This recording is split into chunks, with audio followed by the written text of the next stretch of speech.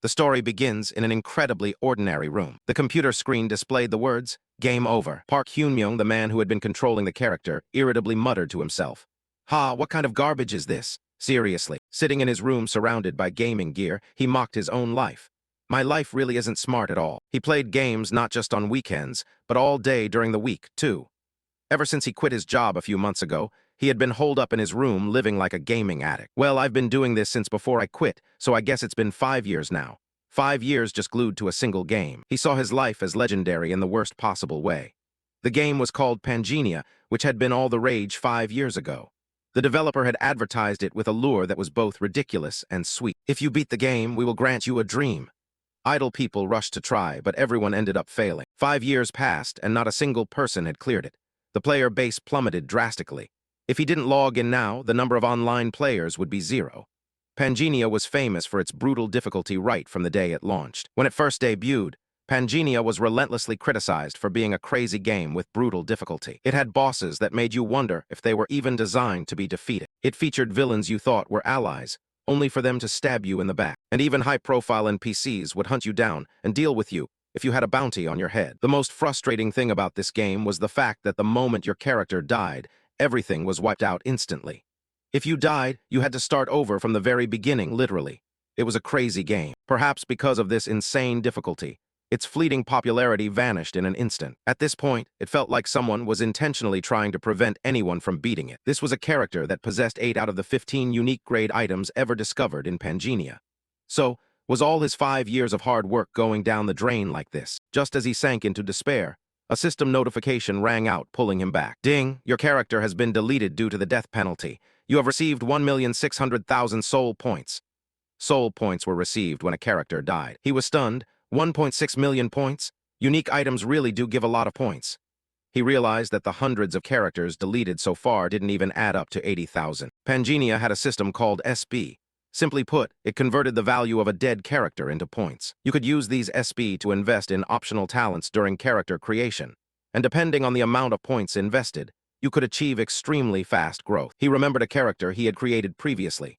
He had invested 10,000 points into swordsmanship talent, and that character died after achieving the rank of Master Swordsman. The maximum investment for one talent was 10,000 points, and since they gave him a whopping 1.6 million, he could max out anything he wanted. According to the guides, he should invest in safe talents like magic. Saying that was one thing, but the protagonist didn't hesitate to press the random button. He muttered happily to himself, "Forget it. I'm not going to beat it anyway. For the first and last time, I'm going to play to my heart's content before deleting it." With that, the protagonist quickly clicked the button. A memory from 3 months ago suddenly flashed back. He was talking to his girlfriend, her face sad and apologetic. "I'm sorry, Hyun-myung." He was confused. "Huh, what are you saying?" She continued, "You're a good person, but I can't keep dating someone without a future. I'm at the age where I have to think about marriage." She said her friends were all dating or marrying guys from big companies with reputable names. "Huh, and as for you," she exclaimed and then stopped. "That's enough, I'm leaving. I hope you live well." Then she turned her back and walked away. He had been cruelly dumped by the girl he loved for 5 years. After she left, he quit his dead-end job in a fit of rage and locked himself in his room, becoming a gaming addict. He shook his head and scolded himself. That's pathetic enough already. Park Hyun-myung looked at the random button on the screen. Let's press it. After he pressed the button, consuming 100 SB to rearrange his stats, text kept appearing and points were deducted steadily. A beam of light flashed on the screen. A hidden piece has been activated. He was confused. A hidden piece. Then a brand new notification he had never seen before appeared. "Congratulations, you have satisfied the strange condition and have been invited to Pangenia." He was suspicious. Has Pangenia ever had a notification like this? At that very moment, a scream full of hatred and despair tore through his thoughts. "May every world you create burn to ashes, you wicked god." That scream was followed by a cry of pain. "What is this?" He grabbed his head in fear. There was a voice inside his head. The screen glared intensely, accompanied by vibrations, and a deep, mysterious voice rang out. "O you who are brighter than light, darker than darkness, swirling in creation and destruction. Find happiness in Pangenia." Everything around him was chaotic, with overlapping sounds he couldn't distinguish. Then a rough voice cut through. "You useless slave, get up right now." The protagonist in a strange body groaned in pain. Another voice threatened. "If you fall again, I'll feed you to the water dragon." He was stunned, thinking, a water dragon. He found himself in the middle of a chaotic, hostile place, surrounded by soldiers. He stammered, "What kind of crazy situation is this?" He looked up and saw a terrifying, giant monster far away. The guy who had just swung a whip shouted, What are you muttering about? Get back in formation immediately if you don't want to die. Hyunmyung groaned as his stiff body moved with a creaking sound. He glanced around and then blended into the group of prisoners. Looking around, he silently thought that it was indeed the water dragon he knew from Pangenia. He felt a chill down his spine as he confirmed the ground shaking beneath the monster's heavy footsteps. This place felt familiar. A thought struck him. He instinctively opened the status window. Can it be that I really? The window appeared with stats and a long list of talents. Traits: Strength 12, Stamina 12, Agility 12, Intelligence 12, Mana 12. Below that was a series of talents and hidden traits currently active. He also saw Pangenia Supercontinent Disintegration 6.12%. As the supercontinent disintegration progresses, the boundary between reality and Pangenia weakens. If the supercontinent disintegration exceeds 10%, the first crack will appear. His heart pounded. Am I really inside Pangenia? Is this real? He noticed something strange about the stats. Wait, why is every stat 12? I know the normal range. Stats 1 to 10 are the normal range based on investment. How is this possible? The talents were dense. Stamina, physique, intelligence, senses, sword, shield, spear, blade, curved blade, archery, light, darkness, fire, water, earth, air, spirit, art, knowledge, leadership, observation, and 13 hidden traits. A desperate scream cut through his thoughts. What is going on? Someone yelled. It's the Desert Queen's troops. The battle began with a terrifying roar. The commander shouted, "Those dogs have broken the non-aggression pact and are attacking. Prepare for battle. Get distracted and you're dead." Hyunmyung saw a face that made his in-game memories stir. It's the Snake Princess. He was sure he had heard of her somewhere before. Then a system notification rang out again. Main quest has been created. Main quest part 1, survive. The reward will change depending on the outcome, and failure means death. Both your in-game body and your real body will die. His head spun, survive. Cries of pain and heavy breathing swirled like a storm. A rain of arrows flew in, causing the slaves and the people around him to lose their lives. Amidst the chaos, a notification appeared. Hidden trait, Bloodthirsty Monarch's Heart, has been activated. Bloodthirsty Monarch's Heart, a linked trait that only appears when all physical talents are maxed out.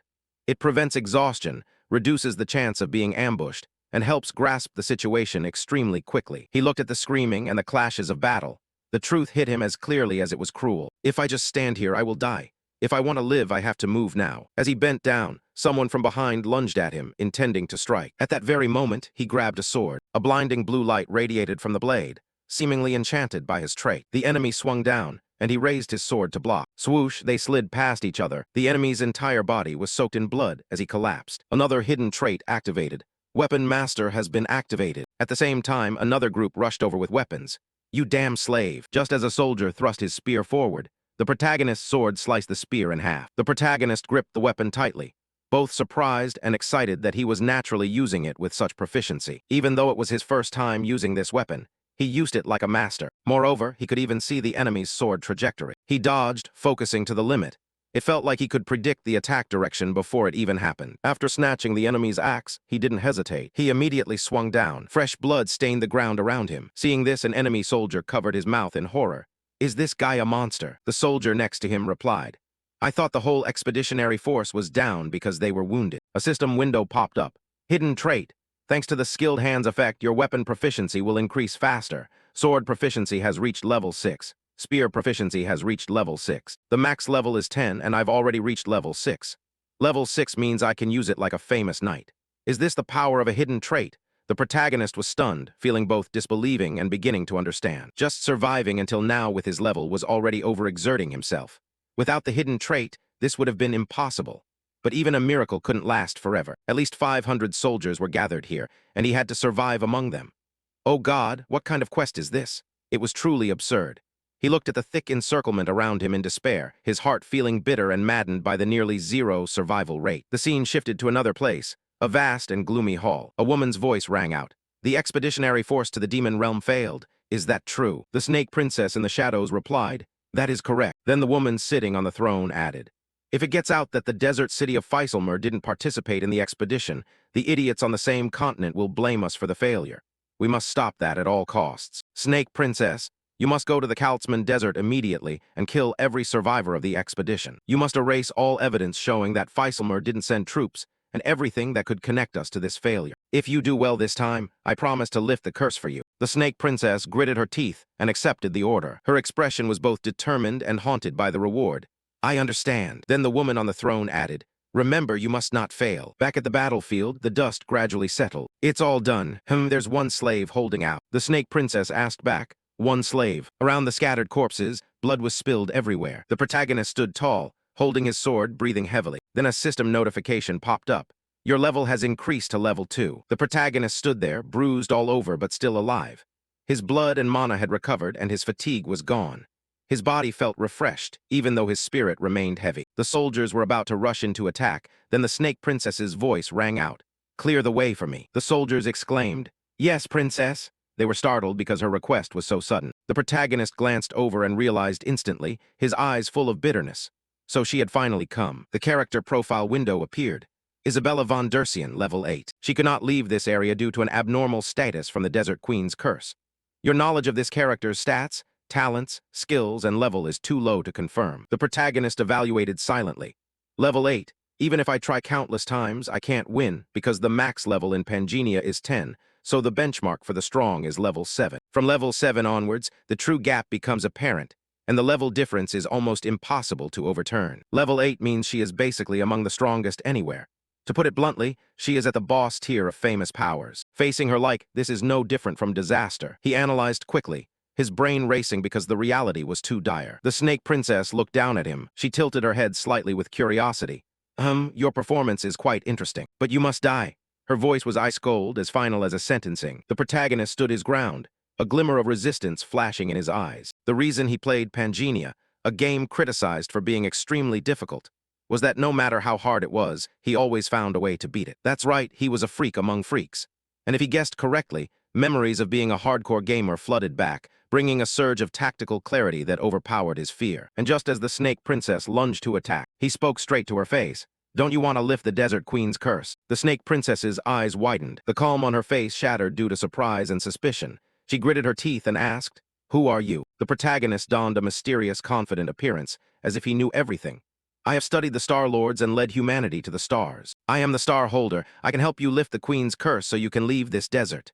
He maintained his supernatural aura as if it were real. That would trick them for sure. The Snake Princess stood frozen, taking a soft breath. The protagonist thought to himself, Star Holder is an NPC class that players can only meet after surpassing the max level. This class is only for NPCs, so of course, he wasn't really the Star Holder. But to lift the Desert Queen's curse, she needed the star's blessing from the holder. Why? Because to escape the curse, she had no choice but to listen. The reason she wanted to escape was simple. Isabella von Dersian was a character he had created himself. He recalled all the game data.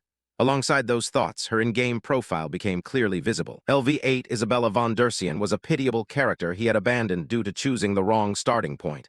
And the Queen's curse, from a player's perspective, was just a mechanic to keep players within the newbie map. However, a player's character is meant to reach the game's end, to travel across the entire world. Yet he had left her stuck here, bound by the Queen's curse. Isabella regained her composure and asked, "What is your name?" The protagonist replied immediately, "Randolph." "System confirmation, your character name has been set." After that, the two stared at each other. Isabella turned her head and said, "I will postpone killing you for now, but if you lie to me, I will tear you to pieces. Escort him, he is an honored guest. Treat him with the utmost care." Her words were as polite as they were threatening. The protagonist let out a sigh of relief as if he had just escaped the Reaper's scythe. New system windows appeared. Main Quest 1, Survive, complete. Calculating results. Breaking the record, the result was so perfect it felt like a miracle. Newbie luck. The constellation of luck smiled upon you. Rewards have been upgraded. The battle constellation scratched the bridge of his nose, saying you're not bad. Rewards upgraded again. You have received a fragment of the golden scale. You have received the soul of the water dragon. You have received Michela's sword. He fell to the ground and thought, somehow I survived. Total score 220. Your result will be recorded in the Hall of Fame for the main quest. The scene shifts to the evening at the mansion. He looked at the pile of legendary items that had just dropped. The water dragon's soul can summon and control the water dragon. Enhancement allows learning hidden abilities via BL. Michela's sword, wielded by the giant knight who slew the first water dragon, carries the water dragon's curse and Michela's soul. Stats when equipped, strength plus 20. If used by one who understands honor, it activates Michela's power. Third, if you collect all 3 of Michela's equipment pieces, you can use the Sky Dragon Descendant. The Water Dragon's soul was famous for having dropped only once since the game's launch, and Michela's sword was a mandatory early game item. To think both dropped at the same time. He was incredibly excited, but what was the fragment of the golden scale? He focused on the last mysterious item. Fragment of the golden scale allows synchronization between reality and Pangea, can be toggled on-off. 24 hours remaining to be used in the golden scale shop, synchronizing reality and Pangea. He was stunned, unable to understand this unprecedented function. Just as he was bathing, Three maids stepped in wearing skimpy clothes and asked the protagonist, "May we bathe you, sir?" He turned his head and answered immediately, "Only wash my feet." Then the protagonist probed the situation. Are they testing me? He realized they were Isabella's maids. If he showed any reaction, she would be suspicious because the star holder is not driven by desire. Calm down, calm down, calm down. He tried to maintain a cold demeanor and immediately opened the system. Above was the server ranking list, and at the end, a line of text that surprised him appeared. Until Pangea collapses, 7.66%. As the collapse nears, the boundary between Pangea and reality shatters. When the collapse exceeds 10%, the first crack will appear. He saw the leaderboard and a chilling collapse stat. A more detailed Hall of Fame window appeared. You can leave your name in the Hall of Fame based on points earned. Main Quest 1, Survive. The leaderboard has updated. Rank 1, 220 points, Randolph. Rank 2, 195 points, Gracia. Rank 3, 187 points, Minchikoizumami, etc. Because you have made it onto the survival leaderboard, you have unlocked the logout feature. Be careful, as your character will be in a vulnerable state when you log out. He froze, eyes wide. No way. Gracia and Minchikoizumami, people I used to play with. I thought they quit the game because they suddenly disappeared. It turns out they were also summoned to this world like me. He realized he wasn't the only one stuck. And furthermore, the logout feature. I can leave this place, I can escape this damn game.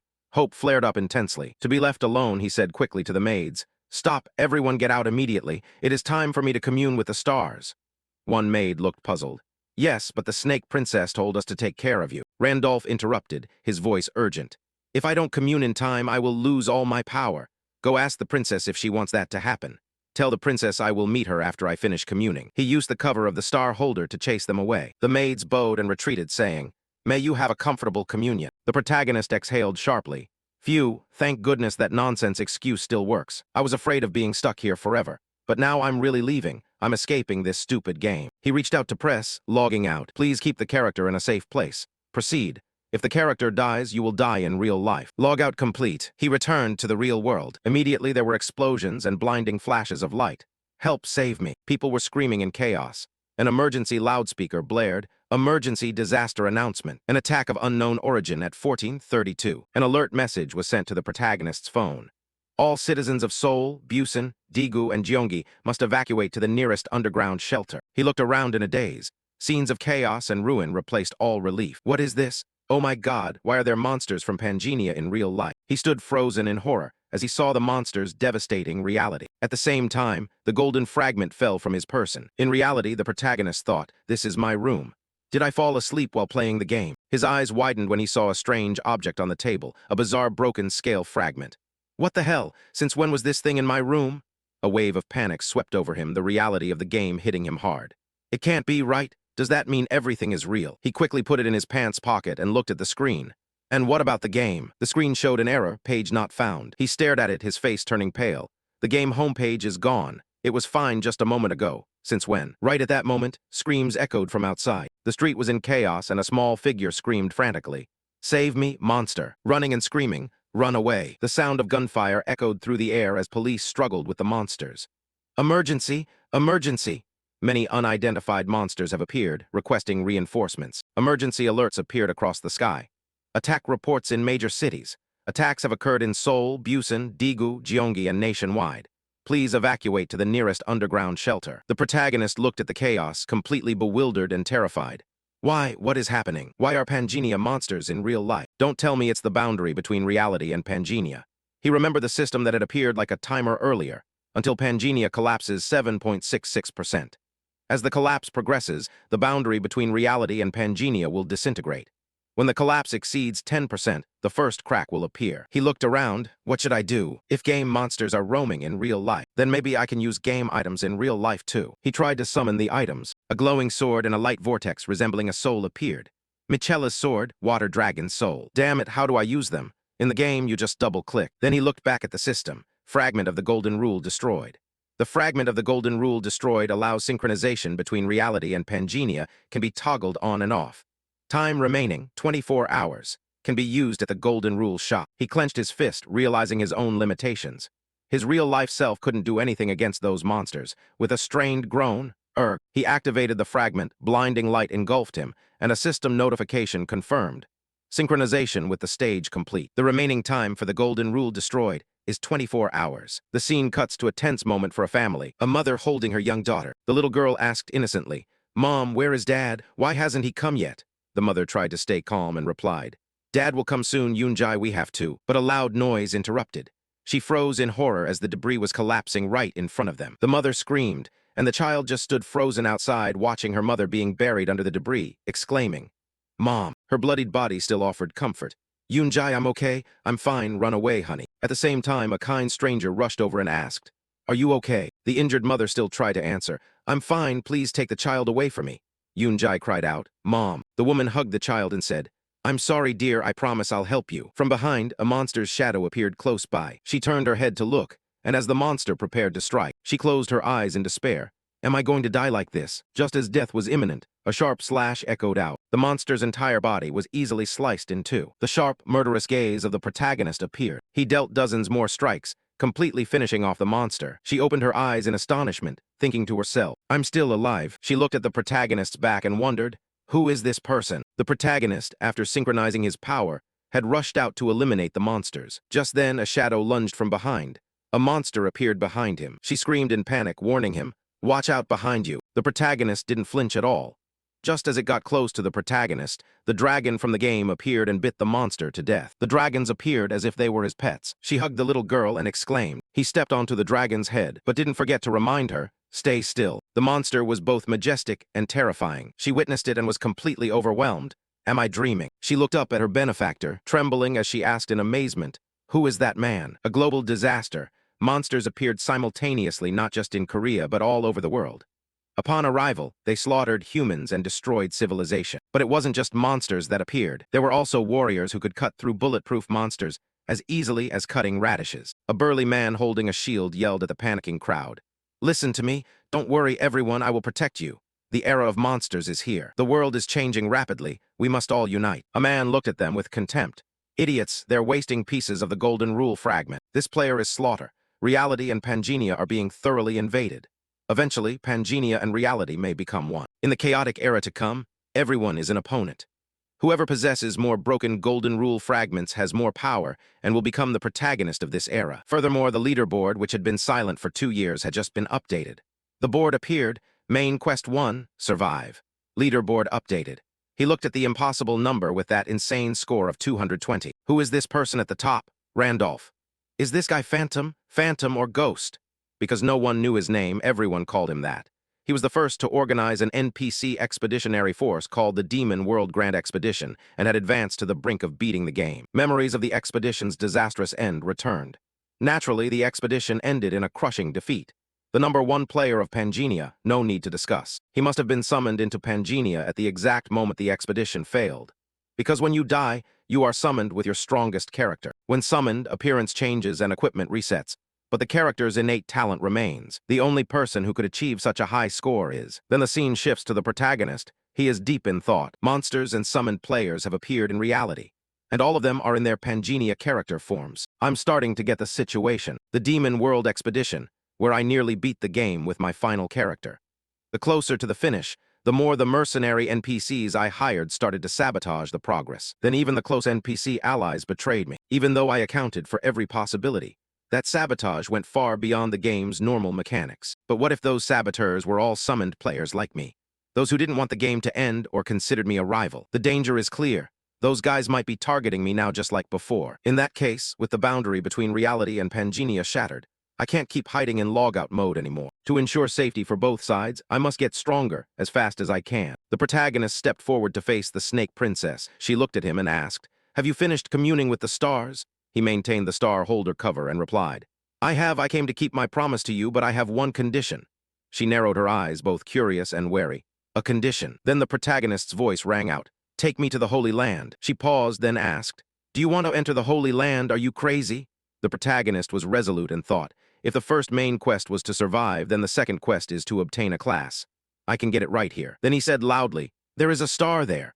A quest window popped up to confirm the objective. Main Quest 2, obtain a class. Reward, rank by the class obtained. You can obtain a class at the Holy Land. The quest ends as soon as the class is obtained. The scene shifts to later, at the ruined tower. The Snake Princess single-handedly wiped out the crowd with a heavy, murderous aura. The protagonist looked at her and thought, it took less than a few minutes to handle the guards. Being an ally with her really gives me peace of mind. He recalled the exchange from just moments before. She repeated the protagonist's words. A star, huh?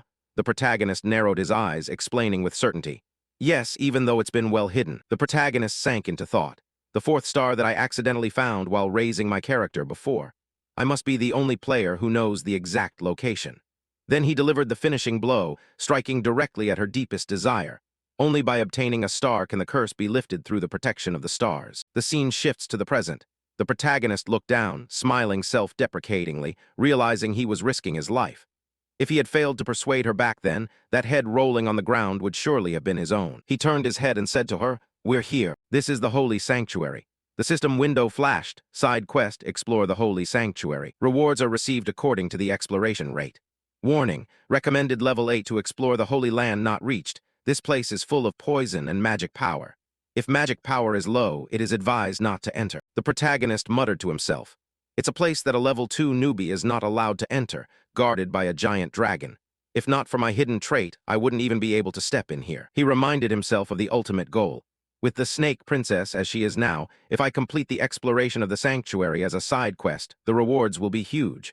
But right now, it's not about side quests. Main quest 2, obtain a class at the Holy Land. This quest ends as soon as the class is obtained. Compensation and rewards vary based on the class level obtained. Then he told himself, I will be able to get that class. At the edge of the cliff, she looked down to scout with a suspicious gaze all around, then broke into a bright smile. She turned to leave and said, It seems we took the wrong path. Adults make mistakes sometimes, don't they? He held her back and asked, Where are you planning to go? She replied, The bridge in front of us is a trap. If you don't know and cross it, it's designed to have a downdraft sweep you off. It's such a simple trap, did you really not see it? The protagonist interrupted, teasing. Are you scared? I didn't expect you to be that type of person. The Snake Princess immediately flared up, her eyes flashing with pride and irritation. This body knows no fear. Listen clearly, I am called the Snake Princess. The protagonist's smile widened. You're more scared than I thought. She growled back, clearly provoked. I said I'm not. She added a flimsy excuse. It's highly likely a trap, and since my leg is cramped at the moment, there's nowhere safer. She was immediately cut off. The protagonist leaned in and replied, Then there's no other way, I'll carry you. She froze and shouted, Oh my God, are you trying to die? The protagonist brushed it off and continued. You said your leg was cramped and we don't have time. Get on my back. When the sun rises and the death of the warriors is discovered, if you aren't at your post, you'll be suspected. And the Queen's pursuit squad will be formed. It's better to let me carry you and run than to hesitate in fear. She was speechless, her mind filled with indignation. If it wasn't for this cramp, I wouldn't be doing this ridiculous thing. Finally, she had no choice but to climb onto his back. The protagonist said nonchalantly, Fine, hold on tight. Then the protagonist stomped his feet to gain momentum and ran in a different direction. Seeing this, she hurriedly shouted, Hey, where are you going? That's the wrong way. There's no exit that way. A notification popped up. Hidden mutation trait activated, secrets that the human eye cannot see. The attribute allowed him to see a transparent bridge appearing in front of him. Seeing the protagonist running in midair, she frowned and asked, Is there a path I don't see? The protagonist confirmed, Yes, this is the real path. Doubt surged in her heart. How does he know a path that even I, the second-rank person here, don't know? Moreover, he isn't even panting despite the poison and demonic energy filling the holy ground. It's too strange to just be an enchantment. The protagonist mocked her silently. I didn't expect the second-rank person to be afraid of heights. Hearing that, she shouted, Shut up. Then she thought to herself, How dare you be so relaxed in front of me? Are you trying to die? It's not the characteristic composure of the strong, but a sense of excessive normalcy for a level 2 person talking to someone of my level. It's as if he is facing a long-lost friend. She asked bluntly, Have we met before? The protagonist answered vaguely, his eyes looking into the distance. Never in the same space. She was even more confused and snapped. What does that mean? He continued, It means I have seen you, but you have never seen me. As they lunged forward, a layer of magic power shimmered into view before their eyes. A territorial barrier, light enveloped them both. Then they were teleported to a place with a clear blue sky and beautiful grasslands. The protagonist calculated silently. A territorial barrier, and only those who follow the secret path and see it can arrive here. If I remember correctly, the next part is, in a certain rock hollow, a giant golem made of stone appeared before them, roaring to shake the heavens. The guardian this time is a golem. Looking at the size of the runes on its chest, it's at least high grade. At my current level, a light touch would mean instant death. Then he turned to ask her, Is your leg cramp gone? The Snake Princess replied as coldly as a command. Stop fooling around, shut your mouth and watch. The golem rushed forward and threw a violent punch. Just as it lunged with terrifying speed, she just flashed a bright smile. Then, the monster's body cracked into many pieces and shattered. She continued, It'll be over soon. Then she drew her sword for a swift, clean strike, both poisonous and precise, cutting them down one by one. He watched her fight, truly admiring her. An assassin specialized in murder who is this strong. Even though she's a character I raised myself, it still feels absurd. The golem was defeated, and the protagonist observed the results. Level 8 is truly on a different level. Watching the golem collapse with a thunderous sound, the system reported, "You can acquire the golem crafter class." He was startled. "Oh, the system counts her kills as mine. Does it think we're teammates?" He evaluated the reward. In Pangea, summon control classes are very rare. Golem crafter is a pretty good class. In terms of tier, it's at least high tier. A choice appeared. You can acquire the golem crafter class, accept or decline. He clicked decline because there was a class he needed more. Suddenly the ground shook. A roar like thunder echoed throughout the holy ground. The system issued a terrifying warning. The king, master of the mountain where the nameless star is buried, is angry because of the intruder. The protagonist looked at the towering giant mountain, excited and expectant. It's finally here. Is it the giant god protecting the star? The ancient King Dramat. The screen flashed another warning to the user. Warning. Player level is much lower than the recommended level of the holy ground, level 10. The protagonist thought, it has finally manifested. His eyes locked onto the giant figure that had just emerged before them. The pressure from the creature's presence was so heavy that he instinctively stepped back. She turned to the protagonist, her eyes suspicious and challenging. Is this the guardian of the holy ground? Hey, you aren't planning to lead me here and then make me fight the holy ground's guardian for you, are you? Even though he saw the terrifying spectacle, the protagonist tried to remain calm, forcing an assuring smile.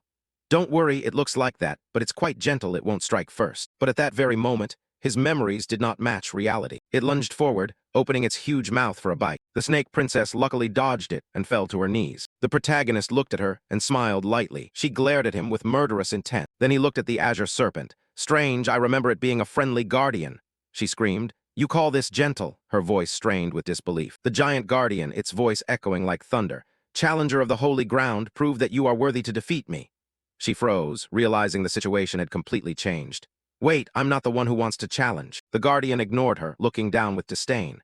You defeated the golems and dare to show your face. Those who cannot prove their qualifications will never leave this place alive. The snake struck down hard, causing her to dash away at high speed. She frantically replied, I said it already, it's not me. Then she turned to the protagonist and said, Don't just stand there, tell me what to do. The protagonist frowned, thinking to himself, when I cleared this place, I didn't fight Dramat. Did something change? Is it possible? Is Dramat a mysterious spirit? Its body expanding, and its intelligence increasing thanks to the star's spiritual energy. The time I cleared this place was when I was raising Wilhelm, a level 10 player, a 5-star character. When I arrived at the holy ground with Wilhelm, Dramat obediently led the way to get the star. Why? Probably because Wilhelm completely satisfied the qualifications it mentioned. In short, it will attack anyone weaker than itself. Back then, I was overwhelmingly strong. What do I do now? There must be a way, right? At the same time, the snake princess was knocked back by the guardian, making her think, damn it, the magic power here makes it hard for me to move. Was it a huge mistake to step in here, just because I believed his words from the beginning? Dramat began to advance, the ground shaking beneath its feet. Knowing he couldn't win, the protagonist played his final card, roaring defiantly even though he was only level 2. Stop, Dramat. Just as it was about to strike her, the guardian paused, tilting its giant head. How do you know my true name? He took a deep breath and replied, Your master Wilhelm has returned. Dramat laughed thunderously, the sound echoing through the cave. You are Wilhelm? Ha ha ha. Dramat looked down at the tiny protagonist, its raw power overflowing with contempt. You aren't even prepared. Someone like you is worse than a golem acting as a mere guard. Listen carefully, Wilhelm is the most powerful hero. A perfect human being, worthy of being my master, lacking in nothing. But Master Wilhelm failed in the Demon Realm expedition, and all his stars fell. That means he has died completely and perfectly, even though he has disappeared. A lowly microorganism like you has no right to speak his name. He stood still without retreating a single step, and threw out the next sentence. Respect the contract you made with me. Immediately as the guardian lunged, hearing that sentence made it stop and ask, How do you know about that contract? No one is allowed to know it exists. The protagonist immediately recalled the hidden setting. This holy ground. Whoever obtains the star from the mountain where the serpent was buried will know the mountain god's true name and become the new master. The mountain god must obey the mountain master. The contents of the contract must not be revealed to anyone. Anyone who breaks it will be killed by the contract's chains. Because of that setting, I risked it and spoke nonsense. Luckily, the game mechanics are still in effect. Just as I guessed, since I am in Randolph's body, I am not affected by the contract's curse. Then the serpent asked further, Who are you after all? He looked up, his confidence returning. If you want to know who I am, lead the way. The star will prove it. Dramat's giant eyes were still full of suspicion and disdain. The star will not show mercy to those who are unqualified. Just by coming near, you will burn to ashes. He shrugged nonchalantly. We'll see when we get there. Why? Are you afraid the star will admit me and reveal that I am your master? The serpent was angered by the arrogance of a level 2 and roared loudly. By what right are you so bold? Ridiculous. A brat who looks like he would die with just one bite. Finally, Dramat had to concede because of the mention of the contract. Fine, follow me, brat. I will lead you to the stars. I don't believe at all that you are Wilhelm, but the fact that you know the contract means I have to handle you myself. Anyway, there's no reason to refuse. The star will deal with you itself. Dramat led them deep into the holy ground. At night, the snake princess, walking beside him, suddenly gasped when she saw an altar. Where are the stars? The protagonist confirmed. That's right, that thing is placed on the altar. He pointed to the skull. That is the star. More precisely, it is the face of Rhea. She stared at the skull in shock. That skull is a star. The protagonist explained further. Rhea, one of the twin goddesses of Pangenia, died, and her body was divided into 32 pieces and scattered across the continent. Those 32 pieces are called stars. He stepped toward the altar, thinking to himself. When players perform crafting, they are used as the foundation for boundaries. But as he approached, flames and a whirlwind suddenly surrounded him. She panicked and shouted, Hey, are you okay? Dramat laughed mockingly. I already told you just getting near the star will turn someone like you to ashes. You were so confident, yet you aren't accepted by the star. Burn to death, you tiny microorganism. The protagonist gritted his teeth and cursed silently. That bastard actually said that, but he bit his teeth to endure the pain.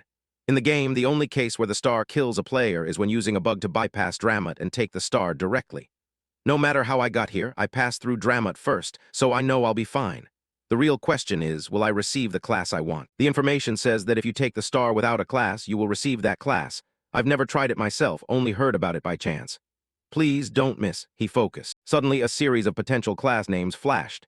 Master Craftsmanship, Giant Resistance, Golden Blessing, Beast King, Mutation, Celestial, Druid's Nature Harmony, Great Sage, Gluttony, Ironblood Monarch Metal, one who resists destruction. Then the list stopped at a final notification. Success. Mana will be converted into holy power. The main skill Surge Strike level 1 and the support skill Blessing level 1 have been added. Star Incarnation Effect. All stats plus 5 added. The successor will receive greater power, depending on the type and number of stars possessed. Even in the transcendent state, the oppressive effect did not disappear, and his whole body glowed. She stared in astonishment. He absorbed the star. The protagonist, now full of power, turned to her, his voice calm and commanding. When the curse is lifted, what do you want to do? She was silent for a beat, then answered, her voice firm but quiet. Escape the desert. I want to return to my bloodline. The Dursian family. He nodded, the air of someone in power gradually stabilizing. I will place a blessing on you so you can leave the desert, but there is one condition. Hearing that, she became cautious. A condition. He looked her straight in the eye and made his demand. Serve me for 1 year, after that I will grant you your freedom and help you find your bloodline. Hearing that, she froze for a beat. Remembering the majesty of the queen. The protagonist placed a hand on her shoulder and replied, I am not the queen, I do not lie. She thought for a long time, then bowed her head and accepted. I will follow you. The protagonist replied, a wise choice. And Dramat, the master of the star, is also your master, right? Dramat, full of authority, was forced to submit, bowing its head low. Yes. He narrowed his eyes with a cold laugh and commanded. Then bow lower, brat. A final system window summarized the achievements. Main quest number 2, receive class, results being calculated. Without precedent, the results make everyone tremble. Total points 230, updated in main quest Hall of Fame. Beginner's luck. The lucky constellation is smiling more brightly at you, rewards upgraded. The adventure constellation applauds your recklessness, rewards upgraded. Several constellations of the Pantheon have begun to take notice of your journey. The scene shifted to the palace, where the cold queen was ordering her subordinates. Isabella has infiltrated the holy ground with a slave she caught. Bring them back here immediately. The subordinate received the order and prepared to act. The scene shifted to the real world. People were gossiping about a mysterious player. Could it really be Phantom? The second person was more confident, asserting that it was him. Even if we skip the first main quest, getting a career score higher than Gracia is impossible. Unless that person understands the game like the back of their hand. Veteran Phantom from the final year has finally appeared. This will cause a huge stir. The man in red wondered, can we contact him before anyone else? The woman replied, how? We've been searching for years without finding him. The man in red suddenly realized, that's because before Phantom was a virtual player. Now he is a real player, there must be a way. The man in blue proposed a fishing plan. Why not try to bait him, since the secret auction house has opened as a reward for the second main quest? Phantom will surely use it, right? The woman pondered. He will need tons of items if he wants to top the third main quest. Fishing, Fishing can be done at the secret auction house. You sell a high-end item for a cheap price. Then use the twin ability of a charm to attach a location tracker to the buyer. The consequence for the inexperienced. Newbies who don't know this trick often buy cheap items, then get tracked, robbed, or killed. The man in red was concerned. But would someone like Phantom fall for a trap? If he really is Phantom, he knows every type of charm in the game. The woman retorted with a fierce expression. No, he might fall for it. He failed, yet he still dared to launch the great expedition. That determination is completely abnormal. If he sees a sweet deal on the auction house, he might just buy it immediately. If you want to challenge him, go ahead. At any cost, you must meet him. Invite him to our guild. No matter what, he will join our guild. It has to be ours, not those other crazy guilds. I wonder what he's like in real life. Is he a conglomerate CEO or the son of a chaebol? A voice on the phone rang out. Hello, if you are in danger, please shout pizza. In an alleyway littered with corpses, a system window appeared. The leaderboard has changed. You have fallen from the job acquisition leaderboard. The Hall of Fame has been updated. Main Quest 2 leaderboard job acquisition. Player massacres main Quest 2 rights have been revoked. Your access to the secret auction house has been cancelled. Slaughter was deeply shocked. Randolph has 230 points. What kind of hellish job gives so many points? He lowered his head. Looks like I won't be using the auction house for a while, but it doesn't matter anyway. Slaughter's eyes flashed with a vicious glint. As long as I kill any one of the top rankers, I'll climb back up. Scene shift to the protagonist. At the same time, the side quest, Explore the Holy Ground, was completed. Exploration rate 100%, an unimaginable figure even when witnessed with one's own eyes. You are the first person to perfectly complete the exploration of the desert Holy Ground. Achievement, First Holy Ground Conqueror received. Side quest reward, you have received a teleportation book, basic teleportation book. A magic book that helps teleport you to a previously explored location. Duration 30 seconds, single use per day. Memory point, Desert Holy Ground. The protagonist was riding the Guardian. This is convenient. It doesn't feel as uncomfortable as I thought. I can escape the Holy Ground and complete the exploration at the same time. It truly is killing two birds with one stone. The Guardian's voice rang out, reminding.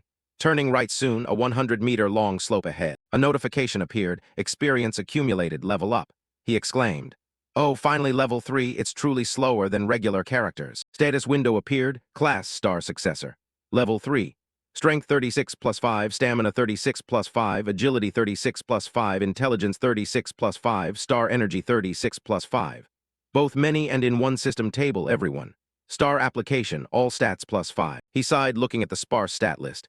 The more stats, the more experience needed. My required experience must be 10 times higher than normal, but in return, the stats increase more, so I can't complain. He turned his attention to the items he just received. 2 extremely rare items for his current level. One of them was the Cloak of Night. Activating it helps the wearer become invisible, basically a free stealth skill. Not bad. Suddenly Dramat spoke up. Master, intruders detected in the Holy Ground. The protagonist was surprised. What? The Snake Princess turned to him and added, It must be the Queen's pursuit squad. Hearing that, he replied, Well, we've stayed in the Holy Ground for quite a long time. She continued, What will you do?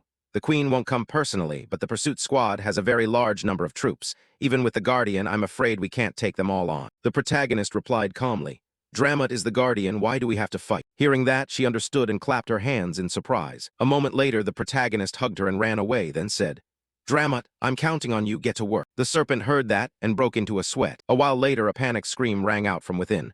There's a monster, a giant sea serpent has appeared in the Holy Ground.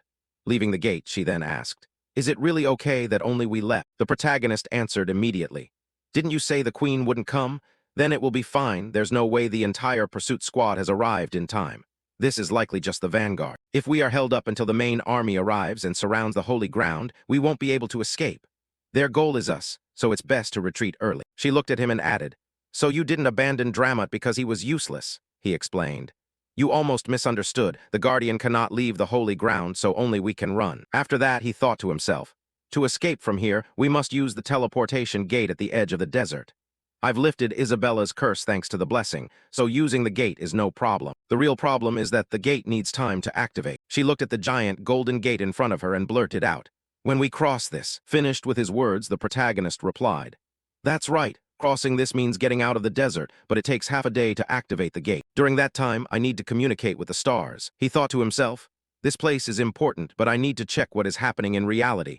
I can't stay logged in forever. Then he sincerely asked her, Can I trust you? Hearing that, she drew her sword and turned her head to stand guard for the protagonist. I will protect you. Logout process started. Ensure the character is in a safe position. The screen displayed a tip. Be careful when shopping at the secret auction house. Logout complete. Return to the real body. Hyun pondered, still not used to the feeling of returning from Randolph's body to this flesh. Well, there are no news alerts or disasters. It seems monsters haven't appeared yet. Reality and Pangea are merging little by little. That much is certain. But there are too many things I don't know yet. As the destruction progress increases, the boundary between the two worlds will weaken. If it exceeds 10%, the milestone of the beginning, the first crack will appear and monsters will soon swarm in. The players existing in reality are also a concern. I need to return to reality periodically to gather information. His line of thought was interrupted by a message from his ex-girlfriend. How have you been lately? Hyun looked at the phone in surprise, unconsciously blurting out a name. Kim Seoyeon. Scene shift to another place. She was on the phone, looking annoyed while listening to the other side. Don't push your luck. I already bought clothes and food for you. What's your problem, huh? She shouted back. Didn't you flirt with me and say you were rich? Now you're acting stingy. What did I say wrong? She hung up, muttering curses at her new boyfriend, and comparing him to the protagonist, a man who, despite being poor, knew how to listen. Seeing him walk up, Seoyeon's attitude changed 180 degrees. She smiled and replied, You arrived so early. Sit down. It's been a long time. Your aura looks totally different. You seem beefier. Hyun was cold. Why did you call me so urgently? Then he sat in the chair and added, Just say what you have to say. I have to leave early. Seoyeon thought to herself, putting on an act, truly a poor person. She started using a sweet voice, bringing up the past. I guess some things would never change, that you would always come as soon as I needed you, even today. That is what I loved most about you after we broke up. I regret it. I miss you. Let's try getting back together. Hyun looked at the paper. Please order a drink for everyone sitting. Seeing that, he thought. She called me here without even bothering to buy me a drink. Without listening to her speak anymore, he stood up. If you're done talking, I'm leaving. Seoyeon was shocked. Huh, wait a minute. Are you not listening to me? Do you miss me because of the breakup? At that time Hyun interrupted with a lethal question. Does your new boyfriend know you're meeting me? If you intend to flirt with multiple guys at once, you should delete all your photos on social media. Don't just delete the profile picture. I'm going. Her words made her face turn red with anger. Hyun left while she hurriedly ran after him, shouting, Then at least listen to what I have to say. The protagonist sank into deep thought, feeling an extraordinary calmness. If it were in the past, I would have panicked. Hyun realized, Don't tell me Randolph's development is also affecting me in real life. At the same time, a furious voice shouted on the street, Damn it, I was already nice to you. While the woman screamed loudly, Hey, let go, you pervert. He continued cursing. What did you just say, huh? You people despise me to the end, don't you? I'll kill you all. The aggressive man's face was red with anger, shouting, What are you looking at, huh? Just as he held a box cutter and swung it down, the protagonist came in and grabbed his hand. Seeing this, he shouted, questioning, Who the hell are you? The man screamed crazily. The protagonist with sharp eyes dropped a cold sentence. That's enough, you bastard. The protagonist's new strength seemed unexpectedly heavy. Just one grip made his hand tremble. The man who was harassing the girl screamed in surprise and pain. Hey, why are you butting into my business? Let go of me. He screamed, struggling in the protagonist's grip. He desperately begged. Wait, my wrist is about to break. The protagonist felt a strange power surging. Although he hadn't used the shard of the golden scale yet, he felt he had more than enough strength to break this guy's wrist right now. That wasn't an illusion. My real body has definitely changed. He swung his hand and threw him away as lightly as a feather, then said to the woman, Are you okay? A relieved voice rang out toward the protagonist. Thank you, I was saved thanks to you. I don't know how to thank you. Hyun looked at the woman he just saved, raising an eyebrow.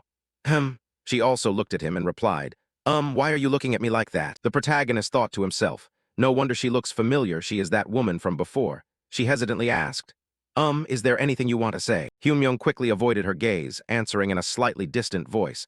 No, you just remind me of someone I used to know. That's it. The man who was just defeated gritted his teeth and attacked from behind, cursing the protagonist silently. You arrogant bastard. Die. The protagonist just stood there, dodging lightly without flinching. Immediately, his hand struck down. Boom! The guy's head hit the ground hard. The woman witnessed everything and was surprised. Scene shift to a moment later. Two police officers stood opposite him. One of the two police officers said to the protagonist in a stern voice, You will have to come to the station with us. The protagonist was surprised. What, me? The woman stepped up to defend. Wait, this person was just trying to help. I'm the one who reported the stalker. The police officer remained unmoved. Even so, it's still violent behavior, so you have to come with us too. The protagonist retorted, clearly very annoyed. Violent behavior? He was holding a knife. Are you telling me to just stand there and watch? I really don't have time for this. The police officer was rigid. We cannot violate regulations. Suddenly, the woman with full authority and sharpness interrupted. If he goes as a witness but gets entangled in some trouble, will you take responsibility? The police officer looked up in surprise. She introduced herself. I am Kim Hana, a reporter for the specialized television station. The other police officer mumbled in surprise. That's a big television station. Kim Hana continued, her eyes determined. Instead of bothering an innocent person, you should take the statement of the actual victim, unless you want this incident to make headlines. A small crowd had gathered. Someone recognized the female reporter. Isn't that her? The person who saved a child from a monster on YouTube. Someone else confirmed. That's right, I think she was also on TV about it. Her name is Kim Hana, exactly. The first police officer sighed again. All right, then the complainant will come with us. Kim Hana cooperated to leave, then turned to say to the protagonist, I thank you for today, really. The protagonist replied with a slight smile, It's nothing. Kim Hana gave him a business card. This is my business card. I'm a reporter specializing in dimensional warriors. The protagonist was confused, asking back, Dimensional warriors. She happily explained. Oh, you know, the people who appeared on the day the monsters invaded, they defeated the monsters, so everyone calls them dimensional warriors. She looked at him in disbelief. Are you not interested in social issues? The protagonist reflected on what she said. Dimensional warriors. Does she mean players? It's surprising, almost no one mentions the name Pangenia directly. An interdimensional attack must sound more believable than a video game turning into reality. Kim Hana continued to smile charmingly. Also, if you don't mind, may I have your business card? Suddenly, her ex-lover's voice rang out from afar, full of worry. Are you okay? Are you hurt anywhere? She rushed in and hugged the protagonist with hypocrisy. The protagonist's reaction was very decisive. No, absolutely not. He treated her like air and said to Kim Hana, but I don't have a business card. Kim Hana looked slightly disappointed, but then her face brightened up. Oh, then can you give me your phone number? The protagonist agreed. Ah, sure, give me your phone. Kim Hana entered the contact information and said, Nice name. After saving the phone number, she prepared to leave, saying, Message me tomorrow, let's get coffee or have dinner, my treat. The protagonist smiled slightly and replied, I won't refuse. She called back as she walked away, Great, see you later. The ex-lover glared at the departing female reporter, thinking angrily, How could you do that to me? You're just a nobody. At this moment, Kim Hana was walking but staring at her phone. Hello, the person on the other end replied. Yo, Ms. Kim, the supreme power of our station, having a happy weekend. Kim Hana's voice sounded tired. Correct it to Kim Hana, please don't call me that. Then the person on the other end switched to business. Anyway, the deputy director is on a business trip and left you a task. She asked over the phone. What task? The voice on the phone answered. Interview Gracia. Kim Hana was stunned. Gracia, the person considered the hero who saved the United States. Why would you put me in charge of such a high-caliber character? The voice on the phone explained with a hint of amusement. I don't know. That almighty superhero said they wanted to meet you and they want to come to Korea. The scene changed to a vast rocky desert area, where the Snake Princess was holding out to protect the protagonist while he logged out. Beneath the ground lay a series of scattered corpses. Facing her, the figure in the hooded cloak said loudly, Snake Princess, the queen orders you to return, hand over the slave behind you, and we will consider as if nothing happened. Finished with his words, the whole group lunged to attack. You fool, kill the traitor. Just at that moment, the system light flashed. A system notification appeared. Teleportation has been activated. Teleportation from the starting point is free. The gate glowed and spiraled. A voice rang out. There's no more time. The protagonist called her name, giving encouragement. You held out very well. Isabella, the Snake Princess, looked at him and asked, Have you finished communicating with the stars? He smiled a small, understanding smile. The queen's troops screamed in anger. Don't just stand there. Execute the traitor immediately. From the protagonist's hand, a blinding golden light emitted, immense energy accompanied by a decisive voice. You kept your promise to protect me, so I must also keep my promise to you. Another system notification appeared. You have used the exclusive skill of the star successor, Star Spear Level 1. All star energy has been consumed. Duration is 41 seconds. He unleashed the power. Those facing him screamed in horror and pain. The protagonist looked at the destruction before him with a serious expression. This is the moment of liberation. Rejoice. The Snake Princess looked on in amazement, blurting out, Is this the power of the Star-Bearer? The protagonist looked at her and called, Isabella, it's not too late. If you want to return, I won't stop you. She looked with loyalty and determination. No, I will stay by your side. A massive wave of magical energy swept over them. The system notification confirmed the change. The limitation curse placed on Isabella has been disabled by the blessing of the stars. Connection established. There are 12 teleportation cities accessible from Kaltzman Desert. The selected destination is the central continent Arcana. Starting teleportation. Both were covered in light as the teleportation process completed. Now they were standing in a luxurious, opulent city, their eyes wide with amazement. A text introducing the city appeared. Welcome to the Golden City of Arcana. Accompanying it was an ominous warning. Arcana is a city where materialism has reached its peak. Without wealth equivalent to a high-ranking noble, avoid entering deeper areas. The city was bustling with pristine white buildings and crowded with passers-by. Isabella looked around, overwhelmed. This city is unbelievably luxurious. The protagonist confirmed her feeling. This is the city of gold where everything can be solved with gold. First, we must earn money. Isabella declared triumphantly. If it's gold, don't worry, I have 300 gold coins here. The protagonist looked at the gold coins in her hand with a dubious expression. Then he sighed, that's good for one night at best. Isabella was horrified. What? Impossible. In the desert, 300 gold could buy 10 slaves. That's 10 times the price of a scholar. The protagonist explained the economic disparity. Prices here are different from the desert. Isabella replied anxiously. So what do we do now? The protagonist, with a calm and confident expression, pointed to the luxurious building with LED lights, answering with a sly smile. Why are you so worried?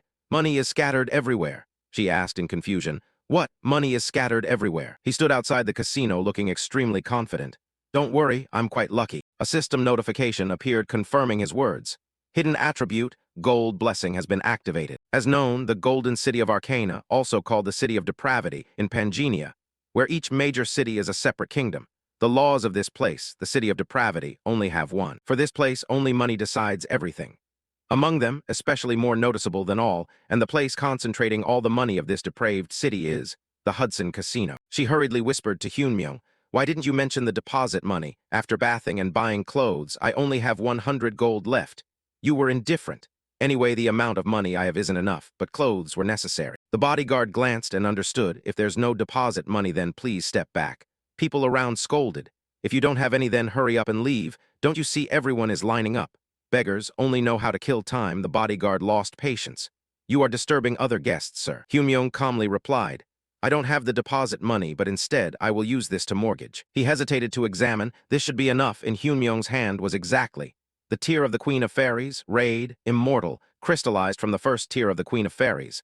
Allows breaking the limits of equipment, even if the equipment has had its limit removed and is destroyed. This tier will not be destroyed, however, to reuse, must complete the quest to revive the tier. Seeing the item, the bodyguard trembled with excitement and immediately bowed to welcome. Please come into the VIP room, sir. Isabella was extremely curious. What did you mortgage? He revealed the tier of the Queen of Fairies, a protective amulet. Hyunmyung also said, that was one of the rewards I received when I reached the holy ground. It must be worth at least 1 million gold. She was terrified. You can casually mortgage something like that. He replied arrogantly, no problem, just need to win and take the money to pay off the debt. Inside the casino, the wheels moved continuously. After a while, the wheels stopped at a certain number. The ball rolled bit by bit into the number slot. The whole area was buzzing, correct again. What the hell is that guy? Crazy? Is he a gambling god? Started with 250 gold and now, up to the present moment, Hyunmyung has won over 1.4 million gold. He was immensely pleased.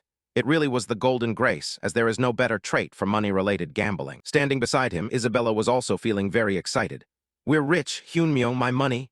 The trembling dealer called out, customer. At the same time, he made a declaration. We will return all the money you won. However, from this moment on, you are not permitted to enter the Hudson Casino again. He was quite surprised. So soon. He hurriedly explained. Every person betting after you has won all their chips, causing us a lot of trouble. As soon as he finished speaking, a series of bodyguards surrounded the two. Along with that, the request, therefore I invite you to leave. Killing intent immediately flared in her eyes. However, Hyunmyung stopped her. Fine, I'll leave. At the same time, he added a condition. But first, I must speak with the owner of this place. He began to lose patience. You cannot force this, please leave quietly. He responded slowly. Don't misunderstand, it's not because I'm desperate to talk to him. He then arrogantly stated, I mean your master will want to meet me, just pass on the message. And to prove it, Hyunmyung used the skill Hand of Observation LV8. Hand of Observation LV8, currently analyzing item. His inner self was shaken. It's definitely the real thing. Who on earth has this? Because as far as he knew, the Fairy Queen's tears were an extremely rare item held by the Fairy Queen's Knights. The Fairy Queen's Knights were not only hard to find, but also required at least 3 powerful individuals at level 10 to defeat, making it an item with an extremely high difficulty to obtain. He excitedly thought to himself, it's an item I've had trouble finding for so long. Who would have thought it would come knocking on my door itself? In the Hudson room, there was a knock on the door. Mr. Hudson, he asked suspiciously, what is it? Outside, it was announced. The man who used the talisman as collateral wants to see Mr. Hudson. Hudson was astonished upon hearing the report. He said that Mr. Hudson would want to meet him. He smirked, feeling this was quite interesting. Invite him in. Perhaps we should have a cup of tea. A while later, the two sides officially met. Hudson watched the other person thoughtfully. He secretly assessed. This is the guy who collateralized the Fairy Queen's tears. He doesn't look like a strong person at all. Finally, Hudson spoke up to start the conversation. So, I heard you said I would want to speak with you. May I ask what you meant? He humbly replied, no deep meaning, just as I said because you would want to meet me, that is why I had him pass on that message. At the same time, he laid his cards on the table. Don't you need the talisman I collateralized? He didn't hide it either. It seems you heard the rumors about my hobby of collecting rare talismans, so you came looking. That's right. Even if you hadn't come looking, I wanted to buy back the talisman you pledged, and I was already planning to meet you. Hyunmyoung was also cooperative. If you can pay the price, there is nothing that cannot be sold. Hudson sighed in relief. How fortunate. Immediately, he offered a price. In that case, how about 2 million gold? I believe this is a very generous offer. This price stunned her. A talisman for 2 million gold, but it became even more dramatic when he demanded 20 million gold. Indeed, he hesitated. 20 million gold is an amount that could buy an entire large mansion in the center of Arcana. Even if this talisman is rare, at most it could only be used as a weapon. Do you really think it's worth that much? Hyunmyoung remained unhurried. To me, no. Hudson refused. But to you, it is. Even if it were me, I couldn't pay such a huge price for a collectible item just for the sake of a hobby. He spoke vaguely. If it were truly just a collectible item, then that would be correct. Furthermore, Hyunmyoung revealed, the Fairy Queen's tears to you are not simply a talisman, but an inseparable item to join the city council. His silence proved that it was true. The standard was set. The minimum condition to join the city council is to reach level 10. But to overcome the level 10 barrier, one must rely entirely on one's own power. And for a non-combat class like you, that is a difficult condition. Therefore, what you need is an item that can remove the minimum stat requirement of equipment, the Fairy Queen's tears, because you must use equipment higher than your level to compensate for your lacking combat ability. Not only that, he also knew the reason.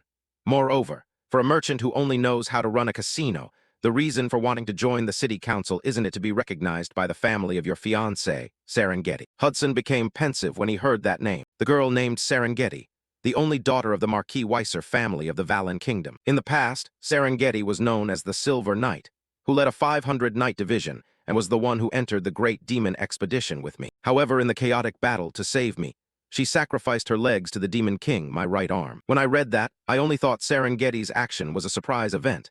That was before I came to this world, when Pangenia was merely a game. Some time passed, but after the character Wilhelm died and I arrived here, the moment I realized that those I thought were NPCs might actually be players. At that same moment, I suddenly remembered the words Serengeti had said. If I cannot return from the expedition, please give this to help me, Captain. And the system notified, you have received Serengeti's necklace. Hyunmyoung wondered, what is this? The system introduced it in detail. Serengeti's necklace. This is a precious necklace containing a photo of Serengeti and her fiancé, Hudson. He asked suspiciously, was this setting there from the beginning? Because when scrolling through the information, in the character setting of Serengeti that I knew, there was no fiancé at all. Hyunmyoung thought of a possibility. Someone who influenced the NPC, making it follow the assigned settings. The reason why the NPC easily accepted an unexpectedly appearing setting, Hudson. He was definitely a player who had integrated into this world, just like me. Indeed, the name Serengeti made him freeze. I have never told anyone, how could you know that truth? He silently guessed. Hudson is probably someone who entered this world long before me. I must extract as much information about this world and about other players from this guy as possible. Therefore, Hyunmyoung pretended, I didn't know, I heard it. He continued to lead him on. The stars told me. Hudson was amazed. What, do you mean you are a star seer? Seeing that the bait was taken, Hyunmyoung continued to reel him in. I don't force you to believe me, but I can help you achieve what you want. I can help without taking a single cent, provided you accept a simple condition. He was quite anxious. Condition. He seized the opportunity. Simple, tell the stars about your life. After hearing that story, I will decide whether or not to help you. Hyunmyoung also threatened. However, everything you tell must be the truth, because the stars only love those who are honest. Hudson began to hesitate. The story of my life, This was already within his predictions. He would be very hesitant. A star seer is not an easy NPC to encounter, but to casually reveal his information, he would suspect that I might be a hunter hiding my identity. In this game, hunters, the NPCs who hunt down players, call players sinners and execute them as soon as they are discovered. The number of players who died by their hands is countless, and their approach methods are also very diverse, so there are many ways to find them out, so there's no way but to be careful oneself. Not only that, in Pangenia, revealing personal information is like suicide, so everyone usually hides their identity. That is why distinguishing players is not easy at all. I myself have no intention of revealing my identity, but even so, I still believe that Hudson will definitely accept my offer, and he has already come this far. Hyunmyoung was certain of that, because for Hudson, Serengeti was not simply an NPC. He gazed at Serengeti's smiling face with nostalgia. Finally, Hudson made a decision. Fine, from now on, I will tell you the story of my life. Before telling it, he also made a proposal. To do that, first I must start with a story about Serengeti, because most of what I want and try to achieve involves Serengeti. He was startled when Hudson revealed.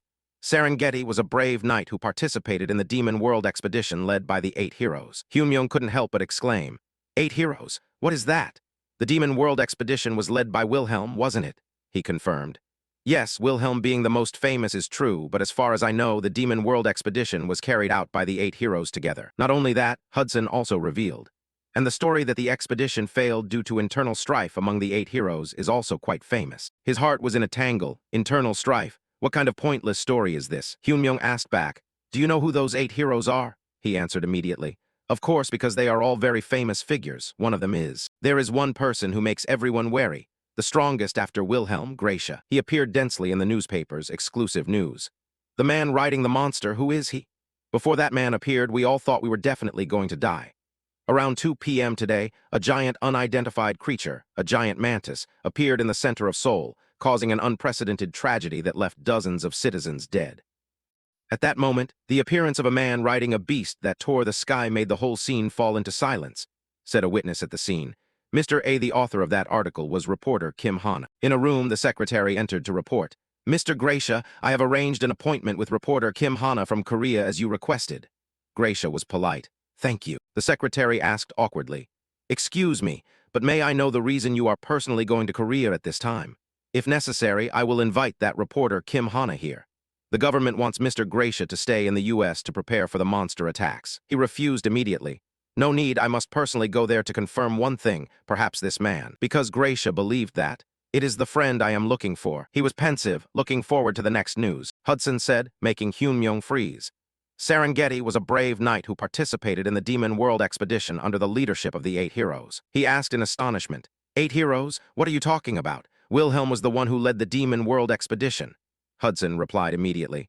What? It is true that Wilhelm is the most famous, but I know for sure that the 8 heroes carried out that expedition together. He continued. The story that the Demon World expedition failed due to internal strife among the 8 heroes is a story everyone knows. Hyunmyung was stunned, wondering, internal strife? What kind of nonsensical story is this again? In the real world, Hyunmyung sat at the dining table. He still hadn't escaped the shock of the game's plot. Hana saw him like that and wondered, is the meat not to your taste? Hyunmyung replied awkwardly. No, that's not it. Something happened today, so I'm just a bit tired. He thought, I only asked about her biography, but I didn't expect him to cry and complain all night. Thanks to that, I also managed to dig up some information about this so-called 8 heroes. But in the end, last night I couldn't even log out, which is why I was 10 minutes late for my appointment today. Hyunmyung said to Hana, by the way, this place is very expensive, isn't it? I don't know if I should shamelessly accept your treat like this. She answered immediately. Last time you helped me get rid of that stalker, truthfully, this is still not enough to thank you, he said. That was just something I had to do.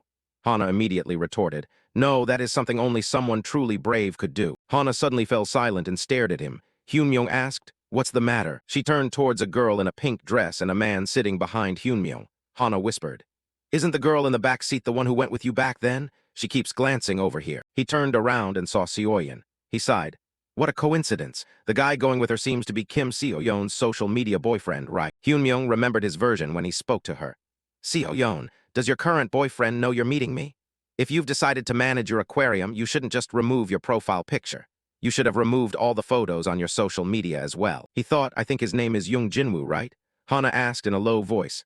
Sorry, if you feel uncomfortable, we can go somewhere else. Hyunmyung replied calmly. You don't need to worry. We truly have no relationship whatsoever. Just as he was about to put the piece of meat into his mouth, someone suddenly called. Park Hyun-myung. Jinwoo stepped forward to question him. Did you follow my Seoyeon all the way here? He frowned and threatened. We broke up, but you still keep calling to harass her isn't enough. Now you're stalking my girlfriend too, you shameless jerk. Hyunmyung asked in astonishment. Stalking me? He replied immediately. That's right, it's you jerk. In his bewilderment, Jinwoo continued. Furthermore, I heard that last time you even cried and begged Seoyeon to meet you at a cafe. Stop clinging like a leech, you pathetic loser. Hyunmyung frowned and thought, I think I understand the problem now. He looked toward Seoyeon and saw her laughing smugly. Jinwoo threatened him. If you follow Seoyeon one more time, I will kill you, understand, you pest-like jerk. Hana got angry, slammed the table, stood up and shouted. Excuse me, I've been sitting quietly listening until now, but aren't you being too excessive? Jinwoo asked contemptuously. Who is this, trying to look cool in front of girls? Are you two hired girlfriends? Hana immediately shouted. What did you just say? Jinwoo asked scornfully. How much did you get paid? Looking at your appearance, probably around 50, right? I'll pay double, so be smart and get out of here. Hana retorted. I am the one who made the reservation at this restaurant, and I am treating him because I received help from him. How dare you open your mouth and speak nonsense like that? Jinwoo took a wad of money and threw it in Hana's face. He smirked. What's wrong? 100 isn't enough. Then 200, okay. A hand suddenly touched his face. Hyunmyong pressed his head into the ground and said, I told you to stop. Jinwoo thought in panic. What? Why is this guy so strong? Is this even human grip strength? Seoyin yelled angrily. Oppa, what are you doing? It's so embarrassing. Get up, hurry. Hyunmyong asked calmly. What should we do? Should we go outside and finish this conversation? Jinwoo gritted his teeth and shouted, You'll pay for this. He spoke up. You were the one who caused trouble first, so don't make this tiring for both of us anymore. The man thought angrily. That brat, like a worm, dares to make me lose face in front of Seoyin. While fumbling in his pocket, he chuckled to himself. You messed with the wrong guy. He suddenly crushed something in his hand. A flash of light appeared, leaving Hyunmyong startled. He frowned and wondered, light. The people around who were watching the drama also whispered among themselves. What is that? Are they crazy? The situation changed. Jinwoo was wearing a suit of armor, stood up, and then gripped Hyunmyong's throat. The surrounding crowd yelled, He's a dimensional warrior. He transformed. Did he really just transform? Jinwoo glared at Hyunmyong and said, Keep running your mouth. He threw Hyunmyong's body onto the ground. Hana panicked and shouted, Hyunmyong. Hyunmyong thought blankly. I didn't expect him to be a player, but still. Hana stared at him in astonishment, wondering, how can he be so calm? She repeatedly called out, Hyunmyong, wake up, Hyunmyong. Meanwhile, Hyunmyong lay on the ground thinking, I definitely saw him transform, but why do I feel fine? Did he go easy on me? The system appeared. Activate Great Sage trait. At this moment, Jinwoo looked at him with contempt and questioned, Do you think you're the center of the universe? I only let my guard down for a second and you dare to humiliate me. An information window appeared before Hyunmyong's eyes. Young Jinwoo, LV4 class, Spearman. He silently assessed. He has a class but is still only level 4. Hyunmyong recalled the Pangenia leveling system. In Pangenia, for levels 1 to 10, each stage has a gap in the amount of experience required to level up. He mused, also because increased experience is required depending on the number of talents a player possesses. The more talents owned, the higher the character's efficiency, but leveling up becomes slower. Hyunmyong thought about his own experience bar versus Jinwoo's. And of course, young Jinwoo belonged to the fringe group with few talents. Hyunmyong reflected. However, the reason young Jinwoo's speed is so low is simply because he has never truly fought before. Young Jinwoo, who used to be a nobody from the first day he unexpectedly synchronized with Pangenia until now, has done nothing but run away. Hyunmyong thought about surviving the main quest through a few lucky encounters. He imagined the moment Jinwoo leveled up and acquired the Spearman class. Hyunmyong thought, after obtaining a decently high-tier class thanks to another bit of luck, he continued to think. And being able to log out as a reward for making it onto the leaderboard, he never returned to Pangenia again. Hyunmyong still lay on the ground reflecting, I don't even need to look to guess it. Not everyone starts with a heart like the bloodthirsty monarch like I did.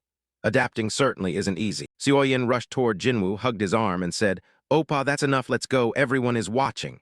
He said dismissively, Yeah, I've lost interest, let's go. Before leaving, Jinwoo turned back and threatened, Park Hyunmyong, or whatever your name is, thank Seoyin for the fact that you're still alive. Don't cling to Seoyin ever again, understand? Hyunmyong just silently watched him, thinking, flaunting that he's a player for the whole world to see and wasting the time left by the rules. Like that, he won't live very long. Hana ran over and asked, Hyunmyong, are you okay? He sat up and said, I'm fine. She said angrily, call the police and have them arrested right now. Hyunmyong immediately stopped her. Forget it, just let it go. We were the ones who threw the first punch anyway. Hana froze. What, that is? He said, it's nothing serious, so let's just finish our meal. The ground suddenly shook, and people in the restaurant panicked and shouted, earthquake. Hyunmyong pondered, this feeling is. The ceiling began to crack. A swarm of monsters rushed into the restaurant.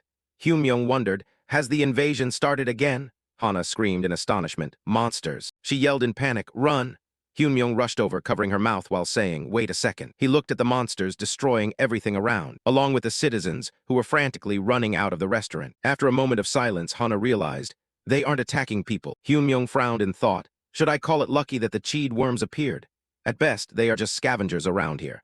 As long as we don't attack first, those things won't appear. At this moment, the monsters also rushed toward Jinwoo and Seoyin. She hid behind Jinwoo and yelled, Oppa, do something. He raised his hand to create a flame, then aimed it straight at a monster. Hyunmyong scolded silently, you fool, and shouted loudly to stop him, don't attack. The flame pierced straight through the monster's body. However, the monster's body dissipated. Jinwoo asked in astonishment, one hit. He created another flame and thought, maybe I'm stronger than I thought. He threw a fireball at the monsters and shouted, I'll kill all these damn monsters. The surrounding citizens cheered, truly worthy of a dimensional warrior. Everyone run that way. Jinwoo laughed excitedly, thinking, was I worried for nothing all this time? Turns out they aren't anything special. Hyunmyoung coldly said, Hana, run as far away as you can. She asked blankly, huh? He looked at the mangled corpses of the monsters and said, from the direction of that fool. A bright red mist suddenly appeared around Jinwoo's group. Hyunmyoung continued, stay as far away as possible. The citizens whispered in astonishment, fog, I can't see what's in front of me. Jinwoo frowned and thought, what kind of fog is this and why so suddenly? Damn it, visibility is blocked, I can't see anything. A hand suddenly appeared from within the fog. A pair of hands covered Jinwoo's eyes. A pair of bright red eyes stared straight at him. It spoke amidst Jinwoo's panic. Who is it? The monster's entire body flared with murderous intent as it questioned, you killed my child. A system window appeared. Elite Cheed Mamba monster has appeared. Recommended raid size, LV6, 20 players. The monster giggled, kill them. A black mist surrounded Jinwoo's body. It continued to laugh loudly, all of them. Someone covered their mouth and coughed. What the hell is this? Someone else yelled, fog, I can't see anything. At this moment, Jinwoo's eyes suddenly flashed with a red light. He raised his hand and drew an energy spear. His eyes were bright red. Jinwoo said coldly, die. In his eyes, the citizens were monsters struggling in fear. Jinwoo said, monsters.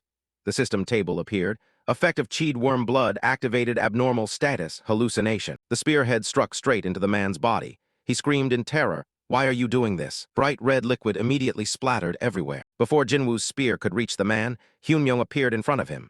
Hyunmyoung slashed off Jinwoo's arm that was holding the spear. He stared at his own wound with red eyes. Hyunmyoung walked over. He ignored Jinwoo's screams of pain and said, if it could be avoided, I really didn't want to get involved, but you shouldn't have crossed the line. A black mist surrounded him. Hyunmyoung said calmly, come out. Monsters were crawling everywhere. They gathered in one spot. The elite monster immediately laughed. It appeared before Hyunmyoung and praised, not bad. It stared at Hyunmyoung and laughed loudly. There's a human here who looks delicious. The system appeared. Conqueror Cheed Mamba monster. Hyunmyoung silently frowned. Inside the red smoke, Hana called out in panic. Hyunmyoung, where are you? Hyunmyoung. She suddenly heard footsteps. Hana called out loudly again, Hyunmyoung. She muttered blankly, Hyunmyoung. Inside the mist, Hyunmyoung constantly moved, dodging the monster's attacks while striking back. Hyunmyoung reflected.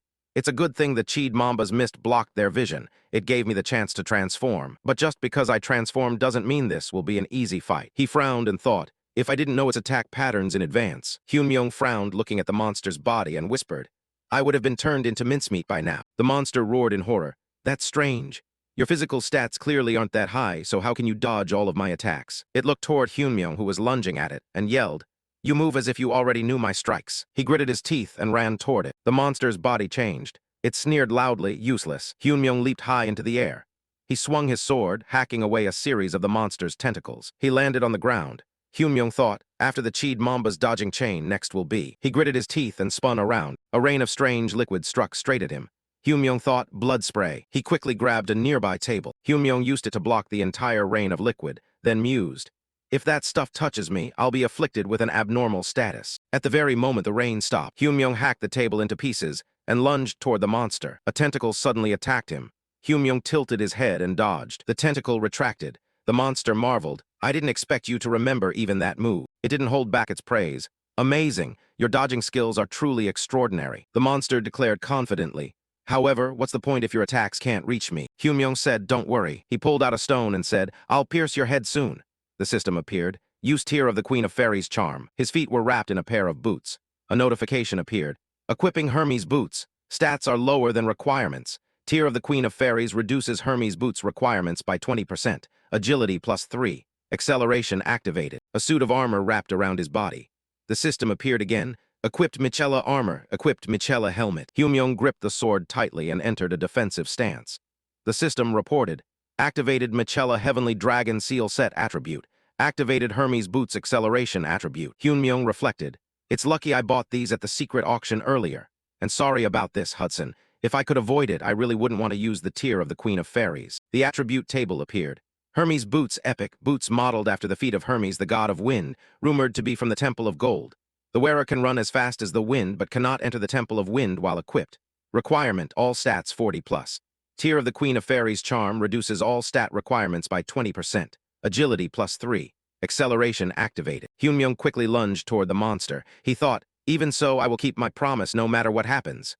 The system reported, Used tear of the Queen of Fairies charm. A tentacle pierced straight toward him. Hyunmyung's eyes widened in surprise. He immediately backed away to dodge the attack. Hyunmyung stomped on the ground. A crack immediately appeared. He launched himself straight toward the monster. He frowned, staring intensely at it. He leaped behind the monster. Hyunmyung raised his sword. The monster guardedly spun around, roaring loudly. "You bastard!" A series of thorns on its back immediately fired straight at Hyunmyung. He swung his sword, hacking away the projectiles. Hyunmyung slashed a straight line downward, piercing through a large thorn. He raised his head, glaring at the monster. A series of tentacles controlled by it concentrated their attack on Hyunmyung. A tentacle knocked Hyunmyung away. He gritted his teeth. The pressure from the impact made him cough up blood. His entire body was sent flying far away. From behind his back, the armor suddenly sprouted a pitch-black object. The system appeared. Michela set attribute. A pair of dragon wings grew from the armor. The system reported. Activated heavenly dragon seal. The monster opened its mouth and roared. "You still have tricks up your sleeve." It fired a stream of black mist toward him and yelled, "You coward like a sewer rat." Hyunmyung flew high to dodge the mist. He frowned, thinking, this is the Chid Mamba's final attack chain. He constantly flew around to dodge, then told himself, I just need to endure this strike. The mist could not touch Hyunmyung's body. The monster roared. There's no way you could have remembered this move too. It fired a bright red energy sphere toward Hyunmyung and cursed. Die, you rat. The stream of energy immediately surrounded Hyunmyung's body. The system appeared. The resonance effect of the heavenly dragon seal and acceleration have been activated. Gale has been activated. Wings flapped, and a gust of wind immediately dispersed the energy wave. The monster's eyes rounded in surprise. You used wind to dispel my poison. Hyunmyung breathed heavily from exhaustion while thinking. Chidmamba has a 4-move combo chain. Dodge, blood spit, needle launch, and poison mist. After using all moves for a brief moment he thought, Chidmamba will fall into a state of chaos. Hyunmyung looked toward the monster and recalled. While in chaos, Chidmamba will be disabled. However, once the chaos state ends, the next loop will begin with enhanced moves. He gripped his sword tightly and lunged at full speed toward the monster. Hyunmyung thought. Therefore, this is my only chance to win. The monster shrieked in panic. Wait. Hyunmyung lunged forward, sword light flashing. He stabbed his sword into its head and said, I told you. Bright red liquid sprayed everywhere. Hyunmyung coldly repeated, I will pierce your head. A fit of rage surrounded a body stomping on the monster. You have defeated the elite monster, Chidmamba. Contribution level 100%. Absorbing the damaged golden scale fragment. 10 minutes. Time remaining for the damaged golden scale fragment is 47 hours 56 minutes 39 seconds. Darkness retreated for a moment, 9.1% until Pangenia collapses. You have received lucky dice. Others nearby saw the fog dissipating. Hana in a chaotic situation, eyes darting around. What is this? Is it finally over? What on earth just happened? She caught sight of a body grabbing a white cloak. The reporter girl vaguely recalled what had just happened. The man from earlier. Hana intended to approach, walking while calling out. Excuse me, you're the one who saved me last time, right? Do you remember me? The eyes of the person in the cloak looked toward her. You are safe now. At that moment, the screen notified.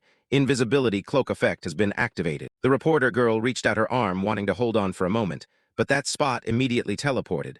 Please, talk to me for a moment. Hana couldn't do anything but stare behind him with eyes full of surprise. In the space, only she remained with lingering patches of smoke. A pair of placed shoes appeared from the other side. The reporter girl was startled when she heard a voice from behind.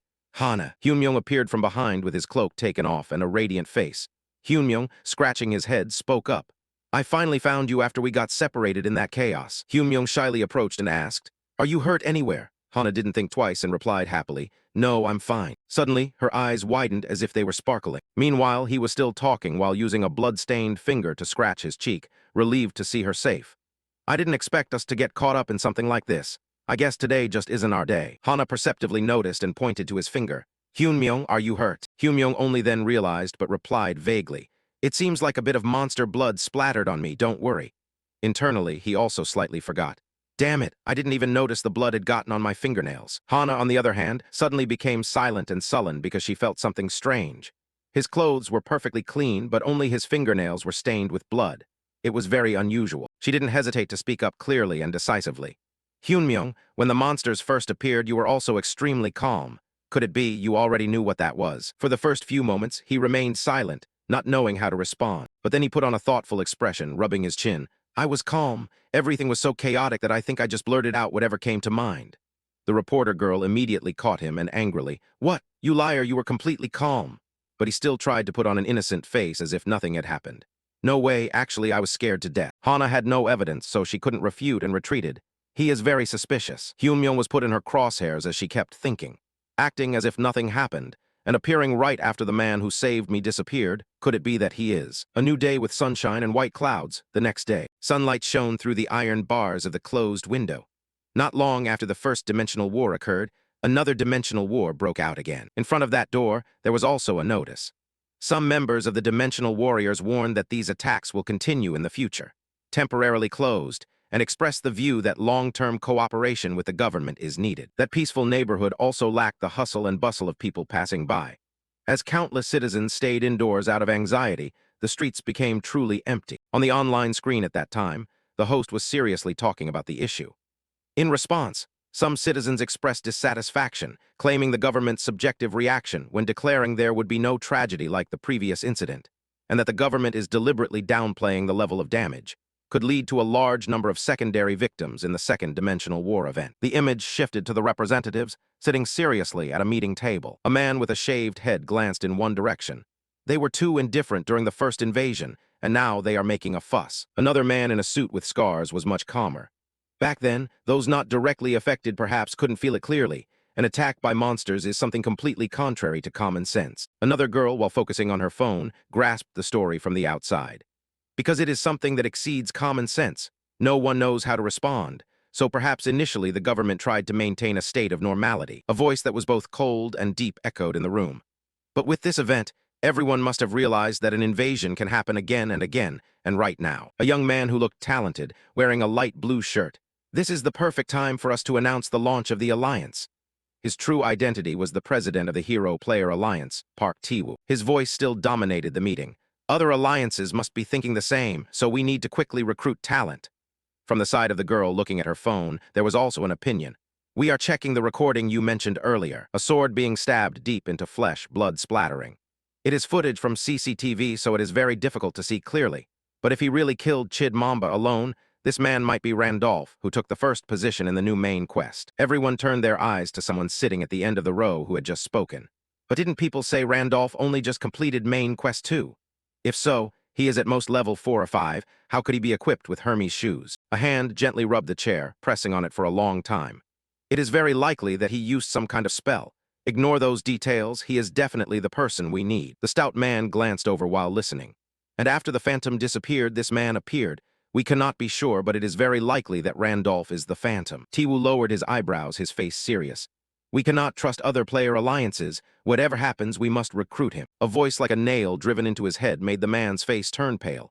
To prevent the upcoming crack. At this moment, Hyunmyung sat with his arms crossed, his gaze serious. So that's it. The man from earlier slammed the table and shouted. You mean you already used the Fairy Queen's tears? He didn't think twice but remained calm and decisive. Yes. Hudson leaned in close and shouted into his face. Why did you do that? Didn't you intend to give it to me? Hyunmyung was not intimidated but remained serious and firm with his decision. I said I would help you. I never said I would give you the Fairy Queen's tears. Think carefully. He heard that and paused for a moment. What? Hyunmyung looked directly at him, and his words were devoid of worry. You don't need a few trinkets to achieve your goal. I just removed it so you wouldn't cling to that meaningless hope. And in his heart, he already had an intention. There's no way I would admit I used it because I needed it to defeat Chid Mamba. Hudson looked at him angrily, wanting to probe. So you mean there's another way? He looked at that face and teased him. Your face looks full of suspicion. I'm hurt. He was annoyed, and hearing that became even angrier. How can I believe you right now? Hyunmyung curled his lips into a smile and folded his hands. Follow me. I'll give you a reason to believe me. Footsteps walked slowly and gradually in the dark. At this moment, all three were walking into a dark area with only dim lights above. Arcana, the Golden City, underground dungeon, sewer. Hyunmyung turned his head back and presented. The place I'm taking you to is the sewer. Hudson heard that. Even though he followed, he was still puzzled. Why are we coming to a place like this? Hyunmyung confidently curled his lips into a smile and revealed the plan. To cleanse your suspicion, and also because before going to that place to fulfill your wish, I want to create a teleportation point in Arcana, a book that looked thick and old with an appearance like a matrix. The teleportation book I got from Drama. It's really convenient, but it's quite annoying when I have to increase the exploration rate every time. The system spoke about this book. Teleportation book, a magic book that teleports you to a previously explored location, casting time 30 seconds, can be used once per day, teleportation point registered, Desert Sanctuary. And knowing that, he had an intention in his heart. I want to explore the entire Arcana, but with the time we have, that is impossible, so I will be satisfied with just the sewer dungeon. At this moment, everyone had walked a long distance when suddenly Hudson stopped and shouted. Wait, Are we really going to explore the sewer dungeon with just the three of us? Too dangerous. He was worried about something and hurriedly announced. The boss living here is a monster rat. It's a dungeon raid boss. It takes at least 6 people at level 8 to dare to try. His feet stopped on the edge of the cliff. Hyunmyung boldly smirked at the two, even though he had seen 2 glowing red eyes in front. I know. A giant mouse with 2 glowing red eyes and a mouth drooling with slime. Dungeon raid monster, sewer mutant rat has appeared.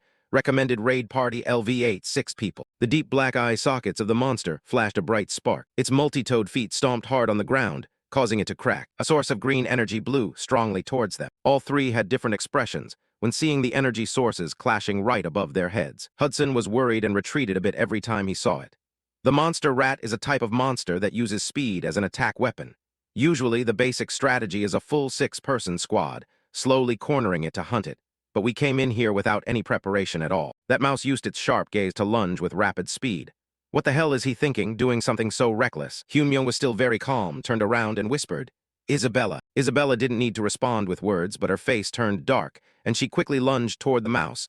10 o'clock direction. Its eyes widened, seeing the cold, emotionless face of hers. Hyunmyung didn't need to do anything, only looking on as the mouse was beaten to a pulp. If you grasp its pattern, it doesn't matter how fast it is. In front, Isabella seriously focused only on the mouse.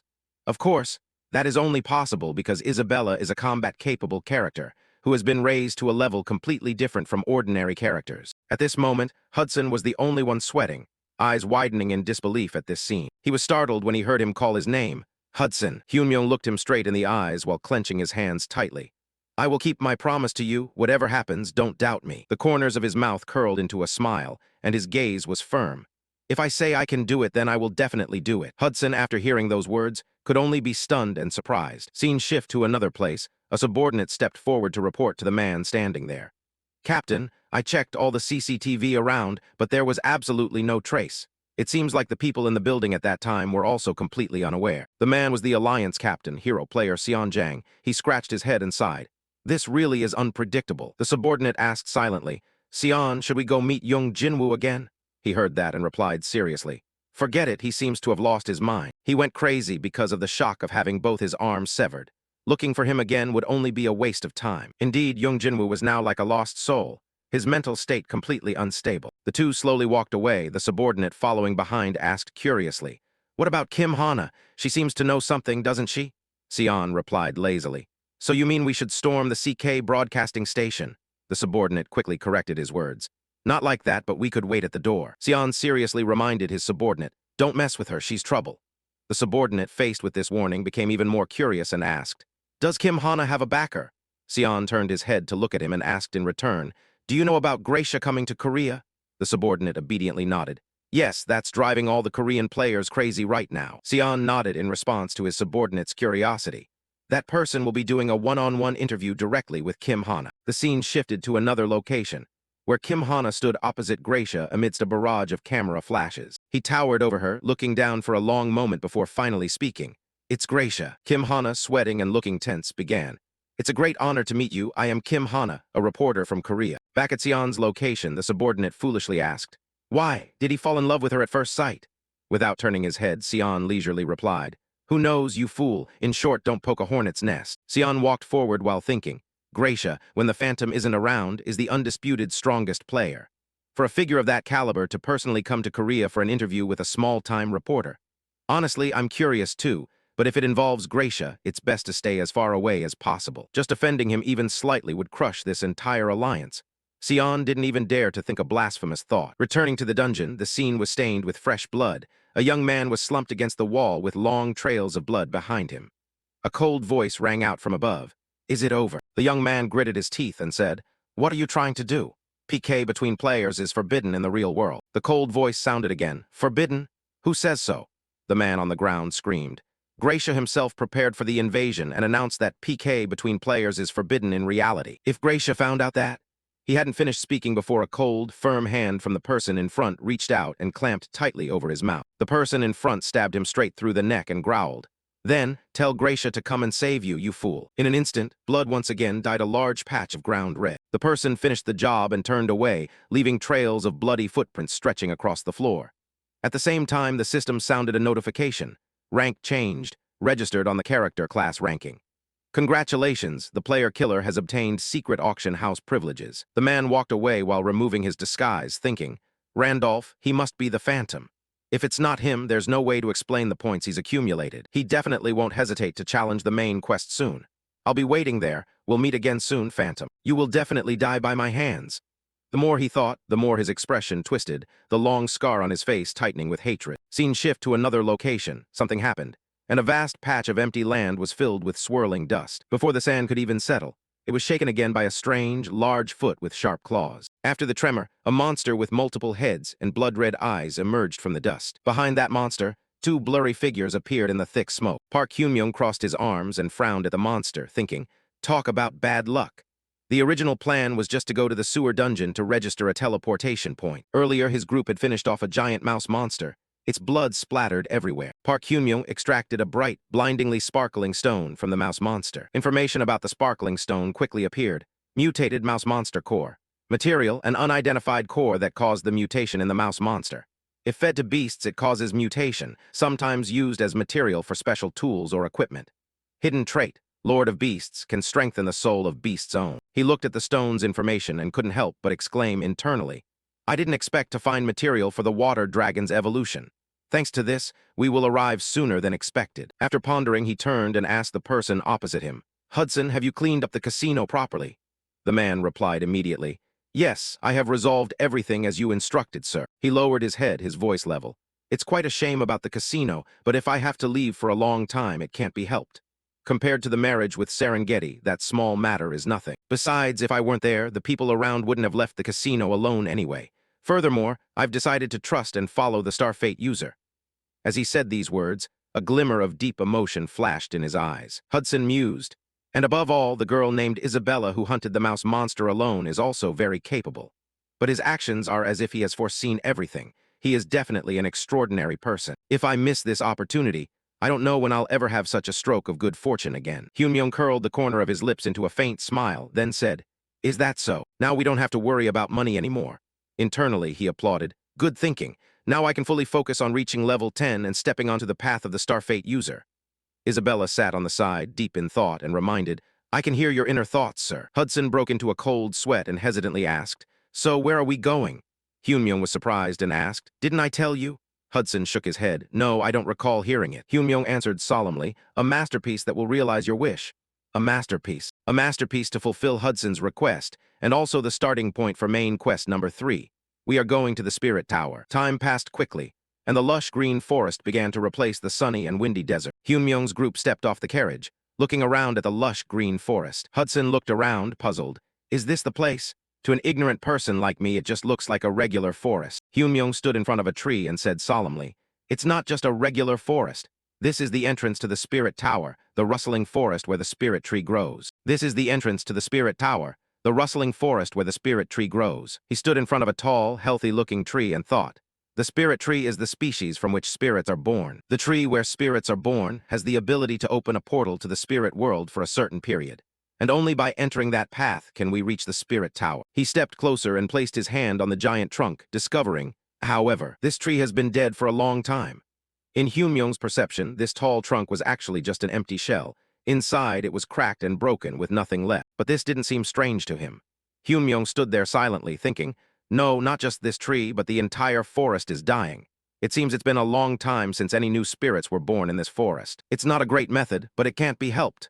He pulled out his shining sword and aimed it straight at the tree in front of him. Hudson witnessed this and asked, puzzled and worried, Starfate user, what are you doing? He didn't answer, his hand simply gripping the large sword tighter. Then he turned and slashed straight through. With just one basic slash, the trunk was cut in half. To the astonishment of his two companions, the trunk collapsed heavily, and the massive vibration from the strike even managed to create a faint whirlwind. Hudson was extremely flustered, stepping back and shouting, Is it really okay to cut it like that? You said that tree was the entrance to the Spirit Tower. He panicked, not knowing that something dangerous was stirring above his head, ready to strike. In the darkness, a hand flicked, directly causing a powerful beam of light from that mysterious thing to descend straight onto Hudson's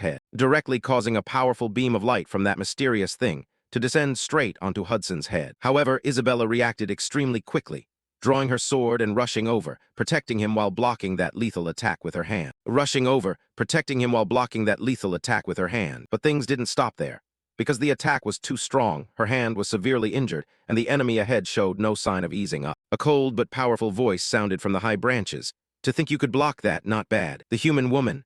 The man with white hair and a powerful voice was the master of the rustling forest, the level 9 high wood spirit. Hudson, sitting on the ground, was stunned and exclaimed, "Impossible, the high wood spirit." The high wood spirit stood above and growled, "I thought you were just lost travelers, so I generously opened the path for you to pass through the forest. Yet you dare to cut down the spirit tree." Each word carried a nameless threat, and now the person who appeared was no longer alone. "You people really don't know what fear is."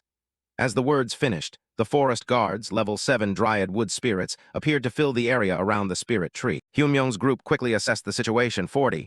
No, at least 50. Isabella frowned, calculating internally. If they all attack at once, there's no hope. In the worst case, I have to carry the Starfate user and run. While she was anxiously calculating, he walked up from behind and said loudly, "Don't take your anger out on others. I'm the one who cut the tree. If you weren't going to show your faces, how long were you planning to hide?" The high wood spirit frowned at his words. "This madman." Hyunmyung looked up at them and said, "Come down here, I want to talk to you." The high wood spirit, 100% battle-ready, immediately raised his bow, eyes red with rage, pointing his arrow at him and shouting, "We refuse." He felt no fear at all. On the contrary, he said calmly, "Are you going to just stand there and watch this forest die?" As soon as the words were spoken, the high wood spirit's hand instinctively froze. His eyes widened in shock. "What?" Responding to the shock and suspicion, he stepped forward, looking him straight in the eye with confidence. "I will revive this dying forest." To gain more trust, Hyunmyung analyzed seriously. "There isn't a single spirit left in this forest to breathe life into it. If this continues and no new spirits are born, soon the whole forest will die. You understand this better than anyone. Open the gate to the spirit tower. I will gift this forest a spirit." The high wood spirit frowned and retorted, "Nonsense. Even if we open the gate, the spirit tower is a place only for the chosen." He stared at Hyunmyung and questioned sternly, "Do you mean to say someone like you can enter the tower?" Asking these questions, even he couldn't believe it. It was impossible. To enter the spirit tower, one needed relevant talents and to complete countless quests, and it takes countless coincidences to overcome the extremely low odds to enter. Among all gamers, you can count the number of people who got in on one hand. Let alone with Randolph's current level, wanting to get in is a dream. Of course, that's if Randolph were a normal character. Hyunmyung, facing the hesitation and disdain of the high wood spirit, didn't say much and directly activated his hidden trait, nature-friendly. He ordered sternly, "Shut your mouth and open the door. I will take responsibility and save this forest." The high wood spirit was also somewhat hesitant at Hyunmyung's confidence and asked, "Are you saying you will save this forest?" Other forest guards weren't as easy to talk to. They shrieked harshly, "Lies, kill him, would spirit destroy, kill him, shoot him." Hudson and Isabella stood amidst the growls, feeling uncontrollably anxious. The shouting didn't stop, echoing throughout the spirit forest, "Kill him, kill him." Suddenly a large hand rose high with the command, "Stop." But the other spirits were stunned.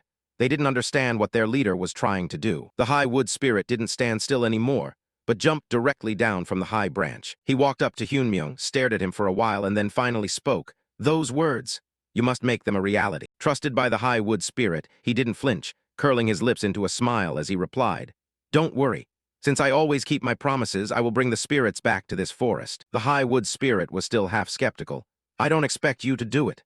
I just thought it wouldn't be too late to kill you after you fail. Follow me." With that, he turned and led the group deep into the forest. A moment later, the group quickly arrived at a spot in the forest. Looking at it, no one would ever think it was a gate, because from the outside, it just looked like a pile of rubble collected into a heap. The high wood spirit stood before the pile of stones and introduced it solemnly. "Now that the forest is dying, the only way to open the tower's gate is to use fragments of this spirit stone." He looked at Hyunmyung and warned seriously, "Remember well, if you fail, you will immediately become fertilizer for this forest." He crossed his arms and asked loudly, "Then what if I succeed?" The high wood spirit looked at him with cold, sharp eyes and answered sternly, "In that case, I will give you a worthy reward." The moment he reached the agreement with the high wood spirit, his system quickly displayed a notification. Side quest, return spirits to the forest. Reward, title friend of the dryad, reward of the forest. If failed, fame, hostile to the forest. Hyunmyung read the penalty for failure and felt his blood boil. Hostile to the forest? That sounds epic. Without giving him much time to think, the high wood spirit waved his hand and said loudly, "Get ready. From now on, I will open the teleportation gate." The words finished, and a powerful beam of light erupted directly from the gate. That light enveloped Hyunmyung's entire group. The light was truly blinding, forcing Hudson to cover his face with his hand. Yet he still couldn't block it completely. At this moment, the system notification sounded again. "Teleportation gate to the spirit tower has been created. Only those permitted may enter." Before the three of them now was a vast, glittering halo, incredibly beautiful. Hudson was brought into this space and exclaimed in surprise, "This is." He turned to ask Hyunmyung in confusion, "Lord Starfate user, have we entered the Spirit Tower?" He quickly corrected, "No, this is inside the teleportation gate to enter the tower. To enter the tower itself, you need to receive permission from this place first." Hudson looked around, utterly confused, and continued to ask, "Permission? From whom?" At this moment, a round object with innocent eyes appeared right in front of the group. As soon as he saw it, he whispered, "A spirit. Is catching that thing all we need to do?" Hyunmyung replied loudly, "No." Hudson looked at it for a moment, then softened his tone. "It actually looks quite cute." He didn't answer further, but stood still, staring fixedly at the round object in front of him. The round object looked back, its gaze scanning over all three of them. It looked deep into his eyes and declared seriously, "I can feel the druid's aura. I will allow you to climb the tower." At the same time, the system sounded a notification. Hidden trait, druid's nature friendly, activated. It began to ask again, "Are those people behind you your friends?" Hyunmyung replied seriously, "Yes." It continued to ask, "Are they teammates who can entrust their backs and lives to you?" He replied leisurely, "Consider them so." After asking, it turned away, its voice even. "All right, I will allow you all to enter together. However, to the tower gate you must enter separately." The words finished, and all three of their bodies began to fade. This situation left Hudson utterly bewildered, and Isabella muttered in confusion, "What is this?" She looked toward him and promised solemnly, "I will return soon, Lord Starfate user." Contrary to Isabella's calm, Hudson screamed in panic, "Our bodies are disappearing." The round object announced loudly, "Time in reality and inside the tower flows differently, so feel free to climb the tower. Good luck, Druid." Saying this, it turned and disappeared into the glittering gate behind. The system quest board opened at the same time with very clear information. Main Quest 3, Climb the Tower. Mysterious towers lie scattered throughout the world. If you climb one of them, the main quest will be completed. Rewards are based on suitability. Tip: it is recommended to climb the basic towers located in the cities first. At the same time, Hyunmyung was teleported in front of a door that already looked incredibly bizarre. He stood before that gate with a gloomy heart, thinking, "It's been a long time since I last saw the Spirit Tower, but what is this gate?" The more he looked at the gate, the more he felt something incredibly strange. Some information about the quest was also provided. To enter the Spirit Tower, one must pass the gate. The gate depends on the tower climber's elemental compatibility, which determines its form. When I created Isabella, the elemental compatibility I chose was wind. In other words, for Isabella, it would be a wind-type gate, while Hudson, having water-type compatibility, would encounter a water-type gate. Each gate created this way provides the most suitable test for the tower climber. This is all Hyunmyung knew about this tower climbing journey. Returning to reality, he looked at the door before him, his brows knitting as he thought. But this is an elemental gate I've never seen before. Is it an influence from Randolph having compatibility with all elements when I created the character? Before he could think of a reason, the door opened, staring fixedly at him. It seemed to have a soul scanning Hyunmyung from head to toe, then exclaimed loudly, "Surprising! An existence compatible with all elements. Water and fire, light and darkness, even elements that cannot coexist, you possess them all. Is it because of the void element, fusing all elements together? But calling it void is a bit much. This is true chaos. Enter, the name of the gate you must overcome is the Gate of Chaos." Just as it spoke, the door slowly opened, accompanied by a bit of heaviness. Hyunmyung stepped inside, and the gate kindly warned, "Oh, you who have opened the Gate of Chaos that has never been opened even once, be careful. If you are swallowed by chaos, you will never be able to return." As the words finished, he stepped entirely inside the gate. At first glance, it didn't seem as scary as it did from the outside. He looked at the sealed door at the end of the gorgeous corridor and thought to himself, "The Gate of Chaos, huh?" Hyunmyung silently recalled that for the past 5 years, he had played Pangenia almost every day without a break. As the gamer who had played Pangenia the longest, it was no exaggeration to say he held more information about this world than anyone else. Yet in this Pangenia, there were still countless things he didn't know. A game as difficult as hell to the point of being unbeatable, but one that always ignited the desire to conquer. Within Pangenia existed mysterious territories, and the mystery still existed like this, which was exactly why he couldn't hate this game. Returning to reality, Hyunmyung curled his lips into a smug smile and muttered, "So you're saying the Gate of Chaos was open for the first time, huh?" Excitedly, he drew his sword and said loudly, "Then this time I'll be the first to beat it, you'll see." Just as the sword was drawn, a dark figure with silvery white hair appeared right in front of him. The scenery no longer had light, but had shifted to a deadly darkness. The person with silvery hair just stood still and never turned back. Only after a long while did he slowly turn his head, his face with tightly knitted brows looking very powerful. This face made Hyunmyung extremely surprised. He thought to himself, "Wilhelm, why did the character I spent so much effort raising appear in the test?" Before he could even answer his own thought, he accelerated and lunged, pointing his sword at him. In just a split second, that cold blade was aimed almost perfectly at his carotid artery. But in that critical moment, Hyunmyoung ducked just in time, avoiding a fatal blow. Hyunmyoung had managed to duck just in time, avoiding a fatal blow. He quickly regained his composure. Hyunmyoung gripped his sword tightly and thought to himself, let's put aside the fact that Wilhelm appearing as a test was temporary. Don't tell me I have to fight that #1 ranker. He swung his sword and thrust straight ahead. However, for some reason, his opponent threw his own sword up, and in Hyunmyoung's heart, he was very confused, thinking, does it want me to win? The thrown sword began to hack straight down toward his head. Hyunmyoung looked at the sword hovering over his head, silently screaming in his heart, this is clearly created so players can't beat it, huh? Wilhelm grabbed his sword, his massive figure radiating a killing intent that loomed over Hyunmyoung's silhouette. This desperate situation made him unable to help but scream in his heart, Pangenia, this damn game. The scene shifts to this side, the sword embedded deeply into the ground. A second later, Hyunmyoung suddenly slashed his own arm, having equipped Michelle's armor, Michelle's helmet, and Hermes' boots. Thanks to this, he also realized the sword couldn't completely sever his arm, which meant his opponent's attack power and his defense were not vastly different. Hyunmyoung observed carefully, are his stats actually on par with Randolph's? Not long after, a system notification appeared. Activated Michelle's Heavenly Dragon Man set effect, activated Hermes' boots speed effect. At this moment, a thought occurred to him, if it's just imitating the appearance. Immediately after, Hyunmyoung activated it, and the Gale resonance effect between Heavenly Dragon Man and speed was activated. At this moment, the burden in his heart could finally be let go. There was no reason to be afraid. That guy, after being knocked far away, collided heavily and created a large explosion. As the dust slowly cleared, his grumpy face appeared. A moment later, the white-haired man slightly knitted his brows. Hyunmyoung held his sword and lunged down from above straight at him. The white-haired man quickly stood up, then gently dodged his head to one side. Only then did he move his lips to question. Coming here to find past glory, being hit right in the heart, he couldn't help but pause. Realizing that, the white-haired man attacked immediately. Is it feasible? Hyunmyoung didn't answer but just reached out his arm. The next second, he grabbed his head. What are you mumbling about? The white-haired man's eyes widened as he snapped back, and Hyunmyoung angrily killed him. You fake jerk. His head was now detached from his body. Then it rolled around on the ground. At this moment, he took out a vial, using an HP potion. A second later, Hyunmyoung didn't hesitate and drank it. The wounds from earlier immediately healed. He gently wiped away the drops of water remaining on his chin and exclaimed, good thing I used Hudson's money to buy blood potions. A while later, other copies appeared. Their eyes looked at Hyunmyoung full of resentment. Faced with this situation, he felt even luckier. If I hadn't brought it along, I'd probably regret it to death. Scene shift to the real world in front of a red building. In a luxurious room, a voice rang out.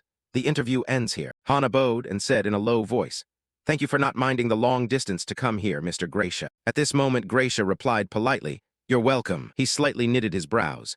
If the interview is over, I have a private question I want to ask the reporter. Off the record, no recording. Hearing that, Hana couldn't help but be a bit surprised. Ask me? Gracia's voice was serious. Yes, just a simple question. Now he remembered and asked. The man who appeared in the article written by reporter Kim Hana, exclusive news, the man riding on the monster's back, who is he? Before that man appeared, we thought we were all dead. Around 2 p.m. today, a giant unidentified creature, a giant mantis, appeared in the center of Seoul, causing casualties to dozens of citizens, creating a situation with no precedent.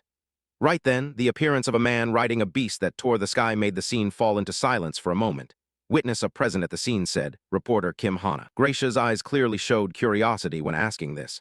Tell me about that man, everything you saw that day, without missing a single detail. Back to the game world, the scene now looked very creepy. At this moment, a cold breeze blew by. Hyunmyoung stood at the center of the battle. At this moment, his body had also run out of energy. Hyunmyoung's eyes clearly showed fatigue and heavy breathing. How much time has passed? It seems I've faced no fewer than 100 of them. It's quite tiring. Thinking of this, he immediately drank a recovery potion. The lucky thing is they are no longer being summoned.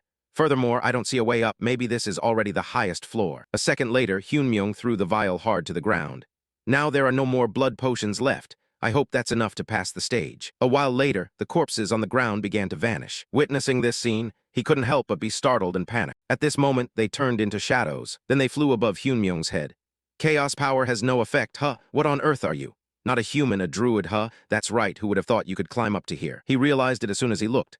Chaos spirits, you appeared, meaning I have conquered the Tower of Chaos, right? Hearing that, it smirked. Conquer, huh? They laughed loudly and flew around Hyunmyoung again. The Chaos spirit mocked. How ridiculous, you think someone like you can conquer this tower? As soon as the words finished, the wall in front opened up. The tower's trial hasn't even begun yet. A blinding beam of light made him unable to see the other side. Beyond that was the start of the real trial. It leaned close to Hyunmyung's ear and whispered, "Just reaching this far has left you battered and broken. Will you be able to pass?" By nature, that thing was not a trial created to be overcome. At this moment, the scene behind the room also appeared in its narrative. Beyond there are hundreds of chaos phantoms that you just faced. No, the number is up to thousands waiting. The chaos spirit laughed cunningly. "Give up, you absolutely cannot conquer this tower." However, immediately after, its expression changed, eyes widening. They frantically tried to stop him. "Hey, where are you going? You idiot, want to die? If you give up here, I will make an exception and sign a contract with you. No, sign a contract with me, you will have." The chaos spirit tried to persuade Hyunmyung. "It's as effective as owning a star. Sign a contract with me, I will tell you the location of the only piece of equipment in the world. And what about skills? I will give you the highest level skill of the chaos system." According to his memory, the spirit tower will decide the rewards based on the gate entered. If you pass the fire gate, you will receive a fire spirit egg. The wind gate will be a wind spirit egg. You can hatch those eggs to sign contracts with the corresponding attribute spirits. The gate I entered is the gate of chaos, opened for the first time in Pangenia. I thought I would receive a chaos spirit egg as a reward. Hyunmyung seemed to have grasped the situation. Normally, spirit eggs were already rare, and this is the first time one has been received, so the chaos spirit egg must be a top-tier reward. Yet before I even passed the stage, they were already rushing to sign a contract first. The more he thought, the more determined he became. If so, beyond that, there might exist a reward even more valuable than the chaos spirit egg. At this moment, they couldn't help but shout, "Stupid choice, go back, that's your last chance." Now Hyunmyung stopped to question. "You said earlier that beyond this there are many people I've faced, right?" It confirmed. "Yes, don't tell me you intend to face thousands of those phantoms." He spoke while continuing to walk. "It will definitely be very difficult, because I used up all my blood potions fighting the ones here, but thanks to that, I've memorized their patterns by heart to the point of being sick of them." Hearing that, the chaos spirit paused for a moment. "What?" Hyunmyung hesitated. "Now I don't need blood potions anymore." Saying that, he turned back with a confident smile. "I just need to repeat the pattern that I've memorized thousands of times. Is that enough to let me pass? If so, there's no reason to refuse." His words left it stunned for a while. A second later, the chaos spirit laughed curiously. "I didn't expect you to dare to challenge it with such an absurd reason." Now Hyunmyung had also stepped through the door. "Truly a fool who suits me." After stepping inside, he saw with his own eyes the entire space covered in a shimmering gold color. Hyunmyung observed suspiciously, "This is..." At this moment, the notification appeared. "Reached the top of the tower, main quest 3 completed, summarizing content." Reading these lines, he couldn't help but feel confused. Completed quest. Right after that, a fireball appeared before Hyunmyung. "Finally made it to here, oh Druid, congratulations. Your comrades don't seem to have arrived yet." He curiously probed. "What do you mean by start of the real trial? Turns out you were lying." At this moment, it confirmed.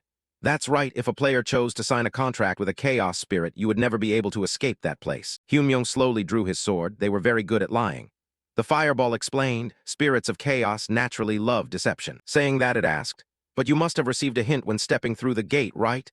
Hyunmyung heard that and understood. So that was the meaning, huh? At this moment, it didn't beat around the bush anymore. "But anyway, you have to receive the conquest reward. Give me your hand, oh Druid." When he reached out his hand, a surge of power pulled it in. "Conquered the Tower of Chaos, granting the Tower of Chaos conquest reward." In Hyunmyung's heart, he was still thinking, if it ends like this without anything hidden, then the reward is indeed the Chaos Spirit Egg, huh? Though a bit regrettable, it's not a bad reward. However, what he received Celestial Spirit Egg. Hyunmyung's eyes widened in surprise. His hand was covered by a black power. System notification appeared again. Hidden trait, Celestial. Countless feathers covered him. The system's notification also changed. A while later, it returned to normal. Received Celestial Spirit Egg. Hyunmyung looked at the thing in his hand in surprise. His voice hesitated, carrying bewilderment. "What this is?" 15 at this moment. In Randolph's hand was the Celestial Spirit Egg. He saw it and asked in surprise, "What is this? This is?" A second later, the system provided information about it. Hatching Celestial Spirit Egg, a mysterious egg fallen from the celestial realm, the place at the end of light, darkness, and chaos. Only those of the celestial race can face and hatch it. Just like that, Randolph muttered in his heart, mentioning the celestial race, which refers to the race living in the celestial realm, and finding this egg is proof that he is of the celestial race. The more he thought, the more worried he became, whispering to himself, "Probably not. Perhaps it relates to my hidden celestial trait. It's not just the same name, but perhaps it's a trait related to the celestial race." Immediately after, Randolph asked Brian, "Hey, do you know what this is?" It answered honestly, "Besides it not being a normal natural egg, I know nothing only." At this point, Brian seemed a bit flustered, clearly catching the attention of the Spirit Kings, and after hearing them, he replied with a worried tone, "What did you say?" Furthermore, a thought suddenly crossed Randolph's mind. The Spirit Kings were crucial components of Pangenia and among the strongest powerhouses according to the plot. So the fact that an entity of that level was showing interest was clear evidence that it possessed immense value. Randolph thought to himself while activating the system, "I'd like to know what kind of egg this is too, but there's no way to check it right now." And very quickly, the system responded, allowing him to collect the celestial egg into his inventory, after which he silently told himself, "I'll just hatch it later and inspect it thoroughly then." A few seconds later, the system issued the next quest, Main Quest 3. Tower climbing, successfully clearing the first Chaos Tower. And since it was impossible to keep up, this was a first-of-its-kind achievement that no one else had accomplished, granting 240 total points updated into the Hall of Fame main quest. And because the Constellation of Good Fortune was astonished by the results, the reward contents were upgraded. The Constellation of Adventure was excited to see someone who was the embodiment of adventure like you and was licking its lips. The reward contents were upgraded. The Constellation of Battle praised your victory over yourself. The reward contents were upgraded. The Constellation of the Cursed showed interest in your possession of the Celestial Egg. The reward contents were upgraded, and the Constellation who leads the Dark Light had remembered your name. The reward contents were upgraded. Just like that, Randolph accepted the quest with a smile on his face and thought to himself, the constellations belonging to the Pantheon. Suddenly, someone came to mind, and he whispered to himself, there are quite a few constellations at the Dramat Holy Land showing interest, aren't there? Next, the system issued another notification. The Constellation of Good Fortune was beaming with joy. The reward contents were upgraded. The Constellation of Adventure clapped in applause at your insanity, and the reward contents were upgraded. As Randolph reviewed the details, he grumbled to himself, I can't believe even those arrogant beings have 5 representatives showing interest. On the other hand, he also knew one thing for sure. The constellations of the Pantheon were entities that played important roles in the settings of Pangenia, much like the Spirit Kings. They directly assigned special quests to players or upgraded rewards based on progress, and from a player's perspective, there was nothing to lose by building a good relationship with them. And then, Randolph drew a connection to the game's plot and thought, according to the game's story, they seem to really enjoy stories about humanity. They must be satisfied with a Chaos Gate that just appeared for the first time in the history of Pangenia. Immediately after that, the system broadcasted the information regarding rewards that exceeded the limits due to the power of the constellations. And upon receiving the news, Randolph couldn't help but be surprised. Additionally, the system gave him the right to choose, allowing him to pick 2 out of the 20 rewards listed below, which made Randolph happily remark, this is even better than I imagined. In a different development, a short while later, Isabella and Hudson had also finished climbing the tower and stepped out. They also received rewards worthy of the effort they had put in. Isabella received a wind spirit egg as a reward, while Hudson received a water spirit egg. Moreover, according to the system's rules, the number of spirit eggs received as a reward was determined randomly. And fortunately, Isabella received 2, so she decided to use one to fulfill her promise to the High Tree Spirits. And naturally, it would be a day where, if they hatched the wind spirit, they would return it to the forest. A High Tree Spirit who learned of this also revealed a look of satisfaction on its face, because thanks to this, the Basruk forest would be filled with vitality once again. Furthermore, to express their gratitude, the High Tree Spirits gifted them a 1,000-year-old medicinal herb that had absorbed the forest's yang energy, a mandrake. Naturally, that thing. Everyone was visibly terrified after seeing the mandrake. Just like that, the mandrake was given to Isabella, the one who had offered the spirit egg, which would contribute to making Isabella even stronger, though a sense of confusion was still evident on Isabella's face. A few seconds later, the system provided feedback. Wind Spirit offered to Basruk Forest. Side quest, return the spirit to the forest completed. Achievement reward, Friend of the Dryads. Reward from the Old Forest. Basruk Forest coordinates added to the teleportation book. Currently 3 coordinates registered. Desert Holy Land, Arcana Underground Tunnel, Basruk Forest. Tip. Dryads will absolutely never betray a friend they trust. As long as you don't go burning down their forest, the Hall of Fame has been updated. Main Quest 3 Tower Climbing ranking has been updated. 240 points for Randolph, 2,219 points for Gracia, 3,191 points for Mint Choco Lover, 4,188 points for Black Obsidian, 5,180 points for Great Monk, 6,175 points for Dark Assassin, successfully entered the Main Quest 3 ranking, received the special privilege from Main Quest 3. Protective Wall, Randolph's ranking rose to first place with 240 points, surpassing the limit. The level of the Protective Wall privilege has been upgraded, and after everything, everyone quickly returned to their carriage. At this moment, Randolph also received his reward from the system. Protective Wall Level 11, which protects the body when logging out from dangerous places and sends notifications. The defensive power varies depending on the level of the wall, And the level 11 protective wall will neutralize attacks from Kappa's star level and below for 30 seconds. He was also satisfied with it, thinking, the special privilege this time is the protective wall, huh? What a relief, because Randolph knew one thing for certain in his heart. If he logged into Pangenia, it would protect Park Hyun-myung in the real world. And if he returned to the real world, the protective wall would protect Randolph inside Pangenia. Furthermore, there were still 72 hours left for the Golden Rule Shard. And the more time that remained, the better it would be for the future. While he was lost in thought, Hudson suddenly spoke up. My Lord Spirit Caller. He spoke in a very sincere tone. Thank you very much. I never expected that I would receive a spirit egg as well. I want to hatch it as soon as possible, and if it's a spirit, I am sure it will be able to solve my problem. He frankly replied to Hudson. That path of breaking through from level 9 to 10, huh? If it were just you, it would be difficult, but if you borrow the power of a spirit, it surely won't be hard. And he also understood Randolph's intention and replied, Yes, when I return, I will buy a spirit incubator first. Isabella was also curious about Hudson's plans, so he said, Before we head back, I have a place I need to drop by. Would you like to come along? And he immediately agreed. Of course I would. Having received such a great favor, if you need me to, I will follow you wherever it may be. Hearing that, he said happily, Thank you. It took a while, but the group eventually arrived at a nearby village. As soon as they arrived, he immediately asked her with trembling voice, Is this the place you needed to visit? After looking at the surrounding scenery, Hudson panicked and shouted, Is it here? Isabella felt confused seeing him clutching his head and screaming, which caused him to get annoyed and yell, It's too noisy. And then she turned to ask Randolph, Where is this? Why is he reacting like that? And he replied in a low voice, The territory of Marquis Weiser, the Knight's Garden. While Hudson was still grimacing, Randolph explained further, It's the place where Hudson's fiancée is living. It took a while before he spoke up to ask, Why did we come here? I don't have enough standing to propose to Serengeti yet. But before the other party could finish, he cut him off. Don't jump the gun like that. I didn't tell you to propose today. Next, Randolph honestly stated his plan. I just have a private matter I want to ask Serengeti, so I stopped by.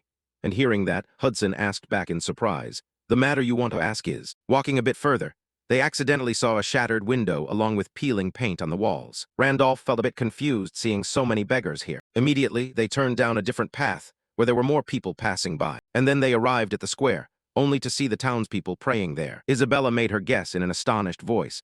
It looks like they are holding a funeral service, I think. After looking through the list carved into the stone, Hudson asked him, Is there anyone on the list you recognize? And Randolph quickly replied, No, but I know why it ended up like this. According to what Randolph knew, the list of 500 names carved on the stone tablet were all knights who had followed him to join the great expedition. He had never once questioned their names, and never once thought about remembering even one of them, because they weren't important high-level NPCs. Even if it was said they fought for him, that was just a part of the plot. Just a part of the game, nothing more. Suddenly, a woman named May cried out, Wilhelm, you bastard, give me back my son. Give me back my son. Sion, you clearly said you would return. Didn't you say there was no need to worry? How am I supposed to go on living without you? Seeing Randolph walking toward May, she asked loudly, Where are you going? She didn't notice his presence and continued to shout loudly, What did I do to make you guys? May's eyes were filled with resentment, and the words spilled out again. Do this again. After a while, she suddenly stopped and didn't shout anymore. As soon as she collapsed from exhaustion, a hand immediately reached out to catch May. That person was Randolph, while everyone nearby was screaming out of concern for the other party. Ms. May, she fainted. Seeing that, Hudson hurriedly said, My Lord Spirit Caller. But Randolph called out, Isabella. He looked at May and then ordered Isabella, Let's go to the infirmary. Scene changed to the infirmary of the goddess cult. Currently, there were many people here, and they were constantly wailing, I'm dying, I'm just going to die. Seeing this scene, he said worriedly, There are so many patients, aren't there? And hearing that, Randolph countered, No, it should be said that because there are so many patients. There is too little care staff, that's more accurate. The Knight's Garden is one of the 3 major cities of the Balan Kingdom, isn't it? How can such a big city have such a shortage of staff at the infirmary? A minute later, Hudson offered his speculation. There must be some problem with the management. And just as he was speaking, William came to greet them. Gentlemen, you are the travelers from afar who brought Ms. May who fainted here, right? You truly have hearts of gold for not just ignoring her and walking away. Hudson saw the other party smiling and replied in confusion. Yes. Seeing him leaning his face toward him, he asked uncomfortably, Is something the matter? William got straight to the point. We are accepting donations from visitors to maintain the operations of the infirmary. Just supporting about 50 gold coins would already be a huge help. And Hudson jumped back, shouting, You're collecting money privately. Randolph disagreed and countered. The infirmary managed by the goddess cult is usually operated by the city's treasury, right? Accepting private donations is forbidden, isn't it? And 50 gold coins. Even if the currency flowing through Arcana reaches hundreds of gold coins every day, is it reasonable to charge a service fee equal to a normal person's monthly salary? He ignored him and said firmly, "We don't have any other choice. Priest Andrew has ordered that from now on, we must accept donations to operate the infirmary." And finding it hard to believe, he replied, "Priest Andrew. Nonsense, I know Priest Andrew well. He is not the type of person who would do something like that." And caught by Randolph, William replied flusteredly, "It's the truth." According to what he knew, Priest Andrew was a high-ranking priest of the goddess cult, the one who served the twin goddesses Rhea and Pina of Pangenia. He was a character one was forced to encounter when building a character in the direction of fame, an NPC specializing in assigning quests related to fame, and a character established as a devout person and an upright sage. And then Randolph muttered in his heart, "A Priest Andrew like that is actually collecting donations to line his own pockets." The houses I saw when I first arrived also didn't look like they were being repaired or maintained. Homeless people were sitting all over the roadside.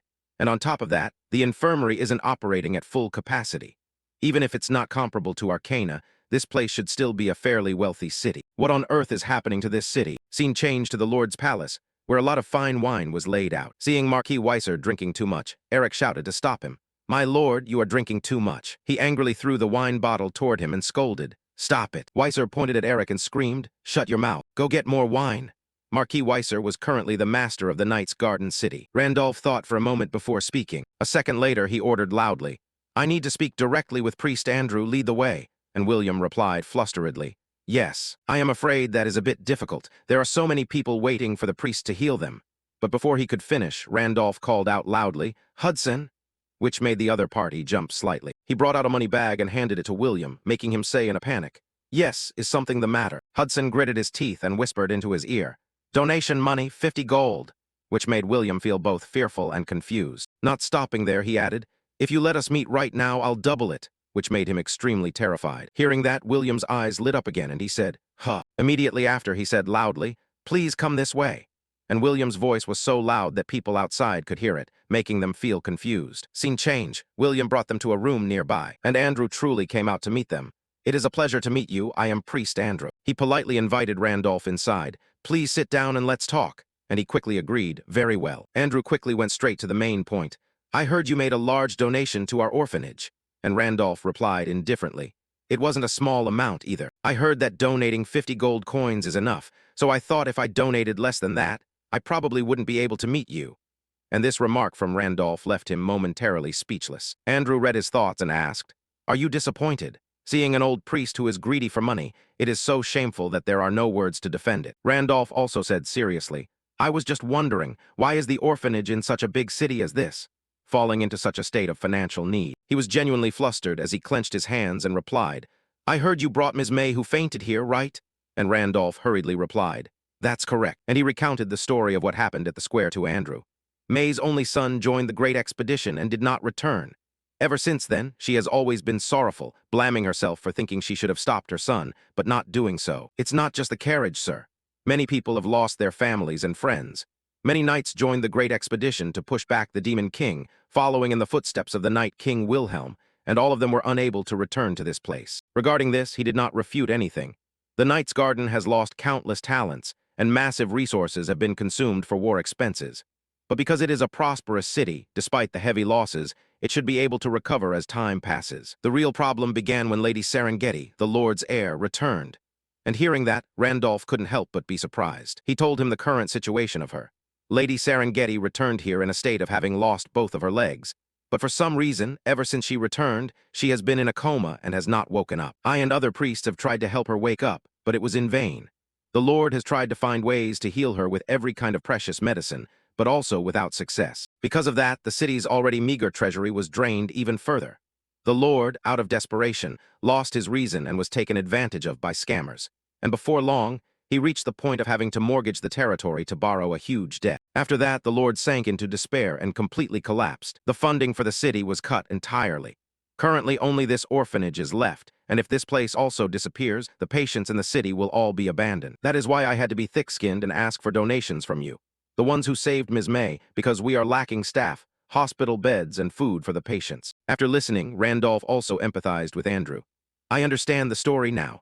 Is Serengeti's coma due to a psychological shock or a physical problem?" However, he objected. If that were the case, we would have cured her long ago. I am afraid it is because of a curse, but my ability truly cannot break it. This remark from the other party made Randolph think. A curse, huh? If that is the case, it could be broken by the star's blessing just like in Isabella's case. When he had the answer he wanted, he quickly prepared to leave. Thank you very much, I must be going, which left him stunned. Huh. And then Randolph explained, I have business I need to meet Marquis Weiser about. Just as he turned to leave, Andrew stopped him. Wait a moment. Please wait a bit. Ever since the Lord suffered his mental breakdown, he rarely agrees to meet guests. It would be strange to say it's to repay the donation, but if you give me a few days, I will arrange an appointment for you. But Randolph disagreed, replying, I don't have that much time. He didn't forget to reassure him. Besides, don't worry about the donation money. It was worth it. But Andrew still didn't understand the other party's intention and asked back, What do you mean by that? At this point, Randolph was surprised when John suddenly pushed the door and rushed in, shouting, Priest Andrew. Is Priest Andrew in there? The Lord wants to meet the guest who donated money to the orphanage. Randolph turned to look at him and said, See, lure them with money and you get to meet them immediately.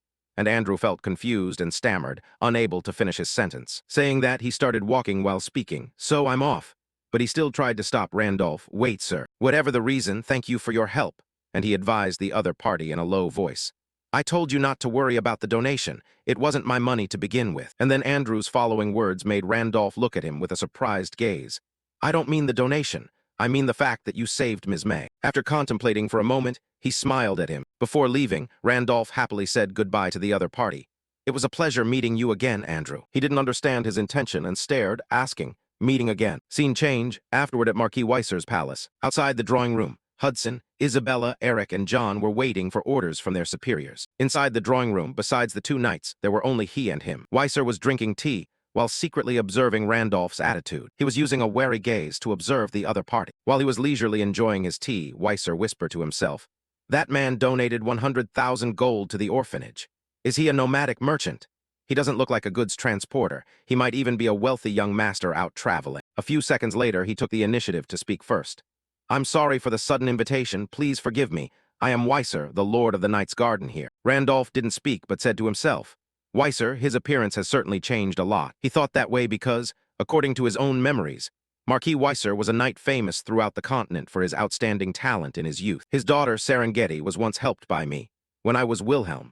So she received a star that only 32 existed in Pangenia and became a one-star transcendent, entering the ranks of continental-level masters. The Marquis Weiser family, thanks to that, had influence in the Valen kingdom and built a solid power base, and he had sworn loyalty to me to repay that kindness. Weiser was a man who took revenge with a sword and repaid kindness with loyalty. It's just that I don't know if the current collapse is only on the surface, or if it has already spread deep inside. Seeing the other party silent, he spoke up again. I don't know if you know why I invited you here. Currently, the Knight's Garden is facing a serious financial crisis, so to offer a proposal beneficial to both sides. Weiser hadn't finished his sentence when Randolph interrupted. It seems like you're beating around the bush. Get straight to the point. He looked him straight in the eye and said, I will cure Serengeti. Weiser was completely shocked and replied, What? After a few seconds of confusion, he suddenly held his head and laughed loudly. Weiser quickly changed his perspective on Randolph. I thought you were a young master with some money, but I was wrong. A second later, he shouted in dissatisfaction. What is this? Has the rumor spread throughout the continent that just by taking the name of my daughter and Marquis Weiser of the Knight's Garden, one will get paid? Tell me, how much do you want before you'll say you can cure her? 300,000? 400,000? Or do you want me to hand over this entire land to you? Saying that, Weiser angrily slammed the table hard. He didn't believe Randolph, so he said, Being deceived by the jokes of people like you, I've already lost enough. What else must I pay to be satisfied? Finally, Weiser gave the order. What a waste of time. Gouge out that scammer's eyes and kick him out for me. However, Randolph loudly explained, I don't need money, so listen to the end. I can't guarantee it for sure, but it is possible to cure her. Hearing this, Weiser became even angrier. Another new trick, huh? Fine, let's assume you really can do it. Then why? A stranger like you, why would you want to cure my daughter without taking any money? He lowered his voice and said seriously, This is a debt I will repay you, and also a debt I must collect. He didn't understand, so he asked, You mean? Randolph revealed his identity. I am the Night King to whom you once swore loyalty, the descendant of Wilhelm. Take me to meet Serengeti. I have something I must ask her. In exchange, I will cure the daughter who sacrificed herself for her master. Weiser took this as a joke and laughed in response. You are a descendant of the Night King. Across this entire continent, the rats claiming to be descendants of the Night King are as numerous as trash. You're one of them, right? Thinking he was being deceived, he gave the order again. Kill him and the two guys outside, too. Randolph was still sitting and drinking tea while Felix was clutching his sword, lunging toward him. The second, he frowned and looked in his direction. A while later, Randolph slammed his teacup onto the table hard. In the blink of an eye, he had knocked the sword out of Felix's hand, leaving his opponent both surprised and disbelieving, and furthermore, he shouted, "Prepare the arena, because I am the descendant of Wilhelm." This performance by Randolph made Weiser put on a horrified face as he looked at him. Randolph returned his gaze with a very serious sentence, "And I will prove it." The arena was then prepared according to Randolph's wishes, and Weiser was also present. Very quickly, the person fighting him also arrived. On the stands, Hudson frowned and said to Isabella, "Duel, a duel? So suddenly, what on earth happened?" She agreed with him. "That's right, even though he was already a difficult person to predict. But this time, I truly don't understand how everything turned out like this." Down on the arena, Randolph was silently observing his opponent, Tom. After seeing the equipment on him, he said to himself, "Full option equipment blessed by God, huh? Seems like you really intend to do this for real." Before moving, Tom asked Randolph, "Are you really the descendant of the Night King? If you're lying, then confess and apologize right now. If it's now, you might still keep your life." He replied nonchalantly, "Whatever, just keep your promise to hide my identity, and don't go bragging about my identity everywhere just because you lost." He was confident in his abilities, so he laughed in response. "No need to worry, I bet my knight's honor that won't happen. In that case." Immediately after, Tom drew his sword and said, "Let me taste the swordsmanship of someone claiming to be a descendant of the Night King and see." At this point, Randolph had to silently praise him. "Faster than I thought." Just as he thought that, Tom launched an attack. Fortunately, he quickly stepped back to dodge. Immediately after, Randolph drew his sword and whispered, "Even though most high-level knights fell after the Great Expedition, this guy definitely has higher base stats than me right now. Plus the difference in equipment. To deal with it comfortably, I'm afraid." He was completely surprised when Tom quickly prevented him from drawing his sword. Taking the opportunity, he landed a sword strike on Randolph. He gritted his teeth and used his strength to block. Tom's sword hilt was pressing onto Randolph's head. No different from him, he was also trying his best to press it down. When he saw blood on Randolph's head, Tom excitedly said, "Using your forehead to block the sword hilt to stop the sword, huh?" At this moment, he began to mock him. Not a scammer, but a lunatic. Currently, the blood flowing out was becoming more and more. Lucas saw this scene and sarcastically said, "The movement is quite good, actually." Weiser hurriedly followed up, "Just some petty tricks." On the other hand, in his heart, he suddenly thought, "I've seen countless idiots claiming to be descendants or disciples of his, just to rely on his reputation. But his swordsmanship is not something anyone can imitate easily. Someone who once admired him from the side like me understands very clearly that those techniques have transcended the scope of humanity. It's something distant, exceeding the understanding of someone like me. Until one can perform even a fragment of that swordsmanship, one cannot be called his descendant." A while later, when Randolph counterattacked, Tom praised him.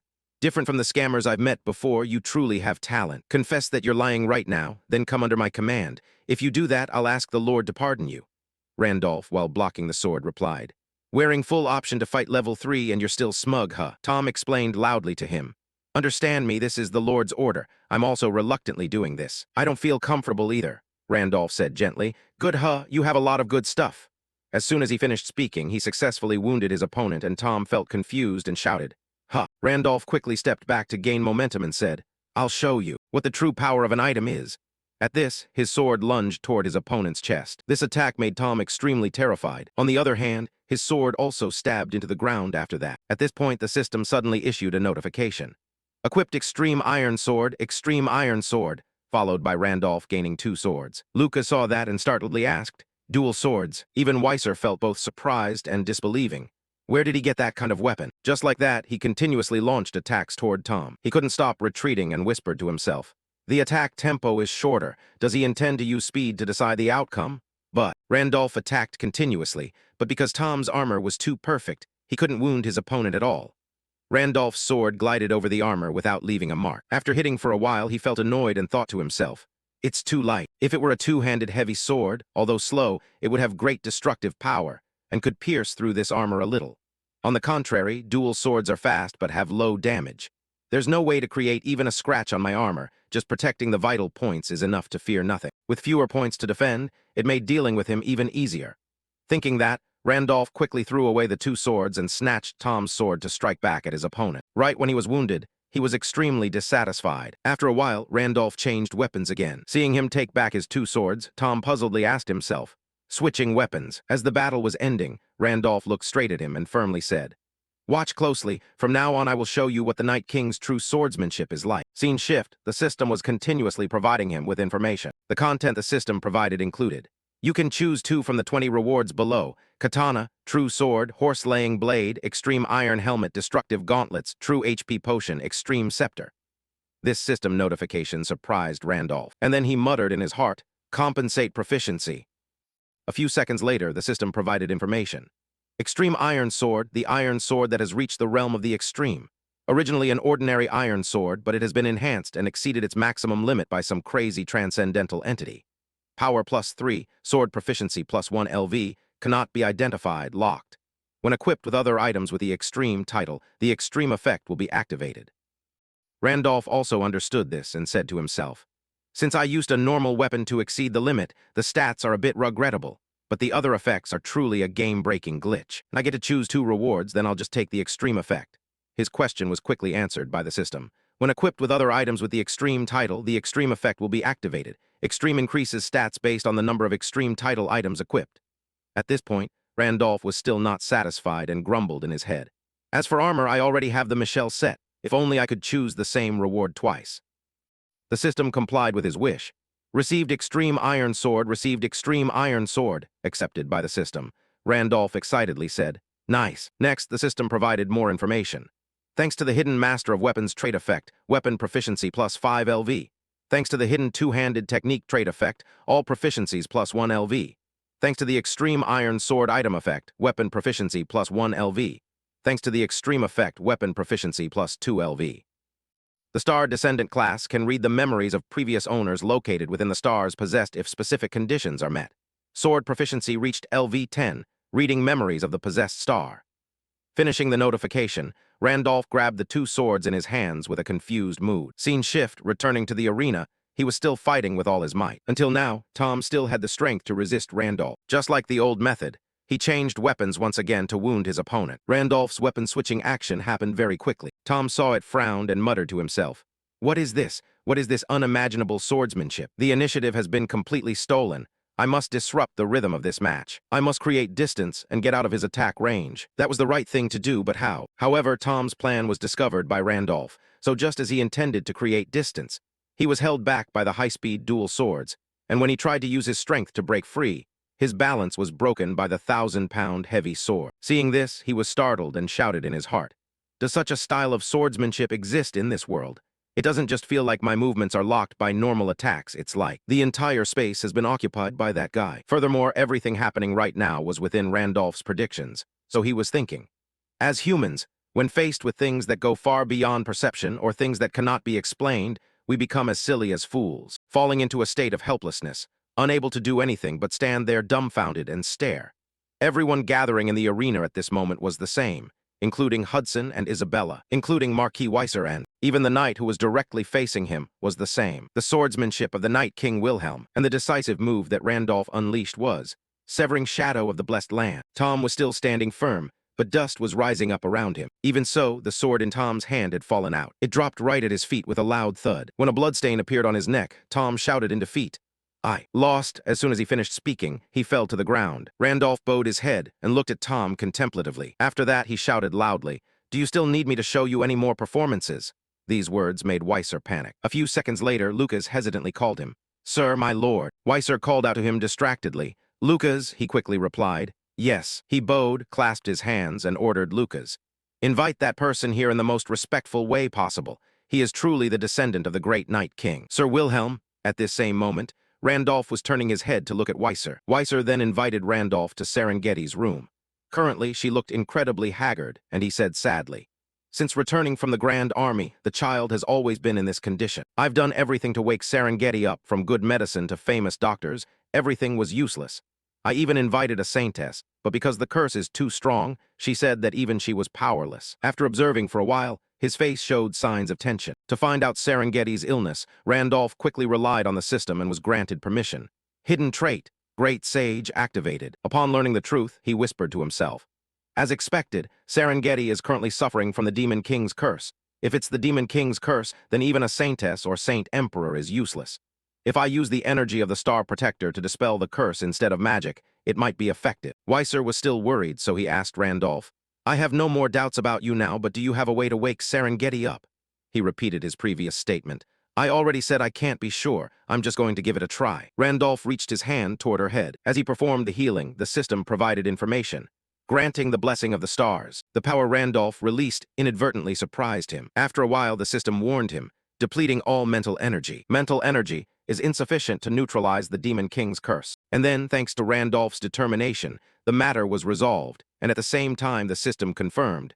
Limited curse temporarily dispelled. A few seconds later, Serengeti opened her eyes with a confused look. After that, she hesitated and said, "This is." Seeing that, Weiser became so tense that he gritted his teeth. Next, he happily walked to her bedside and shouted, "Serengeti, have you woken up?" Serengeti wasn't fully recovered yet, so she couldn't speak, and Weiser nervously asked, "Do you remember your father?" But then she suddenly called out a name, Hudson, and he replied in surprise, "That's right, it's father right here." "Hudson, who is that?" He stood nearby, not daring to speak up. When Weiser discovered Hudson, he angrily said, "You." He was so scared that he trembled as he replied, "I apologize for arriving so late." Serengeti remained the same as before, always turning her gaze toward Hudson. On the other hand, deep down inside, he was thinking, "I only pray for you to survive. I must quickly become a member of the city council and return as soon as possible. The Marquis will surely accept me. If you have to lose your legs, I am willing to become your legs. As long as you are alive, I will take care of you for the rest of my life." This thought of his was also caught by Randolph, who muttered in his head. Hudson thought that if he didn't give up, an opportunity would come one day, but that thought is merely arrogance and greed. Opportunities don't last forever. Serengeti's body began to lose its vitality, and the face that used to smile was gradually becoming haggard. The strong arms that once wielded swords became shriveled like dry branches. If the person chosen by the stars had arrived here a little later, he probably wouldn't have been able to see her again. After a while, Hudson cried and explained, I apologize for arriving too late, Serengeti." And hearing that, he looked at him with a confused expression while Serengeti called his name, Hudson, and Weiser couldn't stand it anymore, so he spoke up. "Wait a minute, who are you? What is your relationship with my daughter?" To prevent him from taking a wrongful beating, Randolph quickly spoke up. "Stop right there. I understand that you are emotional, but the Demon King's curse has not been completely lifted yet." Hudson didn't quite understand, so he stammered, "What does that mean?" And he, naturally putting his daughter first, hurriedly asked, "Will my daughter fall back into a deep sleep?" He frankly told them, "At best, she can only open her eyes today. We must find other stars to completely break the curse." Furthermore, Randolph had also found a way to treat her in his heart. To permanently cure the curse, he needed to increase his mental energy, and there were two ways to increase mental energy: level up or search for stars, and the first thing he needed to do was collect the 5 stars that had been scattered when Night King Wilhelm passed away. To read the memories of his predecessor and activate the effects of the Star Descendant hidden skill, he had to quickly collect the stars as soon as possible. If someone else got their hands on them, he might not be able to recover Wilhelm's memories anymore. One had been collected, 4 remained to save time. He needed to ask Serengeti about his death, and thinking that, he immediately ordered them. "Everyone, go outside first. I have an important matter that I need to discuss with Serengeti in private." Scene change. Weiser led Hudson to his drawing room. When they were alone, he shouted at him, "In short, did you and Serengeti secretly make a marriage vow?" And Hudson hesitated, replying, "Yes, I apologize for introducing myself so late." The words just spoken left Weiser stunned for a few seconds. After that, he felt unexpectedly surprised when he changed his attitude and said happily to Hudson, "Thank you for traveling such a long distance for Serengeti, but from now on, you will never be able to see her again." He disagreed and jumped up, shouting, "I know I am not good enough yet, but it won't be long before I join the city council and become a man worthy of Serengeti, so please give me a chance." And he explained in a low voice, "It is not about whether I like you or not." And Hudson didn't understand and replied, "Huh." And then Weiser bowed his head, showing his dilemma as he clarified. Between restoring the Night Order after the Great War and the medical expenses for Serengeti, a huge amount of money was needed. In the end, the territory's budget was exhausted, so I had to swallow my pride and go ask other families for help. And just at that moment, the Cyan Duke family came to me. A great family with power equal to the royal family in the Barren Kingdom. Duke Cyan agreed to lend a large sum of money in exchange for giving Serengeti to them. I received that huge amount of money, and I had no other choice at that time because treating Serengeti was the most important thing. And if Serengeti doesn't wake up, our family will just collapse. For the honor of the Cyan Duke family, I thought at least they wouldn't abandon her, so I agreed. That is exactly why, in 1 month, she will be sent to the Cyan Duke family. That was the only unavoidable choice to protect the territory and Serengeti as well. You should give up too. Scene changed to Randolph's location. Serengeti confusedly asked about his identity. "Who are you?" Randolph thought for a moment before replying. "I am the successor of Night King Wilhelm, who has come here to hear about his final moments. She didn't believe him and raised her voice to refute. Liar, how could he have any successor? Randolph didn't blame her, calmly sat down and told himself, she is truly worthy of being my confidant. Talking vaguely to pass the time is probably not going to work. Finally, he went straight to the point. The first day you found the star, you were always worried that if you swallowed the star and crossed the limit, you would no longer be Serengeti. And hearing this, Serengeti revealed a look of disbelief. He continued telling her about the past. Back then, I didn't understand your worries. Now that I think about it, it must be because you didn't want your heart that loves Hudson to change, right? Serengeti listened and started asking him. Only Wilhelm and I knew about that. Why do you? And Randolph hesitated, saying, to the you of that time, I offered words of encouragement that. Saying this, he suddenly stopped, making her even more anxious. Serengeti suddenly remembered the past life when Vincent called her. Serengeti, shut up and go get it for me right now. She felt confused when he kicked her away without warning. Scene change back to the present, Serengeti was emotional and asked him one more time, could it be? Are you really Wilhelm? Randolph explained to her. There was a reason, so my appearance changed, but it is truly me. If you want me to tell you other stories, that is fine too. Additionally, he understood Serengeti's state of mind at this moment and muttered in his head. The memory of the time I encouraged Serengeti. I was a player then, and of course, I didn't know the details. That encouragement was just pressing the Control and T keys, and it would randomly select one of 26 types of emotions. But thanks to the hidden effect of the star descendant system, it can read the memories of the previous owner contained in the star under certain conditions. When my swordsmanship proficiency reached level 10, I was able to read the star's memories, and the situation at that time appeared in my head as clearly as if it had just happened. Of course, that encouragement was not my own, but an action reflecting the personality of the character Wilhelm. At this point, she finally believed him. He is not a person who would easily joke with others, so that is enough, and Randolph replied in a low voice. Thank you for believing in me, while Serengeti asked about his appearance. So, did your appearance change because you became a sinner? And he had to reply, something like that. Afraid that he might be in danger, she reminded him, from now on, you must be careful of the hunters, and Randolph reassured her. I know, don't worry about it. After that, random thoughts suddenly crossed his mind. Those who have memories before death and then possess the bodies of others, the players, are called sinners, and the NPCs who specialize in hunting down sinners are the hunters, also known as the Grim Reapers. At this point, Randolph asked the main question. Anyway, I want to ask about my final moment more. That day, I was certain that I had killed the Demon King. I had stabbed the light blade straight into his core, and his body was gradually shattering. But in the final moment, everything suddenly froze, and then my consciousness faded away. And that was how I died. Tell me, Serengeti, on that day, the truth about my death. According to the game's plot, the epic of the journey into the demon realm led by Wilhelm, with 200,000 brave soldiers, a number unprecedented in history.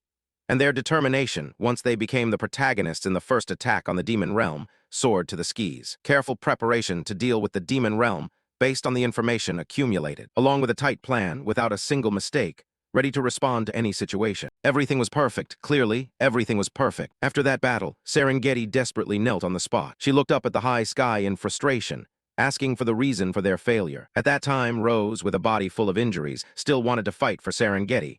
Please continue to move forward. I will sacrifice this life to bless you. Robert was the same. How hateful, but I can only make it this far. Please continue to go first. Even Henry, who had only a breath of life left, still wanted to fight. There is no more time to stop and rest. Go quickly. I won't make it. Please continue to carry out our wishes. Don't stop. Keep moving forward. I leave the rest to you. And hearing these words, she sadly cried. It's really the end, even though so many lives had been used as stepping stones to move forward. But he couldn't even touch a single hair of the Demon King. A few minutes later, the first Demon King also crawled up from the ground. Just like that, the others appeared one after another. In the blink of an eye, the Demon King's army was formed and roared. In that terrifying roar, Serengeti muttered to herself. They are attacking as if they know every one of our moves. This is impossible, unless there is a traitor who has secretly colluded with the demon race. In the end, is the army disintegrating from within? Right from the start. Is this event originally impossible? While she was thinking, a Demon King took the opportunity to attack. Fortunately, Wilhelm appeared just in time to clear the way and said, It's not over yet. And then Serengeti was completely amazed when Wilhelm suddenly rushed into the fight wildly. Even so, the Demon King's army kept coming in greater numbers. However, he was still more than capable of fighting, making them cry out in confusion. After that, Wilhelm said in a low voice, It seems like you are very tired, aren't you? Rest a bit. And his presence made Serengeti extremely surprised. Wilhelm turned to look at her and said sternly, Because everything is about to end. These words left Serengeti completely shocked. She stood in a corner watching him fight, muttering to herself, Divine warrior, the Sword King is truly a god on earth, to the point that the demons in front of the divine warrior looked pathetic. His existence is full of pressure. With just one attack, he completely changed the entire terrain. The deep despair that everything had ended, that despair, that man. With only one sword in his hand, he slashed everything apart. Wilhelm fought with a cold, unwavering expression. Scene change. That night he was the one who helped her walk. At this moment, Serengeti said to the other, "You don't need to do this much. My body has recovered enough." And Wilhelm hurriedly reassured her. "Don't worry, I do this so you can save your strength, because you are a very useful fighting force." She was also concerned about the others when she asked, "Are we the only two survivors?" And Wilhelm honestly replied, "Apart from the injured soldiers who were sent back from the beginning, perhaps everyone else has fallen in battle." And Serengeti sadly said, "So that's how it is." Knowing the other was sad, he comforted her. "If that's the case, at the very least you must survive and return." And hearing that, she was extremely surprised. He looked at Serengeti and said bluntly, "Don't you cry every night because you want to see that Hudson person?" And she shouted in denial, "I don't cry." Next, Serengeti explained to him, "Even though I don't cry, but I will definitely return to see him." As soon as she finished speaking, Wilhelm quickly created a magic circle. Seeing it, she screamed in terror. Seeing that, he said happily, "Really? This game is not easy at all, is it?" She panicked and shouted in confusion, "Lord Wilhelm." He just calmly replied, "Serengeti, go back, get married, fall in love, or do whatever you want. Live a good life." As Wilhelm threw her towards the magic circle, Serengeti muttered to herself, "I'll survive. Even though the campaign ended in failure, the Sword King saved my life and gave me a chance. Even if you survived and returned alone, no one would dare to blame you, because it was such a cruel and fierce battle. Just being able to return meant being reunited with the loved one you had been longing for, and being able to be happy with a normal, daily life. Just escaping from this place was enough." After everything, she was finally able to meet Hudson again. At that very moment, filled with guilt, Serengeti gritted her teeth and said, "I'm sorry, Hudson," and with that, she activated the position-swapping skill. The action happened so quickly that he couldn't react in time. Wilhelm, seeing the system change, became worried. Very quickly, a massive explosion erupted from the magic circle. Through the thick dust and smoke, a silhouette emerged. He thought for a moment before calling out in a panic, "Serengeti." When the dust finally cleared, Wilhelm saw that she had been wounded. Scene change back to the present. Serengeti recounted the entire story to Randolph. "It was fortunate. Even though I fell into the Demon King's trap, my body didn't dissipate, and even though I lost both my legs, thanks to the elixir of life that you, Lord Wilhelm, had given me, I was able to keep my life." Hearing this, he became lost in thought. "At that time, I was a bit too immersed, so I acted without thinking, but I never expected it to turn into such a tragic scene in the game." Serengeti also mentioned the spiritual talisman. Afterward, Lord Wilhelm applied a protective spiritual talisman to hide my body. The talisman's effect prevented the Demon King from detecting me, so I was able to observe the situation until the very end. Randolph confirmed this. "That's right, I remember that part too, but that's not what I'm curious about." And Serengeti, understanding his intention, replied, "I understand. I suppose you want to know what happened afterward, don't you?" Immediately after, the Demon King appeared. The Demon King fell just like in Lord Wilhelm's memories, but suddenly Lord Wilhelm froze as if time had stopped. At that moment, the Demon King shouted at her, "You monster!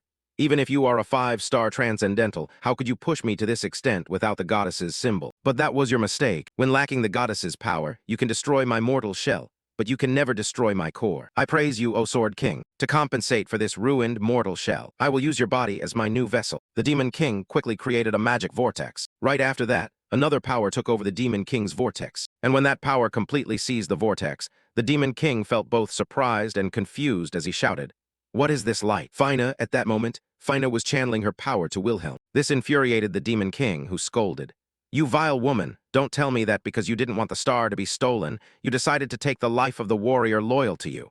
After doing this, do you still dare to call yourself a goddess?" "No, that's not it. I will kill you, Fina." And at this point, he lay motionless on the ground. Scene change. At this moment, Serengeti stammered, "I don't have the memories after that." And Randolph fell into deep thought. He suddenly had a thought. The Demon King was trying to take over Wilhelm's body, and then the goddess Fina intervened. What on earth, what actually happened? Scene change. At the city walls, Knight's Garden. Elias was on guard duty when he yawned and said, "This is so boring. We've been assigned to guard duty way too much lately, don't you think?" Charles casually replied, "I heard the financial situation in the territory is terrible, so wages are being delayed for everyone, from knights to lowly soldiers like us. That's why everyone is quitting. It's gotten to the point where there aren't even enough people for shift changes. No one wants to stay in a city that's about to go bankrupt." He looked into the distance and replied indifferently, "That is true indeed." At this, Elias froze when he saw dust swirling in the air. He didn't hear what he said and asked, "Why are you suddenly being so quiet?" Elias discovered that within the thick dust, Strange eyes were staring in this direction. He slowly lost his composure, gritting his teeth in fear. Finally, Elias shouted in a panic, "Moan! Monsters!" Sure enough, an army of monsters was marching toward them. As they approached the city wall, everyone shouted in unison, "It's a monster wave! The city is under attack." A long time ago, a horrific war between light and darkness erupted in Pangaea. It was a conflict that shook the entire world, so brutal that the goddess Leia fell during that battle. After her death, the entire continent plunged deep into endless darkness. The earth cracked open, and roads were swallowed by the pitch-black void. To connect the severed lands, humans poured an enormous amount of resources into developing teleportation technology. Warp gates became the only means of travel between the continents, but these mysterious objects led through a void that no one truly understood. When not well controlled, they didn't just stop working, they turned into disasters. Suddenly, the fragments were violently shaken. From the cracks, something extremely malicious was starring back. A wave of monsters, a tide of death poured out from the warp gate. They swarmed into the city, tearing through every layer of defense. Park Hyun-myung sat alone, silently piecing together the truths about this world. He suspected that if the Demon King had tried to take over his body, then the goddess Pina must have intervened. He still had more questions than answers, but the picture was gradually becoming clear. The first thing he needed to understand was why, in his past life, he could not kill the Demon King. At the exact moment he was about to deliver the finishing blow, time suddenly stopped, and his world turned into a blue screen. NPCs like Serengeti were not affected by that freezing and witnessed everything. To a normal player, that was just a simple game over. But for Hyun-myung, it was something entirely different. He realized he was no longer a user. He had become a true player in this world. That was also why he was trapped in this reality. The second question, what are the conditions to become a player? In this world, if you die in the game, you will be summoned back as a player. This phenomenon only occurs when the strongest character you have ever nurtured is killed. Hyun-myung used to love playing hardcore games and often abandoned characters with no potential. He guessed that the deaths of mediocre characters weren't strong enough to trigger the summoning.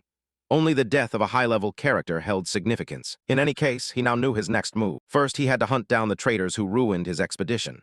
The enemy acted as if they knew every plan. Clearly, someone was selling him out. Sir Hudson recounted that Serengeti was a brave knight, but even he could not prevent the civil war among the 8 heroes. It was highly likely that those very heroes were the culprits behind his memory loss. Hyun-myung clenched his fists, vowing to hunt them down one by one. If he couldn't destroy the Demon King's essence, then that bastard was certainly still alive. This time, he would truly kill him and end the cycle of turning humans into players. Just then, the room door suddenly burst open. "Star-bearer!" Sir Hudson rushed in, panicked to the point of being out of breath. He shouted, "The city is under attack." Hyun-myung and his companions hurriedly ran out to look outside. The entire city had turned into hell.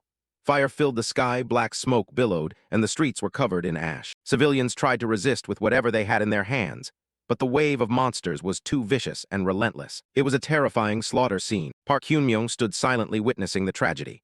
Beside him was Isabella, and both realized the horrific scale of the disaster. He knew Marquis Weiser's ambition was the cause of it all, but knowing that wouldn't save anyone currently dying. The sound of hooves echoed, cutting through the screams. A squad of knights rushed forward, slaughtering monsters in their path. Marquis Weiser led the retreat, his face pale as he looked at the ruins of his territory. He froze when he saw the Star-bearer standing in the middle of the road. Hyun-myung and his group waited. As the knights approached, Marquis Weiser explained in desperation.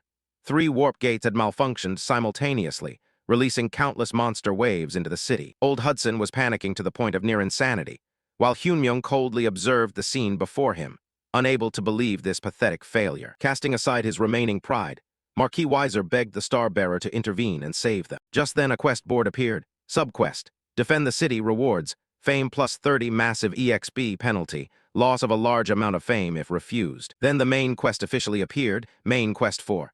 Fill the dark void crack within 30 minutes.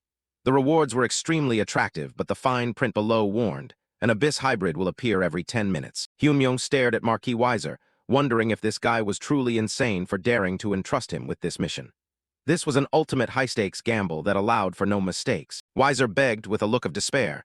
He knew he was pleading for a miracle. Sir Hudson also pleaded, "Please save Serengeti before everything falls apart." Hyun-myung narrowed his eyes. He realized this was the worst-case scenario. Behind them, the city guard was struggling to hold out against the wall of blades and claws. He knew clearly that when the 10-minute mark hit, an Abyss hybrid would appear and turn this battle into a massacre. That was a level of strength that neither he nor the city's forces could deal with currently. He visualized the battlefield, planning the most effective route through the 3 warp gates. His gamer instincts automatically made the calculations, but no matter how skilled they were, They didn't have the strength to be everywhere at once. The regular soldiers were already exhausted just from protecting civilians fleeing the disaster. This meant the responsibility of destroying the 3 warp gates amidst the massive sea of monsters would fall entirely on their shoulders. This was a suicide mission. The probability of success was almost zero. However, he couldn't stop thinking about the golden scale shop, the reward related to his most mysterious item. Hyunmyung stared at the system notification. His hardcore gamer instincts were engaged in a fierce battle with his survival instincts. The rational choice was to run away and never look back, especially when there was absolutely no preparation for a mission of this scale. He looked toward the memorial in the city square. The fire reflected on the ancient stone surface.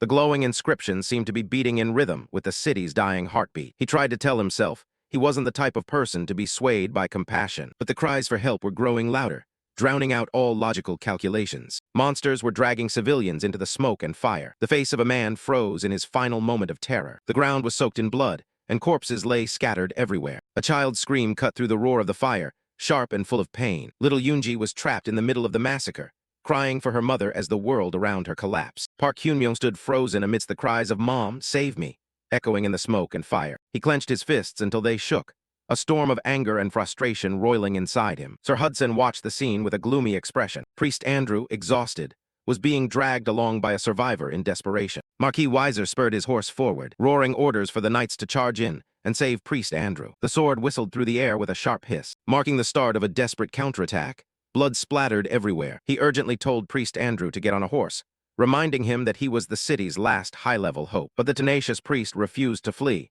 his eyes still fixed on the people suffering whom he had sworn to protect. A goblin snarled and lunged at the unarmed priest, axe raised, ready to deliver the killing blow. In that terrifying moment, Isabella appeared like a ghost.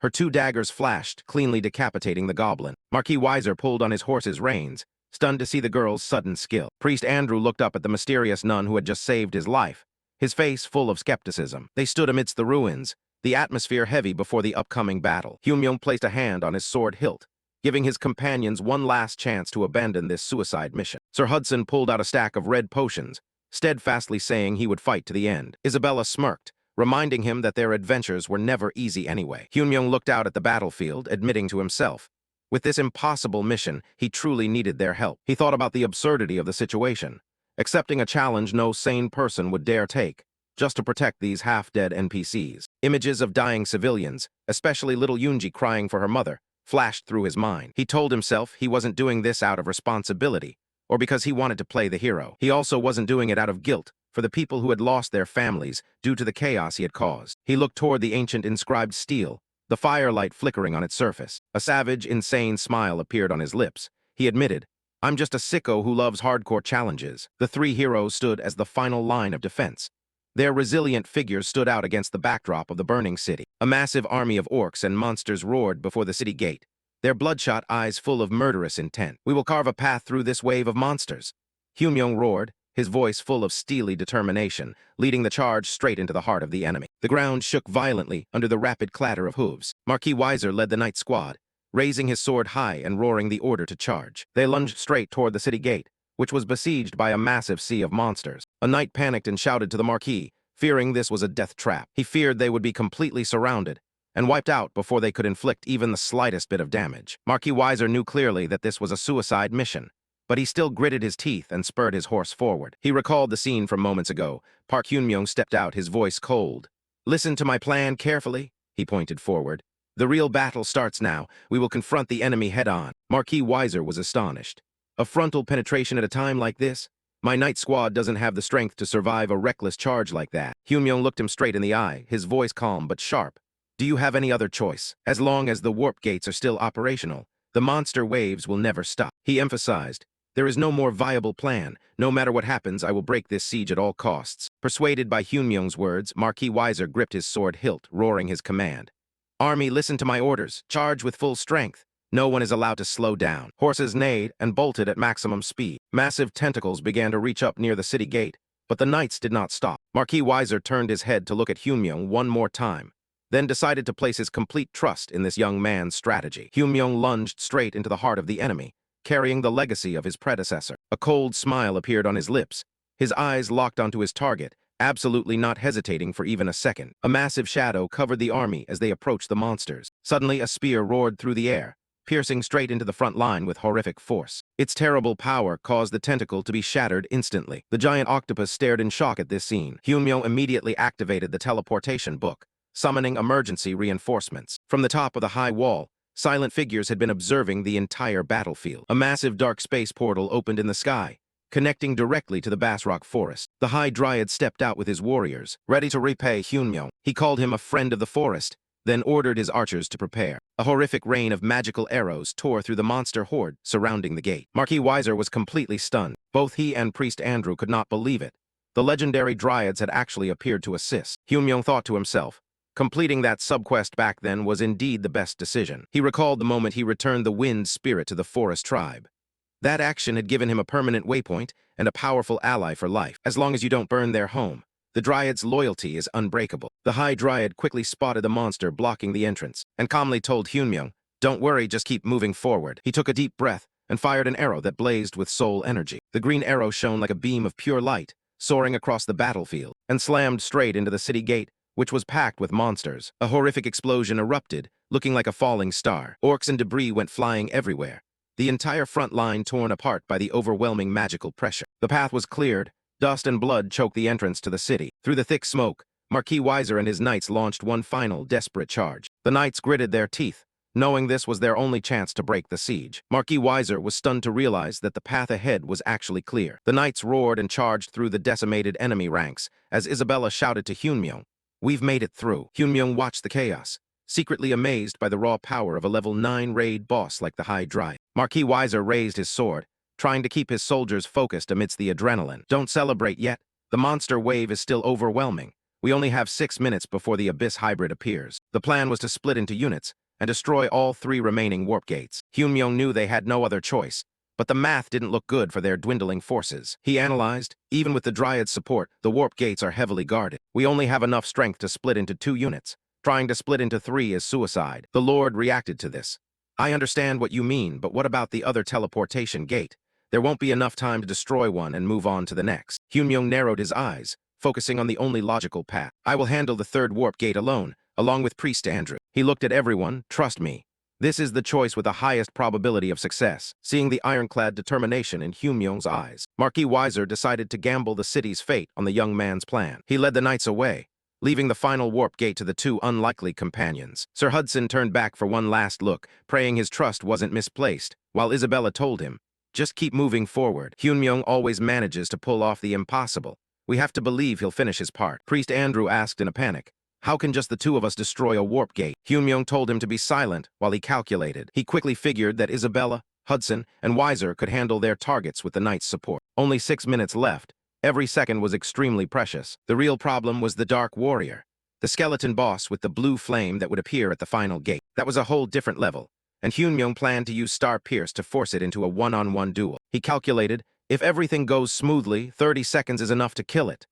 With buffs from a high-ranking priest like Andrew, the success rate would be even higher. Hyunmyo held up a glowing red gem, ready to start the final stage of his plan. Andrew gasped when a massive 3-headed high dragon appeared, ready to serve as their transportation. The countdown to summon the Abyss Hybrid had begun. Only 5 minutes left. With the clock ticking down to 0, the final race against time officially began. With just over 3 minutes remaining, Marquis Weiser led his unit in a fierce battle against the defensive orc squad. The intensity of the battle reached its peak as the timer ticked down to the last minute. Isabella pushed herself to her limit, slashing through enemy ranks to reach her objective. The countdown hit a critical point. Only 34 seconds left to stop the summoning, and 2 of the 3 warp gates had been successfully disabled. Only 1 gate remained. The system confirmed.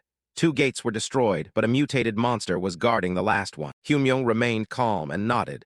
The minimum conditions for clearing have been met. A dark, vicious aura erupted from the last warp gate, the air cracking from the dark energy as the mutated entity fully manifested. A massive pillar of energy surged from the warp gate, signaling a massive leap in power. Heavy armored boots stepped onto the battlefield, shrouded in cold and blasphemous darkness. The Dark Warrior finally appeared, a giant skeleton warrior covered in ethereal blue flames. This was the last and most dangerous guardian of the remaining warp gate. Its empty eye sockets flared with killing intent as it locked onto its new target. Hyunmyo didn't flinch, as brilliant green soul energy surged across his body. Riding the Hydreigon alongside Priest Andrew, he prepared for the final lightning-fast showdown. Only 28 seconds left on the clock, The city's fate hung by a thread on this battle. Thick, dark clouds churned in the sky above the battlefield. A light drizzle began to fall from the heavy clouds as the night squad charged through the rain, desperately trying to reach the remaining warp gates. Sir Hudson knew the clock was ticking second by second, and he bet everything, trusting the inheritor of Wilhelm's legacy. Hurry up! A heavy footstep echoed as a red-armored boot stomped into the ground. Park Hyun-myung, also known as Randolph to everyone, activated his full celestial dragon gear and dropped straight into the middle of the monster nest. He locked onto his target with a cold gaze and pushed his Hermes shoes to maximum speed, activating haste, his form blurring as he dashed forward. He drew his sword, with the glowing red rift vibrating violently behind him. At that very moment, the skeleton knight lunged forward and grabbed the protagonist's head, then threw him hard into the distance. He quickly regained his footing, preventing himself from sliding any further. The protagonist gritted his teeth, and at the same moment, the heads of the Hydreigon rushed forward to attack the skeleton. The lightning-fast attack left him unable to dodge, but immediately after, sword strikes began to appear with extreme clarity. In the blink of an eye, the giant monster was torn apart by the knight. The buffed Hydreigon exploded into a horrific rain of blood and flesh. Only 21 seconds left before the real nightmare appeared.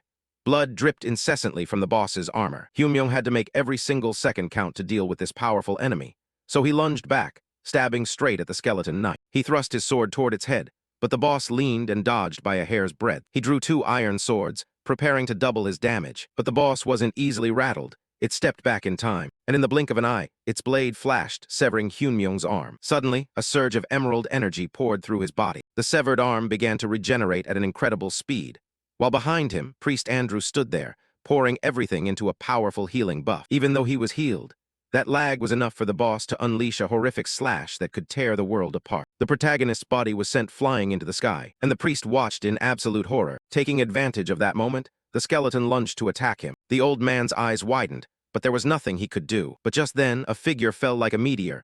Randolph had arrived, slashing through the boss before it could touch the old man. However, the priest's body also tumbled backward, while other small fry monsters lunged in. Hyun-myung countered in the blink of an eye, unleashing a flurry of kicks and wild slashes, carving a bloody path for the old man. At this moment, all the surrounding monsters lunged to attack. His focus was as sharp as a knife, and he couldn't afford even a single mistake. A giant beam of light descended, incinerating everything within the Star Claw skill range. Andrew could only watch from the ground as the world turned completely white. Having just cleared the surrounding monsters, he appeared beside the boss like a giant phantom. Hyun-myung's eyes widened, but the monster managed to raise its 2 swords, locking onto the protagonist's giant sword. Only 11 seconds left on the clock. A horrific explosion erupted from the collision between the 2 powerhouses. The ground shook, and everything around them was flattened. When the dust settled, the 2 figures remained standing, motionless. Blood splattered the ground, and although Hyun-myung's 2 swords had blocked that terrifying slash, the cold blue flame still flickered in the boss's metallic eye sockets. Randolph gripped his sword hilt tightly, his blood mixing with the falling rain. With a savage smile on his lips, he realized that the final moment had arrived. The skeleton knight blocked his path, determined that the intruder wouldn't go anywhere. But Randolph didn't even look at it, turning his head to call his companion behind him, Priest Andrew. Andrew began the ritual, with green energy swirling around him as he prepared to offer up the ultimate prayer. "Just pray for me," Randolph roared, demanding absolute devotion from the priest. The scene cut back to the countdown timer for the city's destruction. 5 minutes remained. In a flashback, Andrew's face showed clear hesitation as he wondered if their mission, as just the 2 of them, could stop the disaster. Park Hyun-myung bluntly admitted, "Even with my skills, I won't be able to destroy the gates before time runs out." Andrew panicked, knowing that failure meant the entire city would die. And Hyun-myung asked him a simple question, "Do you really want to save your people?" He replied that it was obvious, and the protagonist made his next request. "If so, then recite the prayer of veneration for me." The request left the old priest completely stunned. It was a forbidden technique, a sacred ritual usually reserved only for the gods, and only a few of the highest-ranking priests had the strength to perform it. If offered to a mortal, the target would receive strength equal to a goddess for a fleeting moment. But for a priest, this was their final prayer, completely severing their connection to the divine. Andrew was a character created solely to serve the goddess, so this was equivalent to a death sentence for his soul. For him, being abandoned by the gods was a spiritual pain that surpassed any physical agony. It was like having his heart torn out, with the whole world plunging into darkness. This was the ultimate skill of a priest. Hyun-myung was asking the old man to abandon the very foundation of his entire life. Andrew asked in amazement how a stranger could know about this forbidden ritual. But Hyun-myung didn't care about the origin. He just needed the old man to be able to perform it. He admitted, "My entire plan is based on you making the sacrifice. Instead of scattering the knight's forces, I think sacrificing you alone will have a higher success rate. And this plan also accounted for the fact that you wouldn't be able to refuse this request, because from what I've heard, you would never abandon everyone. This is no different from me taking the lives of the citizens as hostages to force you to sacrifice yourself. You can resent me if you want. Before the protagonist could finish, the priest suddenly bowed his head in thanks.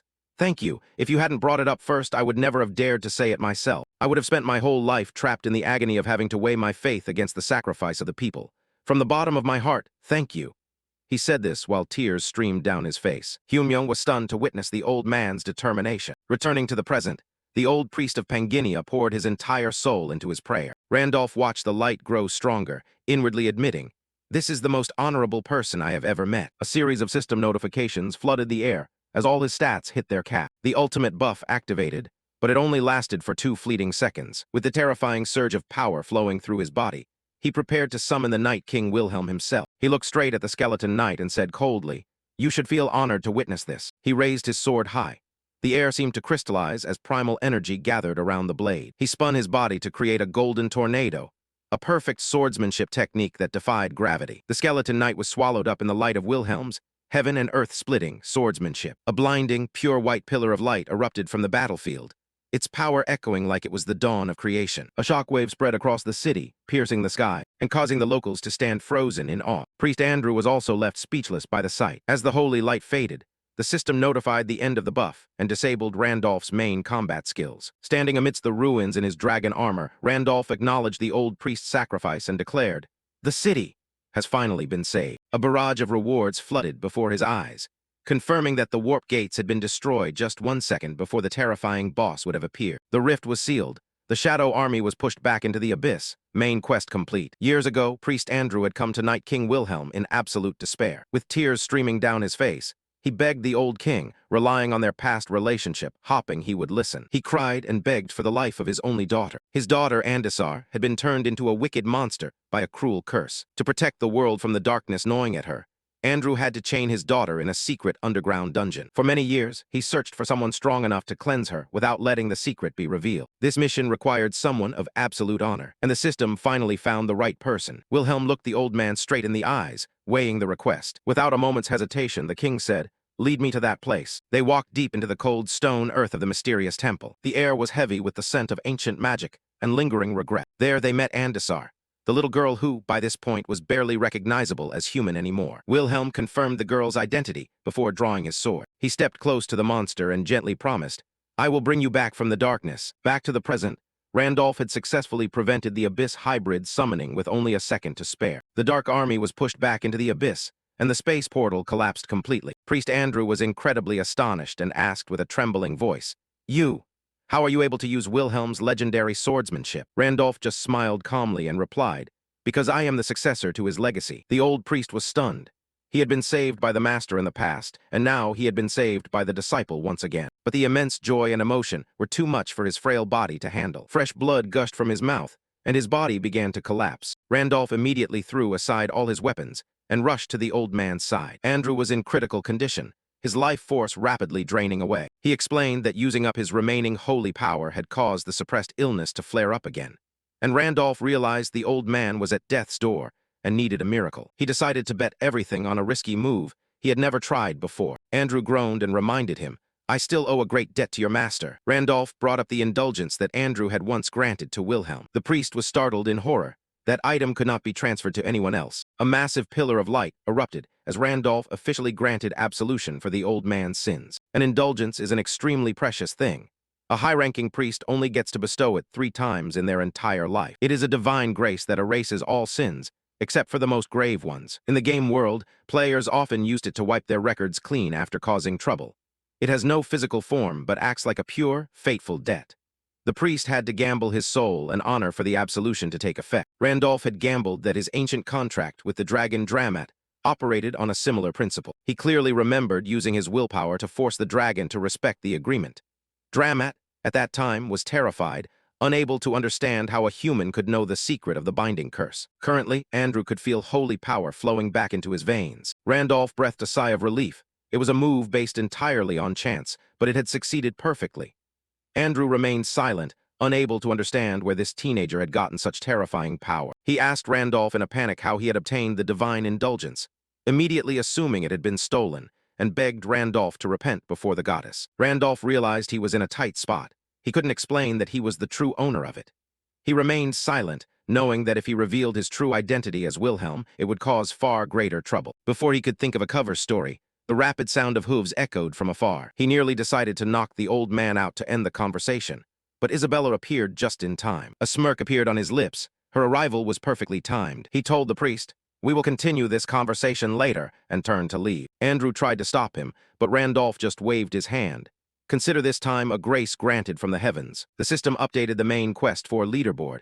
Unsurprisingly, Randolph remained firmly in first place. As the invasion ended, the Dryads prepared to return to the forest using the teleportation book. Their leader stopped to thank Hyunmyung, reminding him that they would always stand by his side as a friend, even though this city was practically their enemy. The elves left with their heads held high. As soon as they vanished, the survivors immediately set to work rebuilding the ruined city. Randolph decided to hire high-level alchemists to repair the warp gates, using the bottomless money bag of Sir Hudson to cover the entire cost. Meanwhile, Andrew was more stable but needed a long rest to recover his strength. Since there were no other priests available to heal the injured, Randolph switched to another strategy, buying large quantities of recovery potions to save the people. Naturally, still charging it all to Hudson's account. Marquis Weiser nearly went mad seeing his fortune drained for charity, and he questioned why Randolph was playing Robin Hood with his family's money. Hyunmyung immediately cut him off. "A stable city is the only way to save your daughter, Serengeti." She had fallen into a deep sleep under the Demon King's curse, and her condition was worsening. To shut him up, Randolph threw Marquis Weiser the highest-grade elixir. Hudson widened his eyes in surprise. This was a treasure that even the great temples only saw a few times a year. By this point, he finally came to a realization. "Just as I thought, you are a player, aren't you? You bought this from the Golden Rule shop, didn't you?" The protagonist was slightly surprised that he had guessed it, and the wealthy uncle admitted it right away. "Yes, thanks to you, I have also completed the 4th main quest. When I saw the leaderboard just updated for the main quest, I realized that if my assumptions were correct, your name must be Randolph. And Randolph is the one who became famous everywhere as a Pangenia player, including the Night King Wilhelm, and the legendary player who disappeared a while ago, the one rumored to be the ghost." Randolph felt slightly awkward at the praise, but apologized for hiding his identity. Hudson nodded, admitting that revealing his true identity in this world was practically suicide. He looked at the elixir bottle in his hand, not knowing how to properly address Randolph. Randolph told him to keep it simple. "If you've been calling me the Saint all this time, just keep doing that." Hudson was deeply grateful, but worried about the massive amount of Golden Rule time Randolph had spent to buy this treasure. Randolph smiled lightly. "Don't worry. The first place spot gave me enough money to spend. The fact that the city had such low total combat power accidentally helped my individual contribution points skyrocket." He opened the system interface to check his current status in the shop. He currently possessed over 140 hours of Golden Rule time, a massive figure. The first place rank allowed him to view 10 high-end items simultaneously. To Randolph, the Golden Rule shop was the most important tool for surviving the challenges ahead. He was astonished to see the very materials he had used in his past life to craft unique weapons when he was Wilhelm. Among them was the Tooth of the White King, a monster so horrific that even Wilhelm had nearly lost his life when encountering it. Randolph realized, when a character dies, their equipment doesn't vanish but is registered into the Golden Rule shop. This made Golden Rule time much more important than he had initially thought. He needed to hoard as much as possible to acquire the best items. He turned to Hudson and declared that he would immediately depart for the next mission, entrusting Serengeti's safety to him. Hudson nervously said that Marquis Weiser had promised to hand Serengeti over to the Duke to pay off his debts. Worse yet, Maxim, one of the continent's 8 heroes, was standing on the Duke's side to ensure the deal went through. Maxim was a famous mercenary captain, but to Randolph, Maxim was just a coward, the first one to turn tail and run during the pivotal battle near the Demon Realm.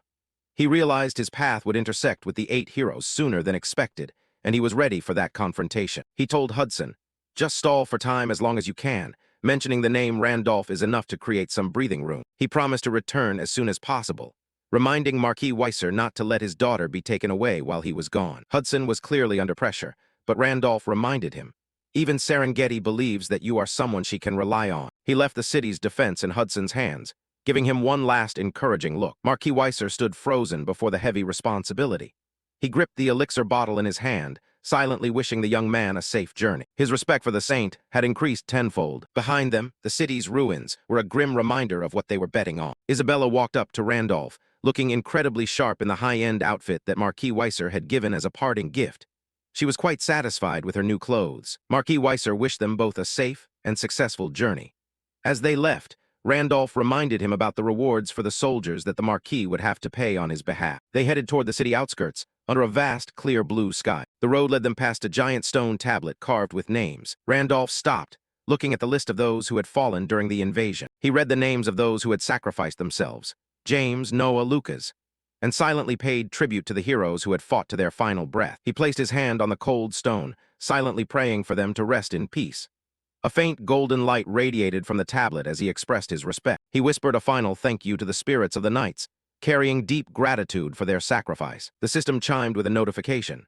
500 fallen knights have found peace, simultaneously increasing fame and the progress of a hidden quest for Randolph. Meanwhile, back in the city, Marquis Weiser's subordinate asked about the rewards Randolph had mentioned. Marquis Weiser nearly choked when he heard the number. Randolph had promised to give 10,000 gold coins to every family who lost a loved one. Back to the protagonist's group, Isabella asked where they were going next. Randolph smiled confidently. We will follow the guidance of the stars. He admitted that he was aiming for a specific person who needed to be recruited for the battles ahead. A confident smile appeared on his lips when he thought of the raw power that this new ally would bring to the team. Just like Isabella, this was also a powerful character from his past life, whom he had previously left to develop freely. He revealed the identity of his next target, the lightning-manipulating warrior, Isaac. A few days later, they arrived at the Raven Graveyard Dungeon, a gloomy and deadly tomb. Under the cold moonlight, the graveyard was eerily silent, with only the incessant sound of crows. Rows of tombstones stood straight. A giant corpse raven lay frozen on the dark ground after a brief battle. The system confirmed the dungeon boss had been defeated as the dust settled. Among the loot was a golden scale fragment and a rare, evolved corpse raven core. Randolph picked up the red core, satisfied that it had dropped quite easily. Isabella looked at him, curiously asking what he was planning to do. He explained, "This is the key to entering Cranel, the monster city where Isaac is hiding." Cranel is the city of monsters, ruled by the White King, the guardian god of the North. This place is home to high-level monsters and mythological creatures that even the World Rift cannot contain. It is an impenetrable fortress where normal humans must absolutely never set foot. But thanks to his glutton trait, Randolph had a way to surpass that limit. Before Isabella's terrified eyes, he suddenly bit hard into the raven core and began eating it raw. The system confirmed. Raven core digested, evolutionary trait initiated. The heart of the iron-blooded monarch beat strongly, neutralizing the curse and mental pollution from the core. The glutton trait evolved into Corpse Raven King, granting powerful summoning abilities and a new form. Randolph was quite impressed. This disguise was so perfect that even the best shapeshifters would be deceived. The red gem on his chest acted as the anchor that allowed the transformation. If it shattered, the illusion would vanish. Isabella stared in disbelief at his new plague doctor look, completely at a loss for words. Randolph suddenly let out a cry, identical to that of a raven. Isabella blinked. "You really just made a bird sound?" Randolph panicked. This was a stupid side effect of the core that he hadn't anticipated at all. Isabella laughed loudly, thinking he was role-playing too deeply. He yelled, "Shut up, give me the items." He took out the Michaela set, explaining that it would give her the wings of a celestial dragonborn. Since both had to disguise themselves as monsters to enter the city, she had to wear it. He urged, "Hurry up, the road to Cranel is still very long." A giant ship was cutting through the rough waves on the ocean, heading straight for its destination. Isabella put on the armor, which automatically adjusted to her body, granting her pitch-black devil wings. She asked in surprise how he knew about the secret dock leading into the city. Randolph just laughed. "The stars know everything." In truth, he just remembered from his past life that Wilhelm had taken this route once. Isabella observed the inside of the ship, seeing many monsters traveling with them. The deck was packed with creatures that looked extremely vicious, but all were quietly doing their own thing. Randolph explained, "These are all level 7 or 8 monsters, the only ones allowed into Cranel. Evolved monsters have intelligence on par with humans. They won't cause trouble." A clawed monster hand extended as the ship neared the city territory. He reminded Isabella, "Following the rules here is mandatory." But Isabella suddenly sensed something unusual. From the deep seabed, a level 9 raid boss, the giant grudge phantasm, surfaced. It wailed pitifully about its horrific hunger and stretched out its sharp-clawed hands, intending to crush the entire ship. It hovered over their heads. Its aura alone was enough to sink the ship. Suddenly, a blinding red light erupted right above the monster's head. The city's defense skill, Medusa's Eye, was activated. The monster paused for a moment. Its hunger was quickly replaced by terror. In just a few seconds, the giant threat was completely turned to stone. Isabella was stunned. A level 9 boss defeated so easily. Randolph explained, "This is one of Cranel's most important defenses. No one is allowed to cause trouble in this territory. Anyone who dares to break the rules will only meet death." The petrified monster sank down into the glowing vortex at the bottom of the sea. That is the iron rule here. Isabella silently watched it disappear. An evolved crew member, a level 8 rat, approached, apologizing for the unclean object that had just disturbed the journey. It said everyone could rest assured. The ship continued to glide through the thick fog. It announced, "We are about to arrive at the city. Forget about that monster just now." They passed through a giant stone gate carved with a burning red circle symbol. Inside, the city looked unexpectedly normal and bustling. Streetlights illuminated the stone roads. Monsters were shouting advertisements for friendly, hot springs, half price today. A monster roared, "Unstable bodies need cleansing. Visit our hot springs." Randolph and Isabella stood frozen in place. Isabella stared blankly. This is definitely not what I imagined a monster city to be. While Randolph was screaming in his heart, he couldn't believe what he was seeing. He clearly remembered from his past life, when Wilhelm came here a year ago. This place was just a dead, barren wasteland with no hot springs at all. He looked at the busy stalls, completely bewildered as to what had happened to this city. Isabella turned to him and asked, "What kind of person is this Isaac we're looking for anyway?" Randolph remained silent for a moment before replying. "Isaac, Supreme Lightning, is a notorious criminal wanted across the entire continent. He specializes in extortion, from nobles to the priests of the goddess church.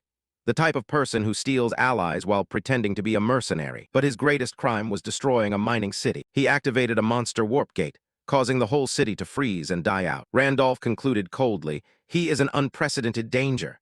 Isabella smirked. "The way you talk about him, it's like you're showing off your own son." She continued, "Based on what you've told me, I suspect he isn't even human." Randolph pondered, remembering his past life. He felt responsible for letting the game world collapse while he did nothing. Now he realized this was never just a game. He had to fix his mistakes. He told Isabella, "Isaac is someone we absolutely must have for our larger goal." Isabella nodded. "I understand, but I also have a warning." She looked at him seriously.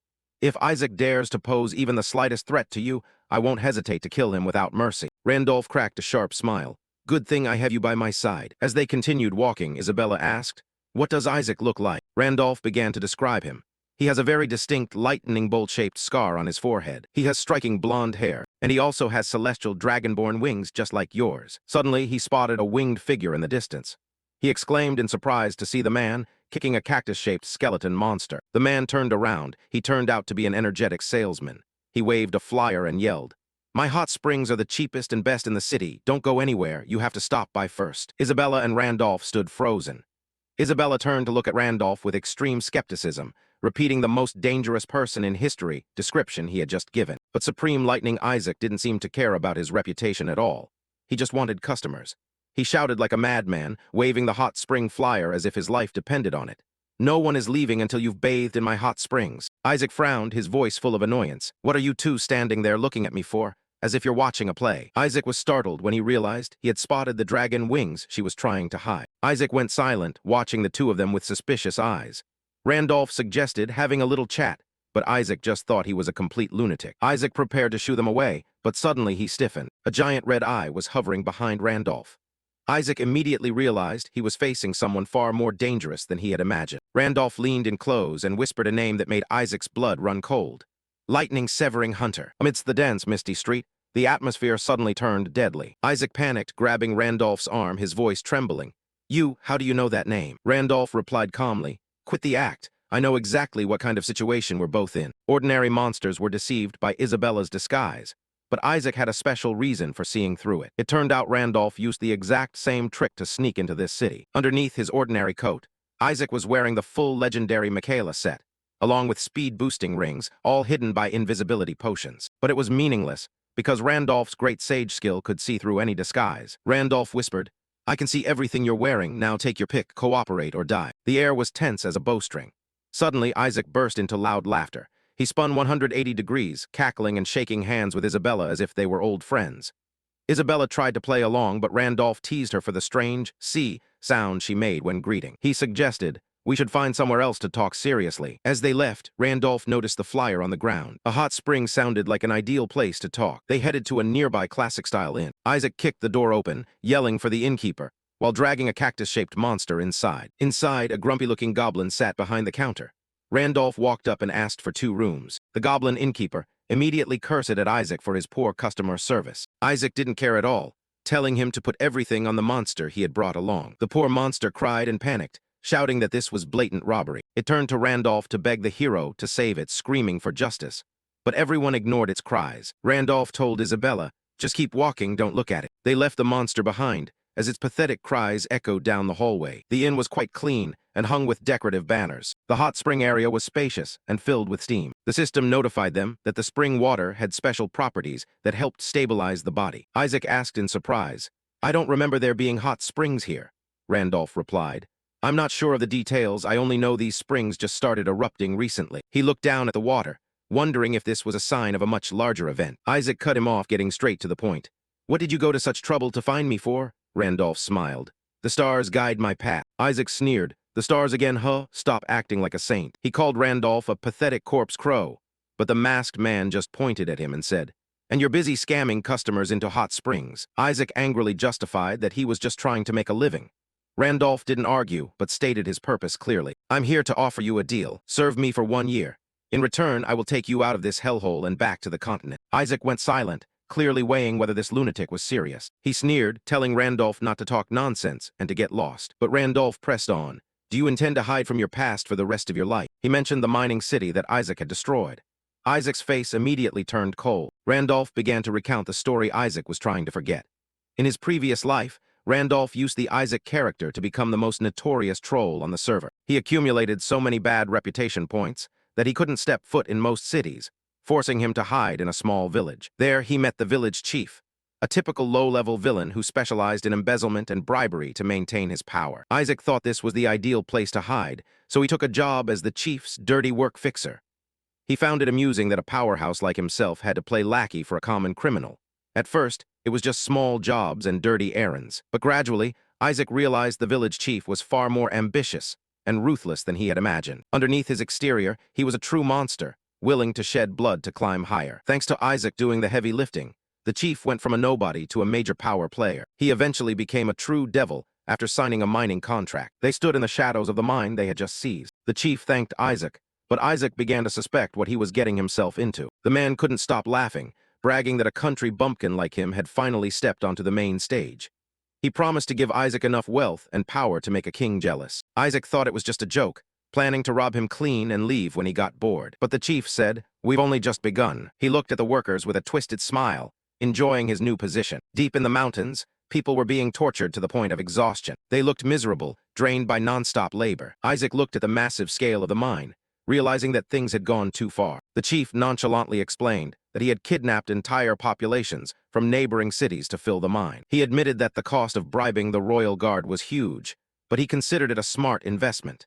He had already calculated the massive profit he would make. In the crowd, a young boy was struggling to breathe in the thick dust. The child was clearly very ill, coughing violently on the dirty floor. The chief stepped up, looking down at the trembling boy. The child's bare feet were covered in mud. He placed a hand on the boy's head with a monstrous smile and asked, "Do you have a cold?" He sighed, regretting that a sick child was no longer useful for labor. He said with a cold voice, "What a shame." He nonchalantly suggested, "We can make the slaves have more children to replace the ones who die." Isaac looked at him in horror, finally realizing he was serving a true monster. The chief still dreamed bigger, talking about buying the entire kingdom with his new wealth.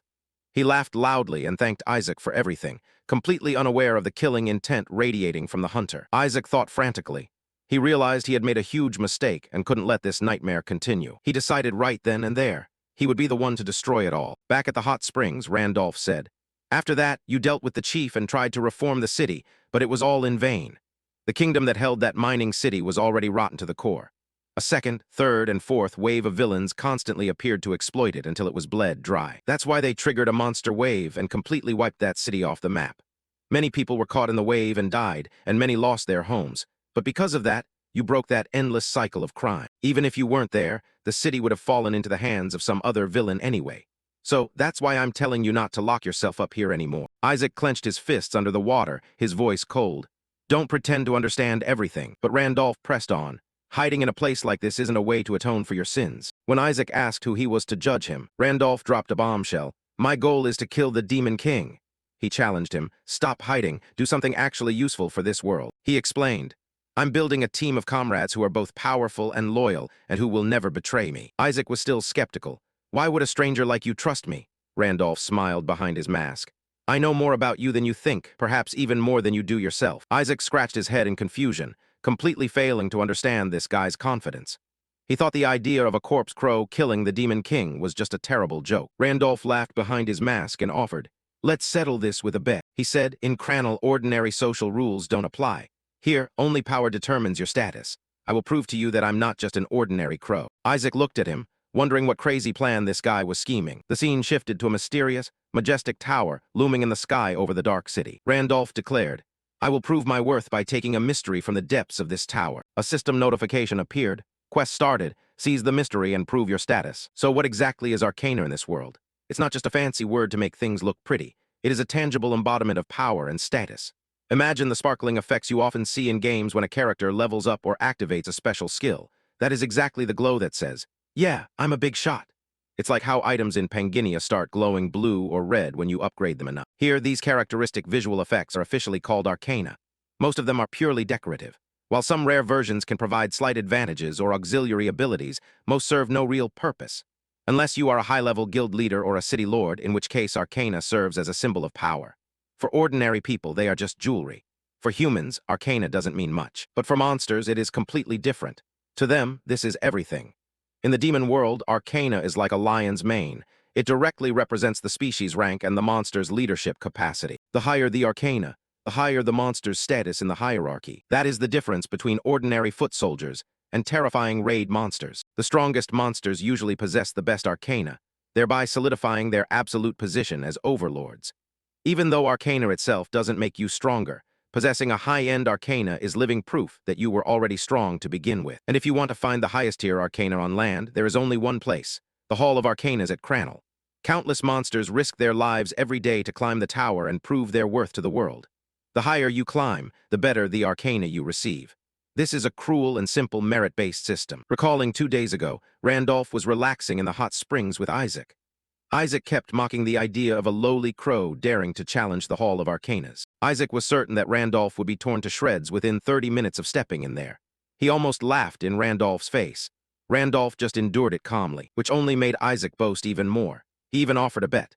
If Randolph actually proved his worth, he would become Randolph's slave or companion.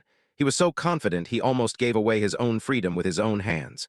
Randolph just nodded, his mind already calculating his next move. 2 days later, the day of the challenge finally arrived. A massive crowd gathered in front of the entrance.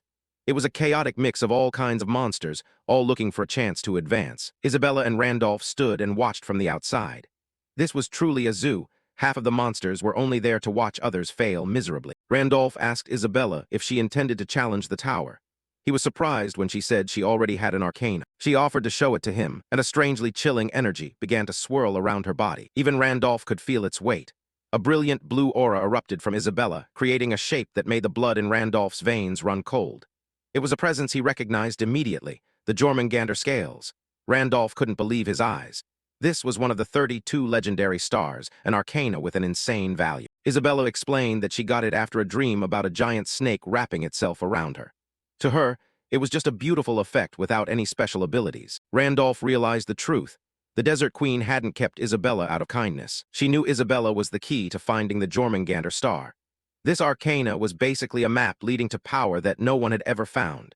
This was one of the most coveted treasures in the world. Randolph finally understood that she was a predator who had realized the value Isabella possessed. The queen would never let go of such a prize. Keeping Isabella by her side as a princess was just a way to keep the star within reach. Randolph's mind was racing. His history with the Desert Queen clearly wasn't over, and Isabella was at the center of it all. Isabella noticed his sudden silence and asked if something was wrong. Randolph just smiled faintly and brushed it off. He told her to focus on what was in front of them. There was no need to worry about the queen. As the gate was about to open, a small, mouse-like announcer stepped out, declaring that the Hall of Arcanas was about to open. He told everyone to prepare their gear. The participants started crowding toward the entrance. Randolph observed the preparations with a sharp, focused gaze. He told Isabella that he would go inside. She promised to wait for him, her expression serious as she watched him walk toward the gate. The crowd surged forward as the heavy doors finally opened slowly, revealing the misty path inside. Massive monster silhouettes emerged from the darkness, making even the bravest participants stand frozen. Randolph stopped, feeling the terrifying shift in pressure. He wasn't the only expert to show up today. A high-level monster with a scarred body and a terrifying aura stood towering before the door. A true vampire had arrived. Next, a mature leviathan drifted into view, its giant scaly head casting a long shadow over the crowd. And to finish it off, the Minotaur King himself loomed large, overshadowing everyone. It seemed like every calamity-level monster in the area had shown up to watch the show. Randolph narrowed his eyes, observing the chaos. He knew today wouldn't be a typical stroll. Something big was going on. The mouse announcer stepped up, speaking to the crowd with a toothy grin. He was very excited because there was currently an empty seat among the 5 great warriors, and he hoped one of these monsters was strong enough to fill it. He reminded them that even the White King was watching the results closely. Everyone was looking forward to the next pillar of Cranel emerging from this challenge. That vacancy was the reason all these high-level monsters came out. They were all hungry for the top spot. Currently, there were only 4 legendary warriors, including Medusa. Each one was a nightmare that even top 30 players would struggle to face. Randolph felt suspicious. If they already had 4 powerhouses, why were they so desperate to find a 5th? Something was wrong. Suddenly, a massive, towering reptile monster stood over him, growling for him to get out of the way. This creature was extremely arrogant, looking down on everything it deemed inferior. The lizard looked at Randolph with contempt, asking if a lowly raven really intended to challenge the hall. The crowd around them fell silent, curiously observing. They had seen many weaklings try and fail before. The reptile monster burst into mocking laughter that echoed throughout the entrance. It thought the whole idea was a complete joke. It told Randolph to get lost and go back to a second-hand shop to buy some cheap arcana instead of throwing his life away here. It almost pleaded for the brat to go home before getting hurt. The monster leaned down, its red eyes full of arrogance. It said Randolph clearly didn't understand the level of danger he was stepping into. In its eyes, Randolph looked slightly stronger than an average bird, but was still just a low-level species. Rank is everything in this world. It shouted that this place was no spot for trash like goblins or ravens to hang around. It was making it clear who deserved to enter the tower and who didn't. The lizard declared it understood the desire to escape a low-born fate, but emphasized that species limits were absolute. It attempted to crush Randolph's spirit before the doors had even opened. The tower gate finally swung wide open, revealing a mystical, swirling teleportation portal. The rat official officially declared the opening of the hall. A 5-second countdown to entry appeared. Randolph didn't even bother to turn back to look at the lizard, only muttering that this guy talked too much. He called the reptile monster a worm, leaving the arrogant creature completely stunned. Randolph had nerves of steel. As the countdown hit 1, he stepped into the light. He carefully memorized the lizard's face. As he stepped into the world inside, everything became hazy during the transition moment. Randolph found himself standing on a rocky ledge beneath a vast, brightly lit open sky. This was entirely a separate dimension, just as he had predicted. He looked around, realizing that nothing had changed since his last visit in his past life.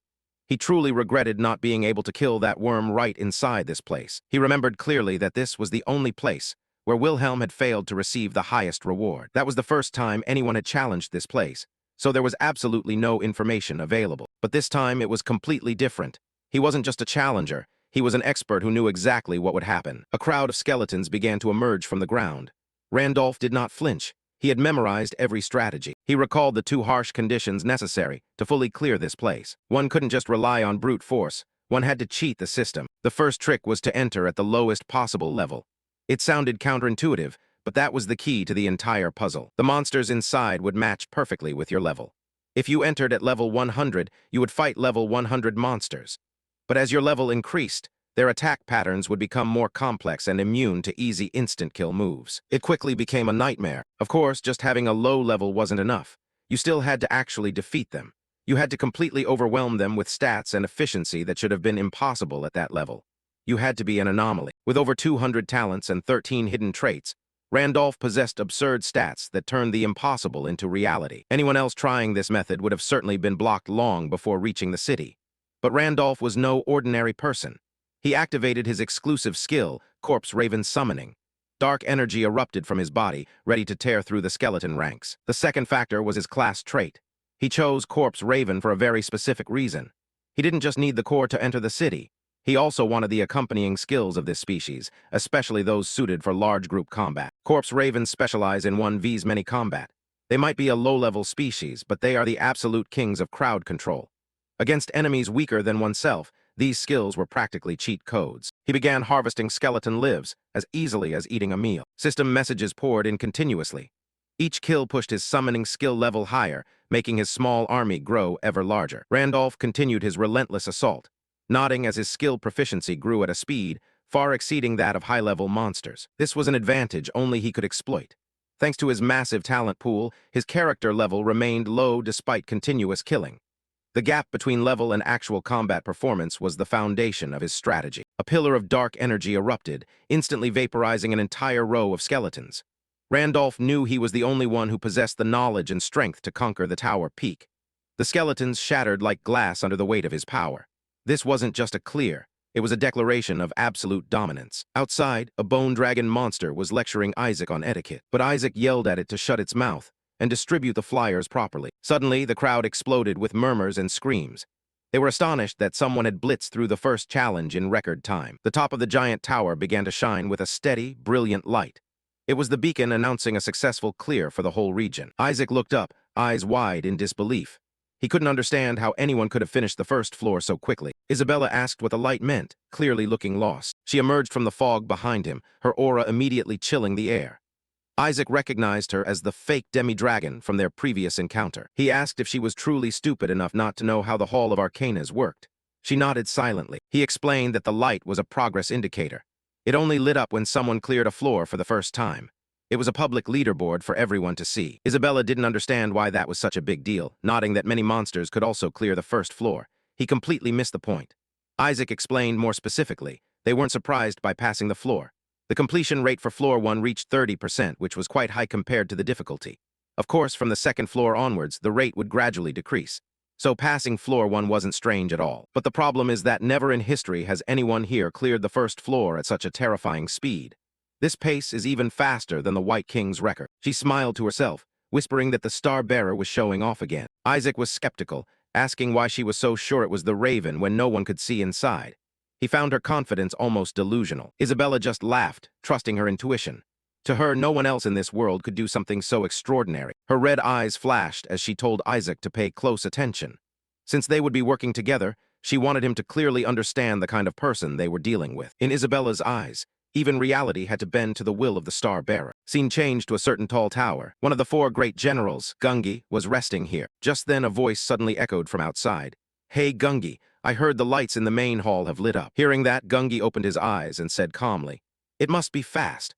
I hope this time someone worthy of joining the ranks of the great generals will appear, because I don't want to taste that humiliation even one more time." 2 years ago, their 4 great generals, the Pillars of Kremdal, had failed miserably at the hands of a person named Wilhelm. He didn't bother to finish us off, but deliberately let us live as bait to lure the White King out. That humiliation from back then, no matter how much time passes, I can never forget. Thinking of that, Gungi said sternly, "When the light for the second floor turns on, report it to me.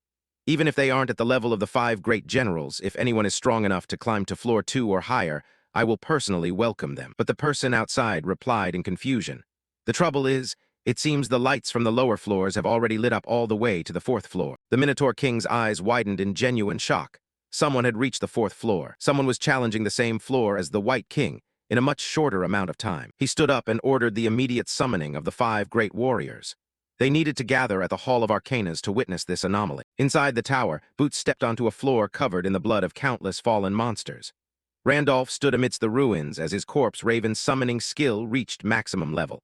It instantly evolved into a higher-tier version. The system window confirmed he had cleared the 4th floor. It offered the reward, Progenitor Giant Arcana, and warned that refusing would lead to a harder challenge. Randolph didn't hesitate for a second. Looking through the slit of his mask, he simply refused the reward. A swirling space portal opened to take him to the 5th floor. The tower announced that the next challenge would be adjusted based on his racial stats. The system began measuring his unique racial traits. It counted points in Void, Giant, Druid, Celestial, and Corpse Raven. With a total of 55 racial points, Randolph met the final hidden condition. A special quest directly from the Tower Master appeared. The gate turned a violent shade of red, crackling with energy. He was invited to challenge the Hall of Mythic Arcanas. Randolph looked at the notification, stunned. This was a hidden quest that even the legendary Wilhelm had never reached. The system warned the quest would vanish if refused, forcing him back to the normal hall. He weighed the horrific difficulty of a challenge labeled Mythic. This was completely uncharted territory for any player. He wondered if it was worth it for a human to take such a massive risk, just for a higher-tier reward. Close up on his focused gaze as he weighed his options. He knew this was an opportunity no one else in the world had. He realized he was the only one who could unlock this secret. The call of an unprecedented adventure was too strong to resist. Randolph began walking toward the glowing abyss. He decided not to hesitate any longer. He officially accepted the challenge and stepped into the swirling cosmic rift. He entered the Hall of Mythic Arcanas, instantly receiving the achievement, Adventurer Challenging Myth. 3 glowing skulls appeared before him. An awakened skeleton soldier appeared as an opponent. It randomly received the challenger's racial stats, copying his druid and giant traits. Randolph observed the monster intently. He realized the tower was using his own strength against him. A brilliant light erupted from the skeleton core as it prepared to attack. The monster launched the druid's light spirit arrow. Dozens of glowing projectiles rained down across the space. Randolph tracked the attacks, his red eyes darting quickly across the sky as the beams of light rushed toward him. Terrifying explosions of light tore through the ground as he narrowly dodged the barrage. The entire area was flat. His boots skidded on the scorched earth amidst the rain of bombs as he searched for an opening. A giant skeleton hand burst from the ground. The enemy had activated the giant's grip skill. Randolph looked down as the giant skeletal fingers began to tighten around his position. The hand slammed shut with a deafening crash, crushing the ground where he had just been standing. Randolph leaped high into the air, his black cloak flapping behind him like wings. He confirmed the monster could use any skill related to the racial traits it copied. This was becoming a real threat. The difficulty spiked as dozens of other skeleton hands grew from the shadows, reaching out for him. Randolph gripped his sword hilt, tightening his hold to prepare for a counterattack. Above, the gods began to pay attention. The constellations of the Temple of 100 Stars suddenly became interested in the ongoing quest. Randolph hovered in the air, a lonely figure amidst celestial light and reaching skeleton hands. All the constellations had begun to watch his challenge. Randolph looked up, feeling the heavy gaze from the Temple of 100 Stars. He realized he had become the focus of the constellations. The gods must have been fascinated by the hidden quest he had triggered. He wondered if they were just curious or intentionally watching to see him fail. Regardless of their intent, he knew he was being observed by the highest entities in the world. A massive pillar of light erupted from his position, shaking the foundations of the tower's dimension. Power surged through the air as he prepared his final decisive blow against the mythic guardian. He activated Star Pierce, a Tier 2 skill that flooded his body with star energy. For the next 76 seconds, his stats were boosted as the energy of the stars flowed through him. Initially, he wanted to leisurely explore the mechanics of this new monster, but with the gods as his audience, he decided to end the fight immediately. The ground beneath the 3-headed skeleton boss crumbled as Randolph prepared his total final assault. He didn't want to give the constellations any reason to curse him by dragging out the fight. Randolph stood tiny before the massive mythic skeleton, but the system notification was clear. Every god in the temple was pouring their gaze onto him. Outside the Hall of Arcanas, the local monsters were in a state of absolute shock. They couldn't believe what was happening inside the sacred tower. The peak of the giant pagoda tower suddenly flared with brilliant light. The crowd below was in chaos, wondering what on earth kind of monster had achieved such a horrific feat. A horned warrior leaned against a pillar, arms crossed, watching the top of the tower. He knew the being up there was an existence that could not be taken lightly. The Minotaur King looked up, his expression gloomy. He remarked that the creature inside must be vicious enough to transcend the limits of any known species. Beside him, a giant earth dragon head with blue eyes was also watching the tower. Both sensed an overwhelming, terrifying aura rising. Isabella and her teammates stood amidst the crowd, looking at the lit-up windows of the hall. His eyes widened in shock as he realized the truth. It seemed that weak Raven had actually made it to the 5th floor, a place even the legendary White King couldn't reach. The crowd suddenly panicked, shoving one another. Someone shouted for people to make way. As the air became suffocating, the 5 great warriors appeared in person to see the record breaker. The Minotaur King led the way, his aura overshadowing all ordinary monsters. The great Earth Dragon remarked that it had been a long time since the group had gathered like this. The Snake King, silver hair visible under his hood, corrected him in detail. Not that long, exactly 2 years and 87 days since we last met. Medusa stood silently, the snakes on her head writhing while she kept her blindfolded gaze toward the tower. The Earth Dragon turned to ask the others what they thought was inside the tower right now. Gungi stood firm, looking toward the gate. He knew there was a monster challenging a floor that had previously been considered untouchable. The Snake King didn't believe anyone stronger than the White King or the human Wilhelm existed in this world. However, the possibility of a new anomaly appearing, someone on par with those 2 legends, was hard to ignore. If such an existence truly appeared, the absolute rules of Cramdal could become completely meaningless. He concluded that they would have to welcome this new entity, whether they liked it or not, as either a powerful ally or a dangerous enemy. The gate at the front of the tower began to swirl with intense energy, drawing the gaze of every warrior present. A voice echoed from within the light, arrogantly asking if everyone had been waiting for him. The lizard monster stepped out of the gate with a triumphant laugh echoing through the air, fully convinced that he was the hero everyone had gathered to admire. Isabella and her group watched with confused expressions, breaking into a sweat at the lizard's grand entrance. The 5 great warriors didn't even blink. They immediately ignored him, muttering that he clearly wasn't the exception they had been waiting for.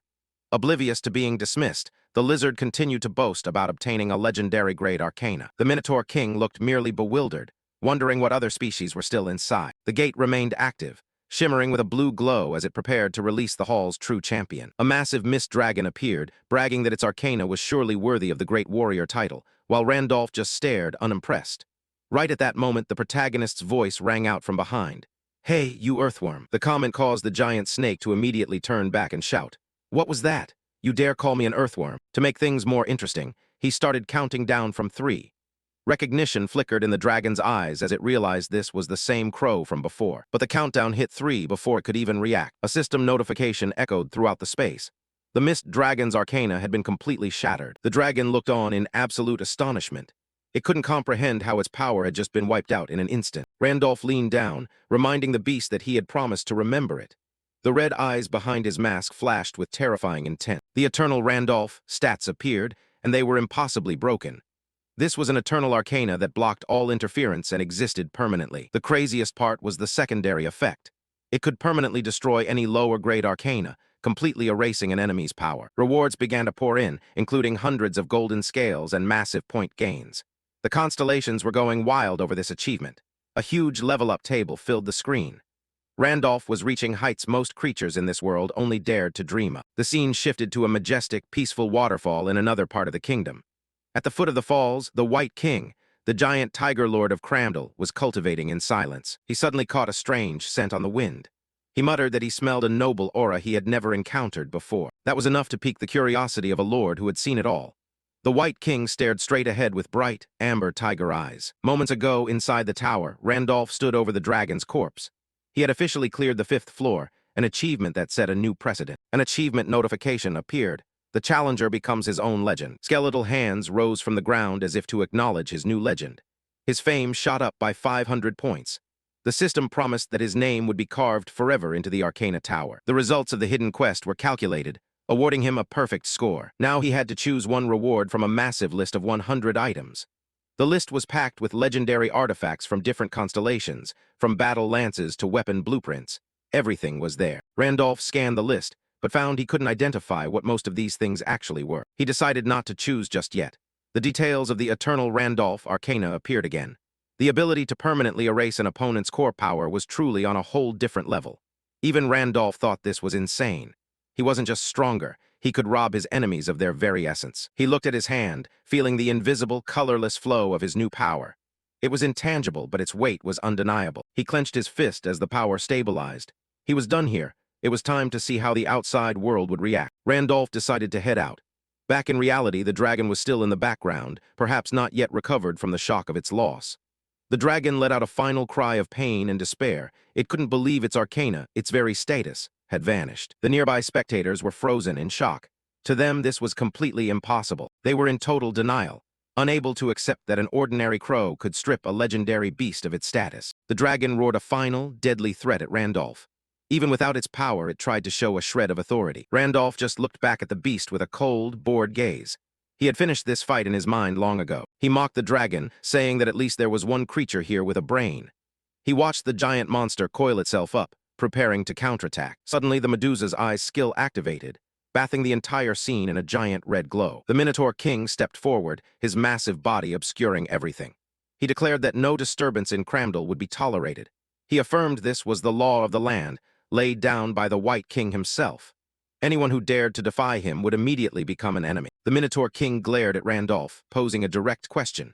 He wanted to know if Randolph was an enemy or an ally. Randolph didn't flinch, replying that it entirely depended on how the Minotaur King chose to behave. The Minotaur King gritted his teeth at the newcomer's insolence.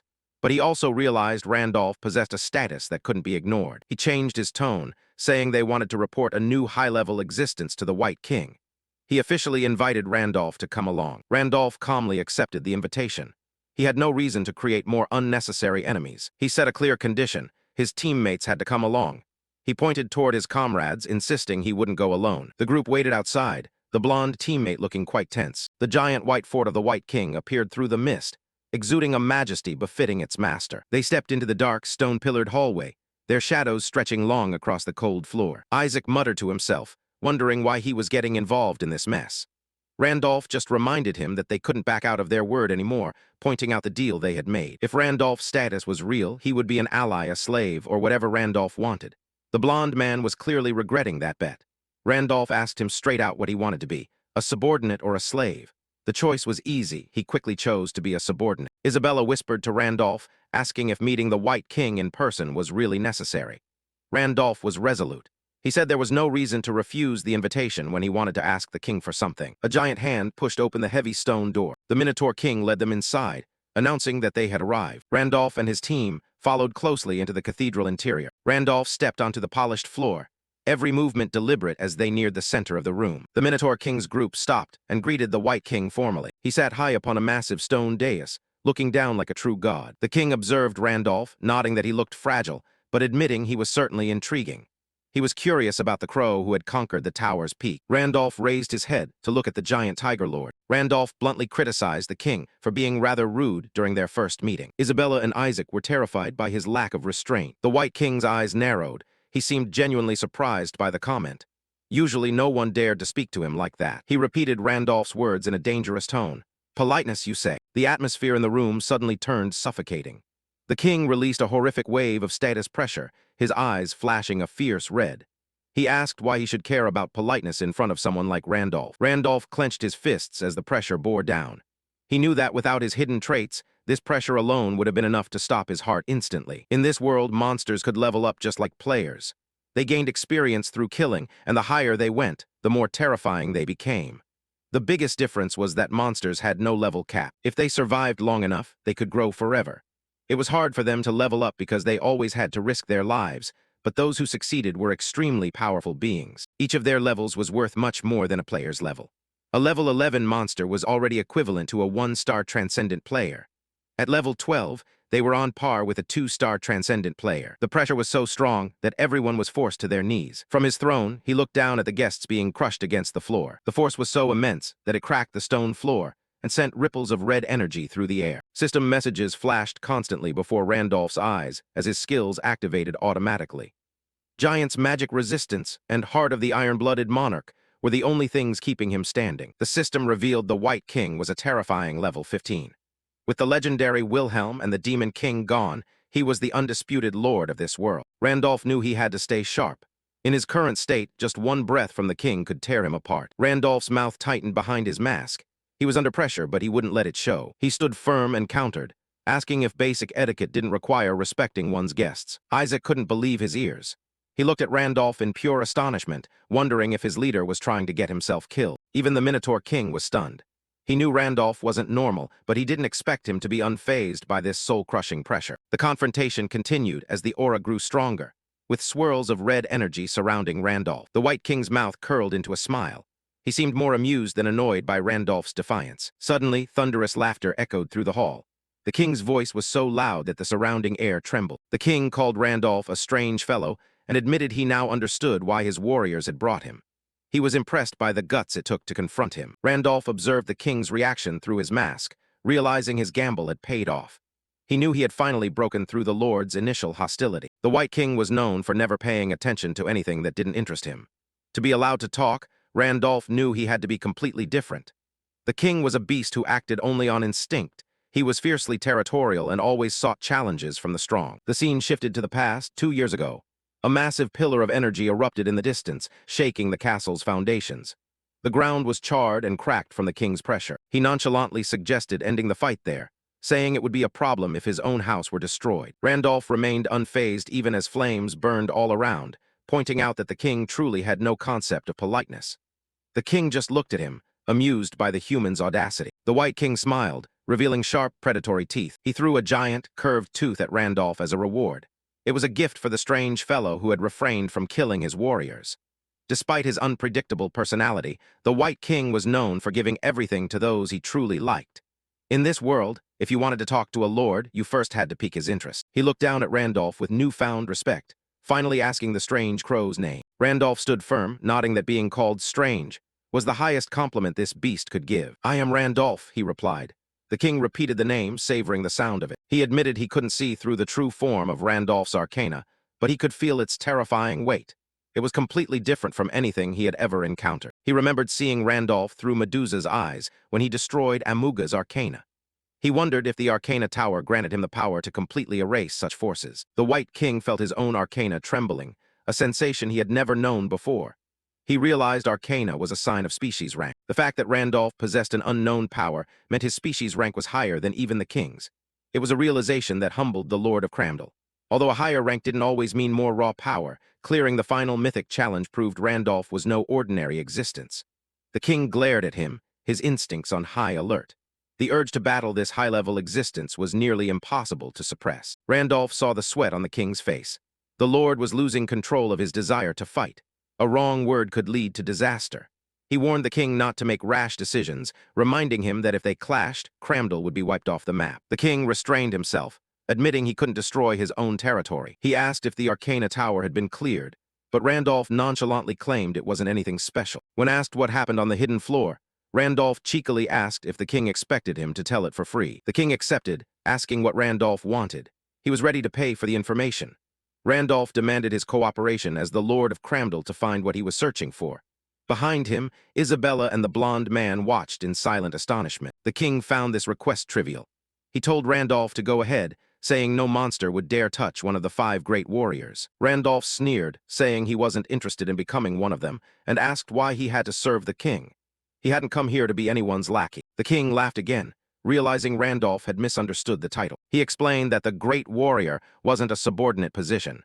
It was a status equal to the king himself. They only respected him because of their mutual recognition of strength, not because of obedience. Randolph realized that even though these warriors were weaker than the White King, they were all level 12. Since they didn't have their own ranks, they shared the title. He realized the king was likely looking to appoint a 5th warrior to strengthen his forces. From Randolph's perspective, this was just a way to ensure he didn't cause trouble in their territory. In any case, this was an offer he couldn't refuse. It provided the power and freedom he needed to act in Cramdal. "I accept," he said. The White King greeted him with a savage smile. "Welcome, strange crow." The king announced the birth of a new pillar of Cramdal. The scene shifted to a quieter, more diplomatic area in the castle gardens. Randolph met another great warrior in a secluded courtyard. The Snake King, Lord of Nekril, asked why he had called her here privately. Randolph introduced himself formally and repeated his request for cooperation.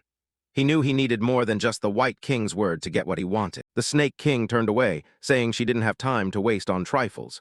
She suggested he ask someone else for help. She asked exactly what he was looking for that required invoking the White King's name.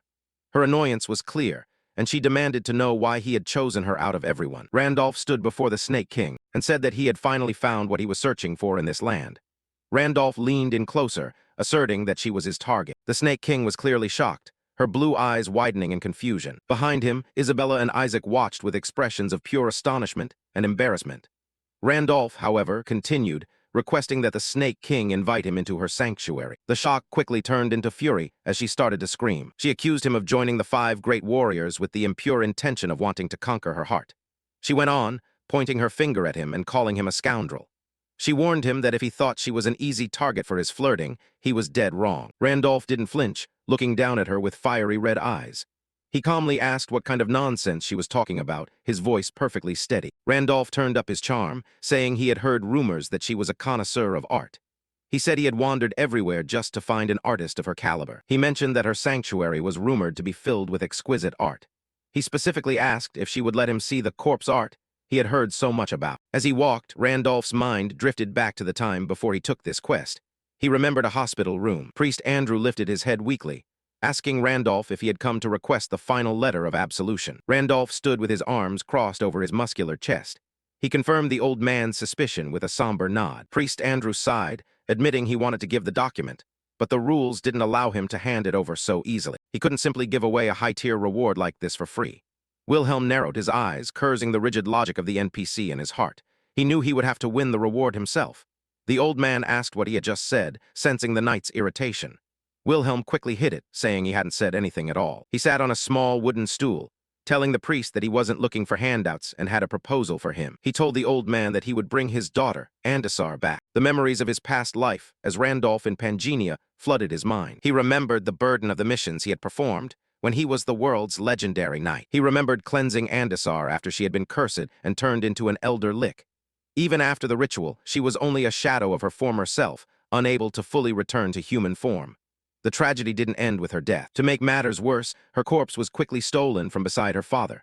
Her grave was empty, violated by someone with dark intentions. Later, Randolph finally tracked down the body. He discovered the Snake King had taken her corpse to add to her grotesque collection. Back in the hospital room, Randolph told the priest that he knew exactly where Andesar was. He promised to take full responsibility and bring her home. He set a clear condition, demanding the letter of absolution in exchange for the girl's corpse. Priest Andrew raised his head with eyes wide open, filled with hope as the deal was struck. Randolph held up 2 fingers, raising the stakes. He demanded 1 letter to get Andesar and a second one for himself as a personal reward. Returning to the present, Randolph continued his performance. He gave a slight bow, telling the Snake King that he truly wished to admire her legendary works. The Snake King's eyes glowed with joy, her previous anger completely forgotten. She was excited to find someone who truly appreciated her art and enthusiastically invited him into her sanctuary. They moved to the outskirts of Cramdell, where a dark, rugged castle appeared against the foggy landscape. The air around the structure was heavy and suffocating. She led them through the massive doors, acting like a hospitable host.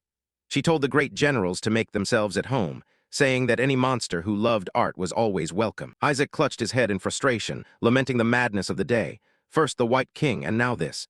He had had enough of these horrific encounters. Isabella walked beside him with her usual quiet grace. She told him he should get used to it, as life alongside the Star-Bearer would surely be full of unimaginable things. She shot him a sharp glance, reminding him that she was the group's vice-captain. Her red eyes glowed with a warning as she established the hierarchy.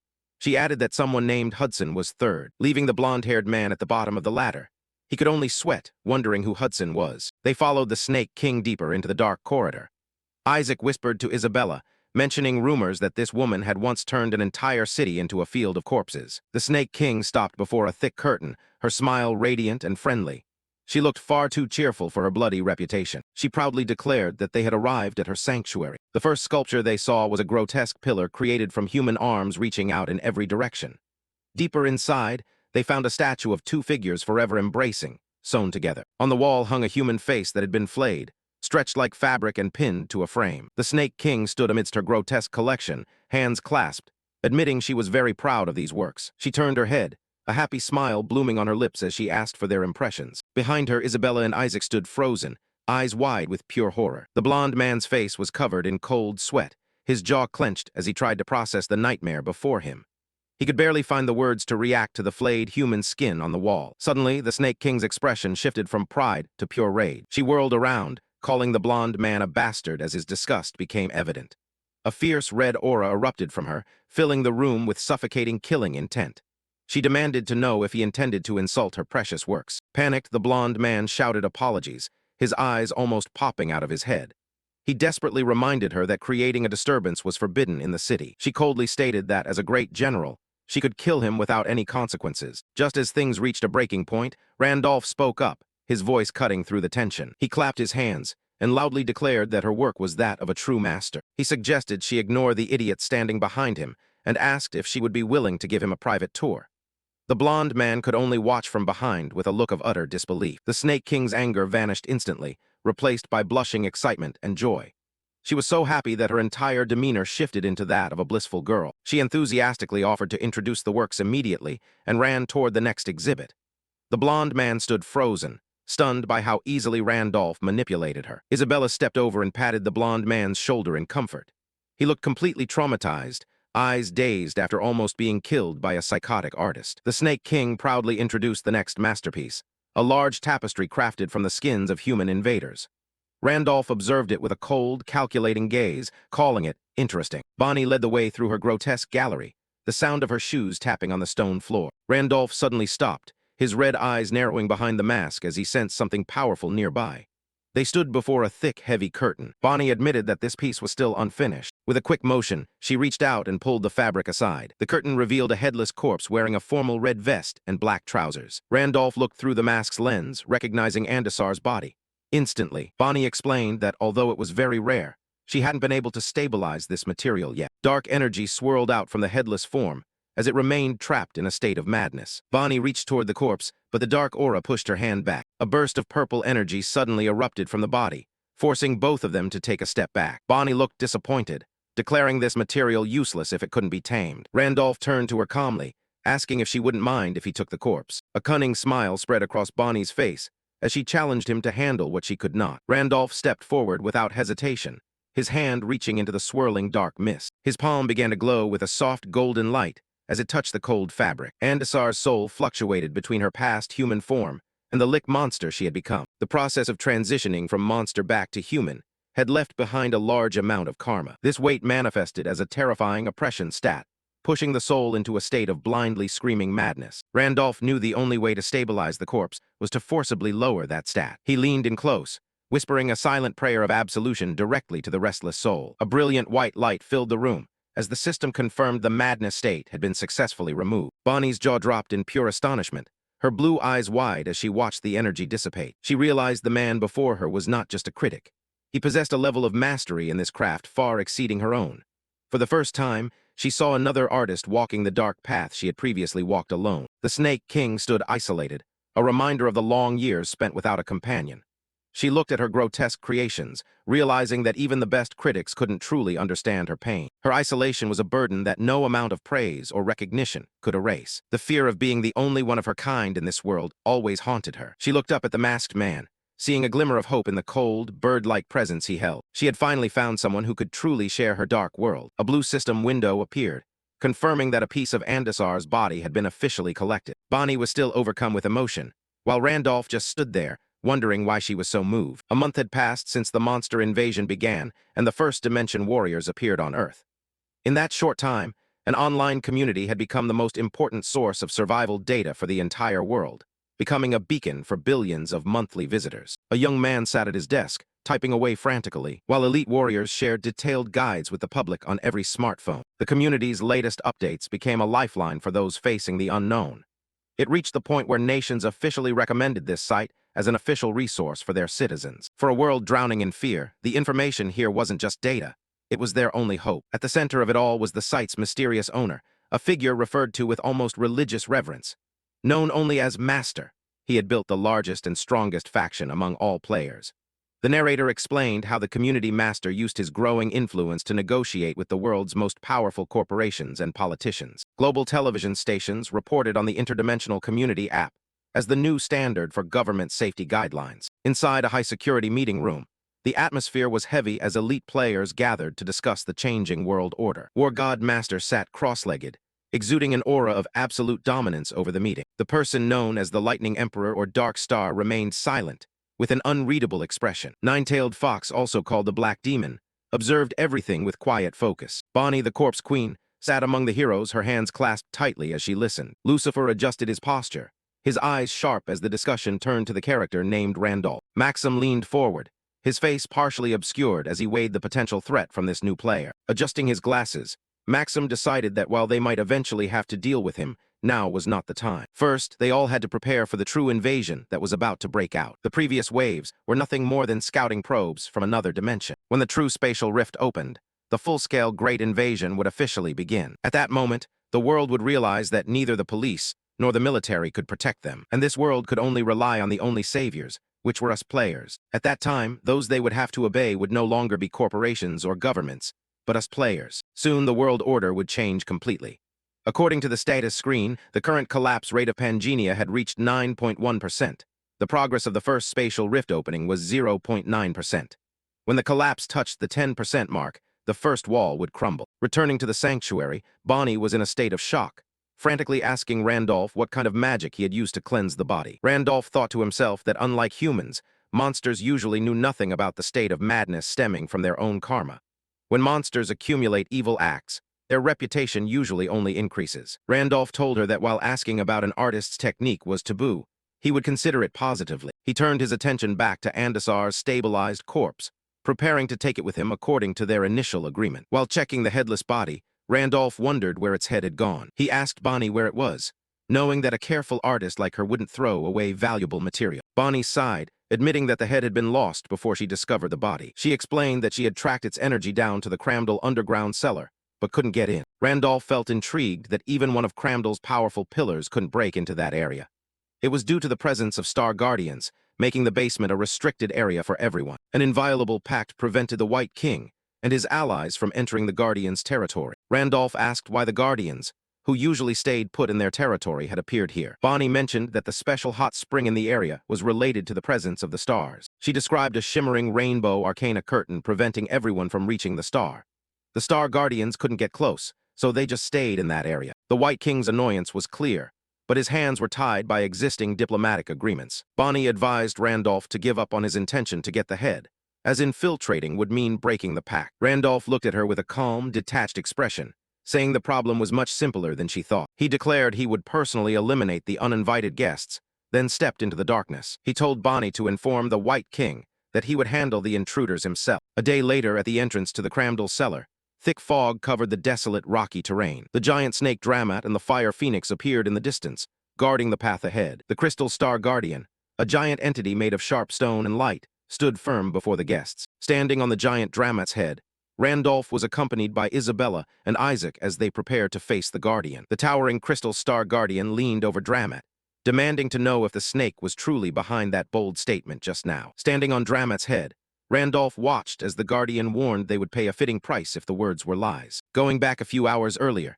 the humid air of the hot spring in the center of Cramdal enveloped the room. Dramat, in snake form, raised his head to look at Randolph in human form, amazed at the ability that allowed a human to transform perfectly into a monster. Holding the glowing red evolved corpse Raven Core in his hand, Randolph explained that he had gathered information from the administrator about the local Guardians. Randolph shifted the subject to the real purpose of the Guardians, asking if their gathering had anything to do with the legendary 33rd star. Dramat was surprised, confirming that while 32 stars were born from the fragments of the goddess Li, this new star was an anomaly. Images of the past appeared when the celestial creature and the snake explained that this specific star was believed to have originated from the goddess Pina. The snake continued nodding, saying that since the 33rd star appeared out of nothingness, the Guardians had taken turns guarding it continuously.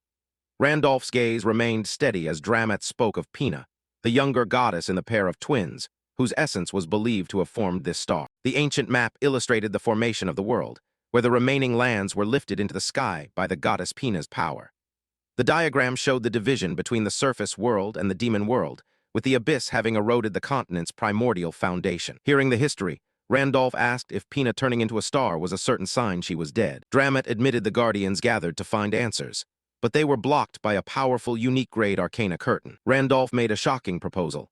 He could destroy the arcana and clear the path for the Guardians. Dramat burst into mocking laughter, declaring that arcana was the world's ultimate truth and could not be destroyed by a mere mortal. Randolph didn't flinch at the snake's skepticism, standing with his arms crossed and an expression of calm, silent confidence. Seeing his absolute calmness, Dramat stopped laughing and asked seriously if Randolph truly possessed that power. Returning to the present, Dramat vouched for Randolph before the Crystal Star Guardian, saying this person was not one to make empty promises. The Crystal Star Guardian remained vigilant, asking why a powerful human like the Raven would bother helping the Guardians of Cramdal.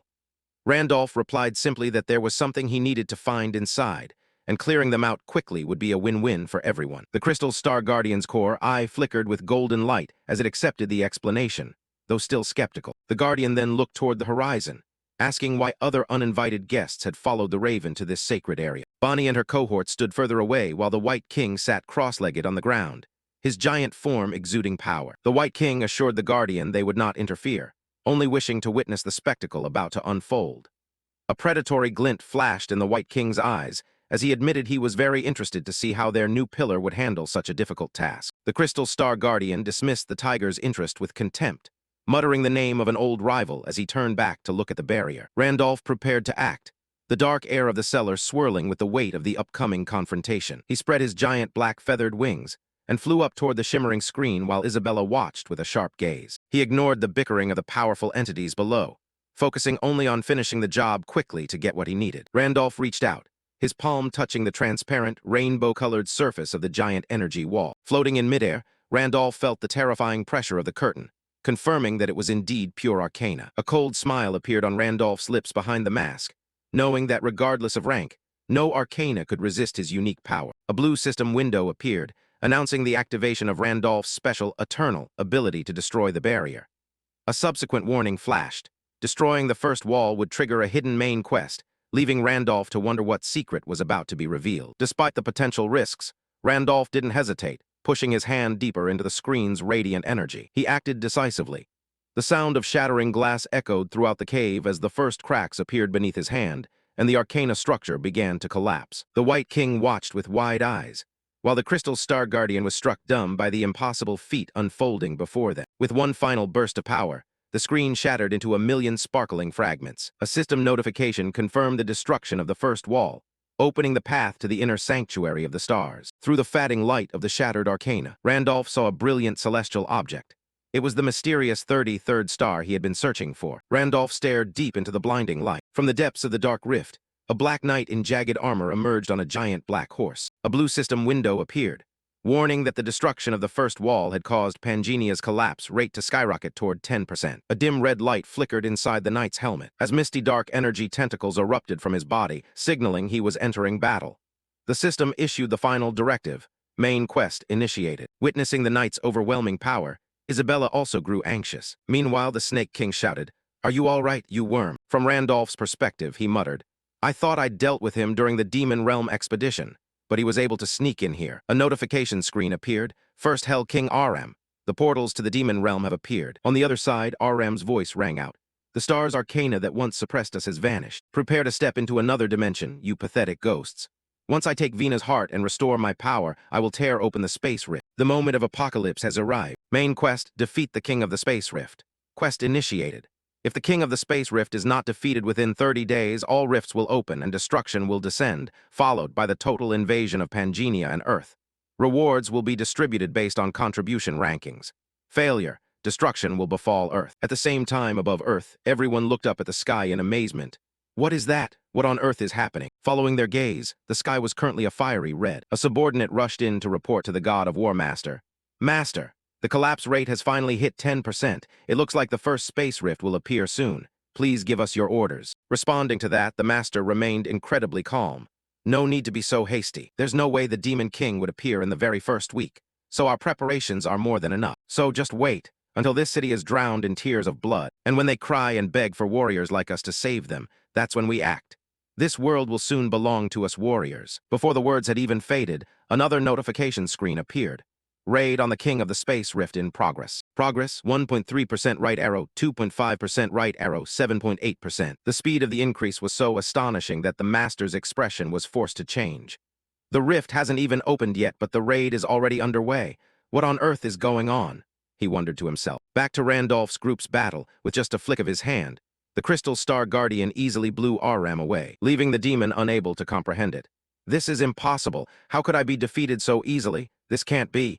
It's impossible for me to collapse so hopelessly," he shouted in terror, while his entire zombie army was being grilled to a crisp by the Star Guardian's Phoenix. In Pangenia, there were 3 beings recognized by players as the strongest: the Demon King of the Demon Realm, the White King of Cramdal, and Wilhelm of the Continent. People often joked that only these 3 could destroy each other. However, this story was limited to the races existing in Pangenia. They weren't monsters, NPCs, or players. Among the entities created by the system solely to protect the stars, another monster existed with power on par with those 3, the strongest of the Star Guardians, the evil-slaying Titan.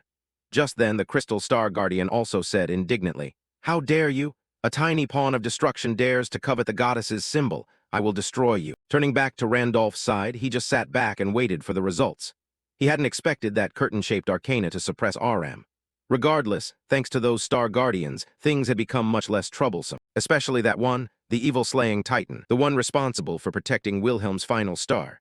Now that he was an ally, he had become one of the most reliable assets. Behind him, the White King stepped forward and said with a tone full of regret, "What a pity. That giant is solving everything too easily. I guess it's unlikely we'll get to see your skills here after all." Randolph immediately realized the White King was trying to probe him, so he calmly replied, "I said I would only help until the arcana was destroyed." Then he secretly thought, "He's a cunning guy, contrary to his appearance. It seems he doesn't completely believe my threats. He has the look of someone who wants to test for himself whether I'm truly strong." At that very moment, Aram's scream rang out again. He struggled to stand up. "Damn Star Guardian, the great plan was right before my eyes, yet someone like you dares to." Before he could finish his sentence, The Crystal Star Guardian's mace slammed straight into his face, creating an incredibly violent shockwave. What a persistent pest! The king's cold voice rang out. Now go to sleep forever. And indeed, RM had passed out completely. Inside his mind, he began to recall the words of someone. RM, you have received a portion of my power. Take my place and cross Earth to the other dimension. That is the first step in our plan. You must destroy Earth's Roman 20. The failure left RM filled with regret. My luck is terrible. I didn't expect to run into someone so strong they'd turn the invasion into smoke. However, fortunately, I still had a contingency. On RM's shoulder, a purple light suddenly appeared. The Crystal Star Guardian's expression suddenly changed upon discovering something. A purple-black energy vortex began to appear in the sky, as if wanting to suck everyone inside. Arcana shouted, "Is a massive amount of mana accumulating?" Isaac was horrified, as his best friend was slowly being sucked in. Under its pull, the zombies below were quickly dragged up into the air. Even the White King was a bit confused. This is dangerous. Is he trying to commit suicide? We have to retreat, gather the other pillars, and leave here quickly. As he spoke, he tore through space to escape. However, Randolph curiously asked, "What about the other Star Guardians?" The White King replied, "Leave them. With a massive amount of mana of that size, it will absorb everything and collapse this space itself." The White King's words immediately confirmed the danger of the vortex. If the White King, who had a godlike sense for danger, said it was dangerous, then it certainly was. But he couldn't leave the new star and Dramat here. Behind him, the White King saw Randolph still standing still and shouted, "What are you doing? There's no time. We have to escape before that thing gets any bigger." Randolph ignored him, keeping his eyes closed as he tried to find a solution. "Think, there must be a way to overcome this situation." Then, as if he had thought of something, his eyes flew open. He constantly analyzed in his mind the hundreds of rewards he would receive directly after completing the 5th main quest. Among them was an artifact from a calculation that relayed energy sealing. If he used this, he could definitely do it. With no time to hesitate, he immediately pulled the item out. The White King, observing from the side, curiously asked, "What are you planning to do?" Only then did Randolph get a chance to show himself. "You said you wanted to see my skills earlier. I'll stop that explosion. Just sit back and admire the moment." Saying that, he flew straight toward the vortex. As the vortex became increasingly intense, Dramat worriedly cried out, "Master, where are you going? It's dangerous in there." Randolph didn't seem to hear the words. In his hand was the item's orb of light. He directed his hand and threw that light straight at the energy vortex. As the item slowly approached the vortex, a notification screen appeared. "Legendary sealing artifact binding circle has been activated." As this notification appeared, the intense pull of the energy vortex suddenly vanished. The Crystal Star Guardian looked up and whispered, "Is that massive energy source being absorbed?" Following his gaze very quickly, the vortex in the sky slowly dissolved. Finally, it disappeared completely, leaving absolutely nothing behind, revealing RM's body inside. While he was still wondering where his mana had gone, a ring suddenly appeared above his head and bound his body, making him grit his teeth. "What the hell is this?" Randolph clenched his fist and whispered, "Narrow down binding circle." Immediately afterward, RM's body suddenly shifted into a chibi state, leaving him with a silly, blank expression on his face. Finally, his tiny body fell into Randolph's hand. "Gotcha."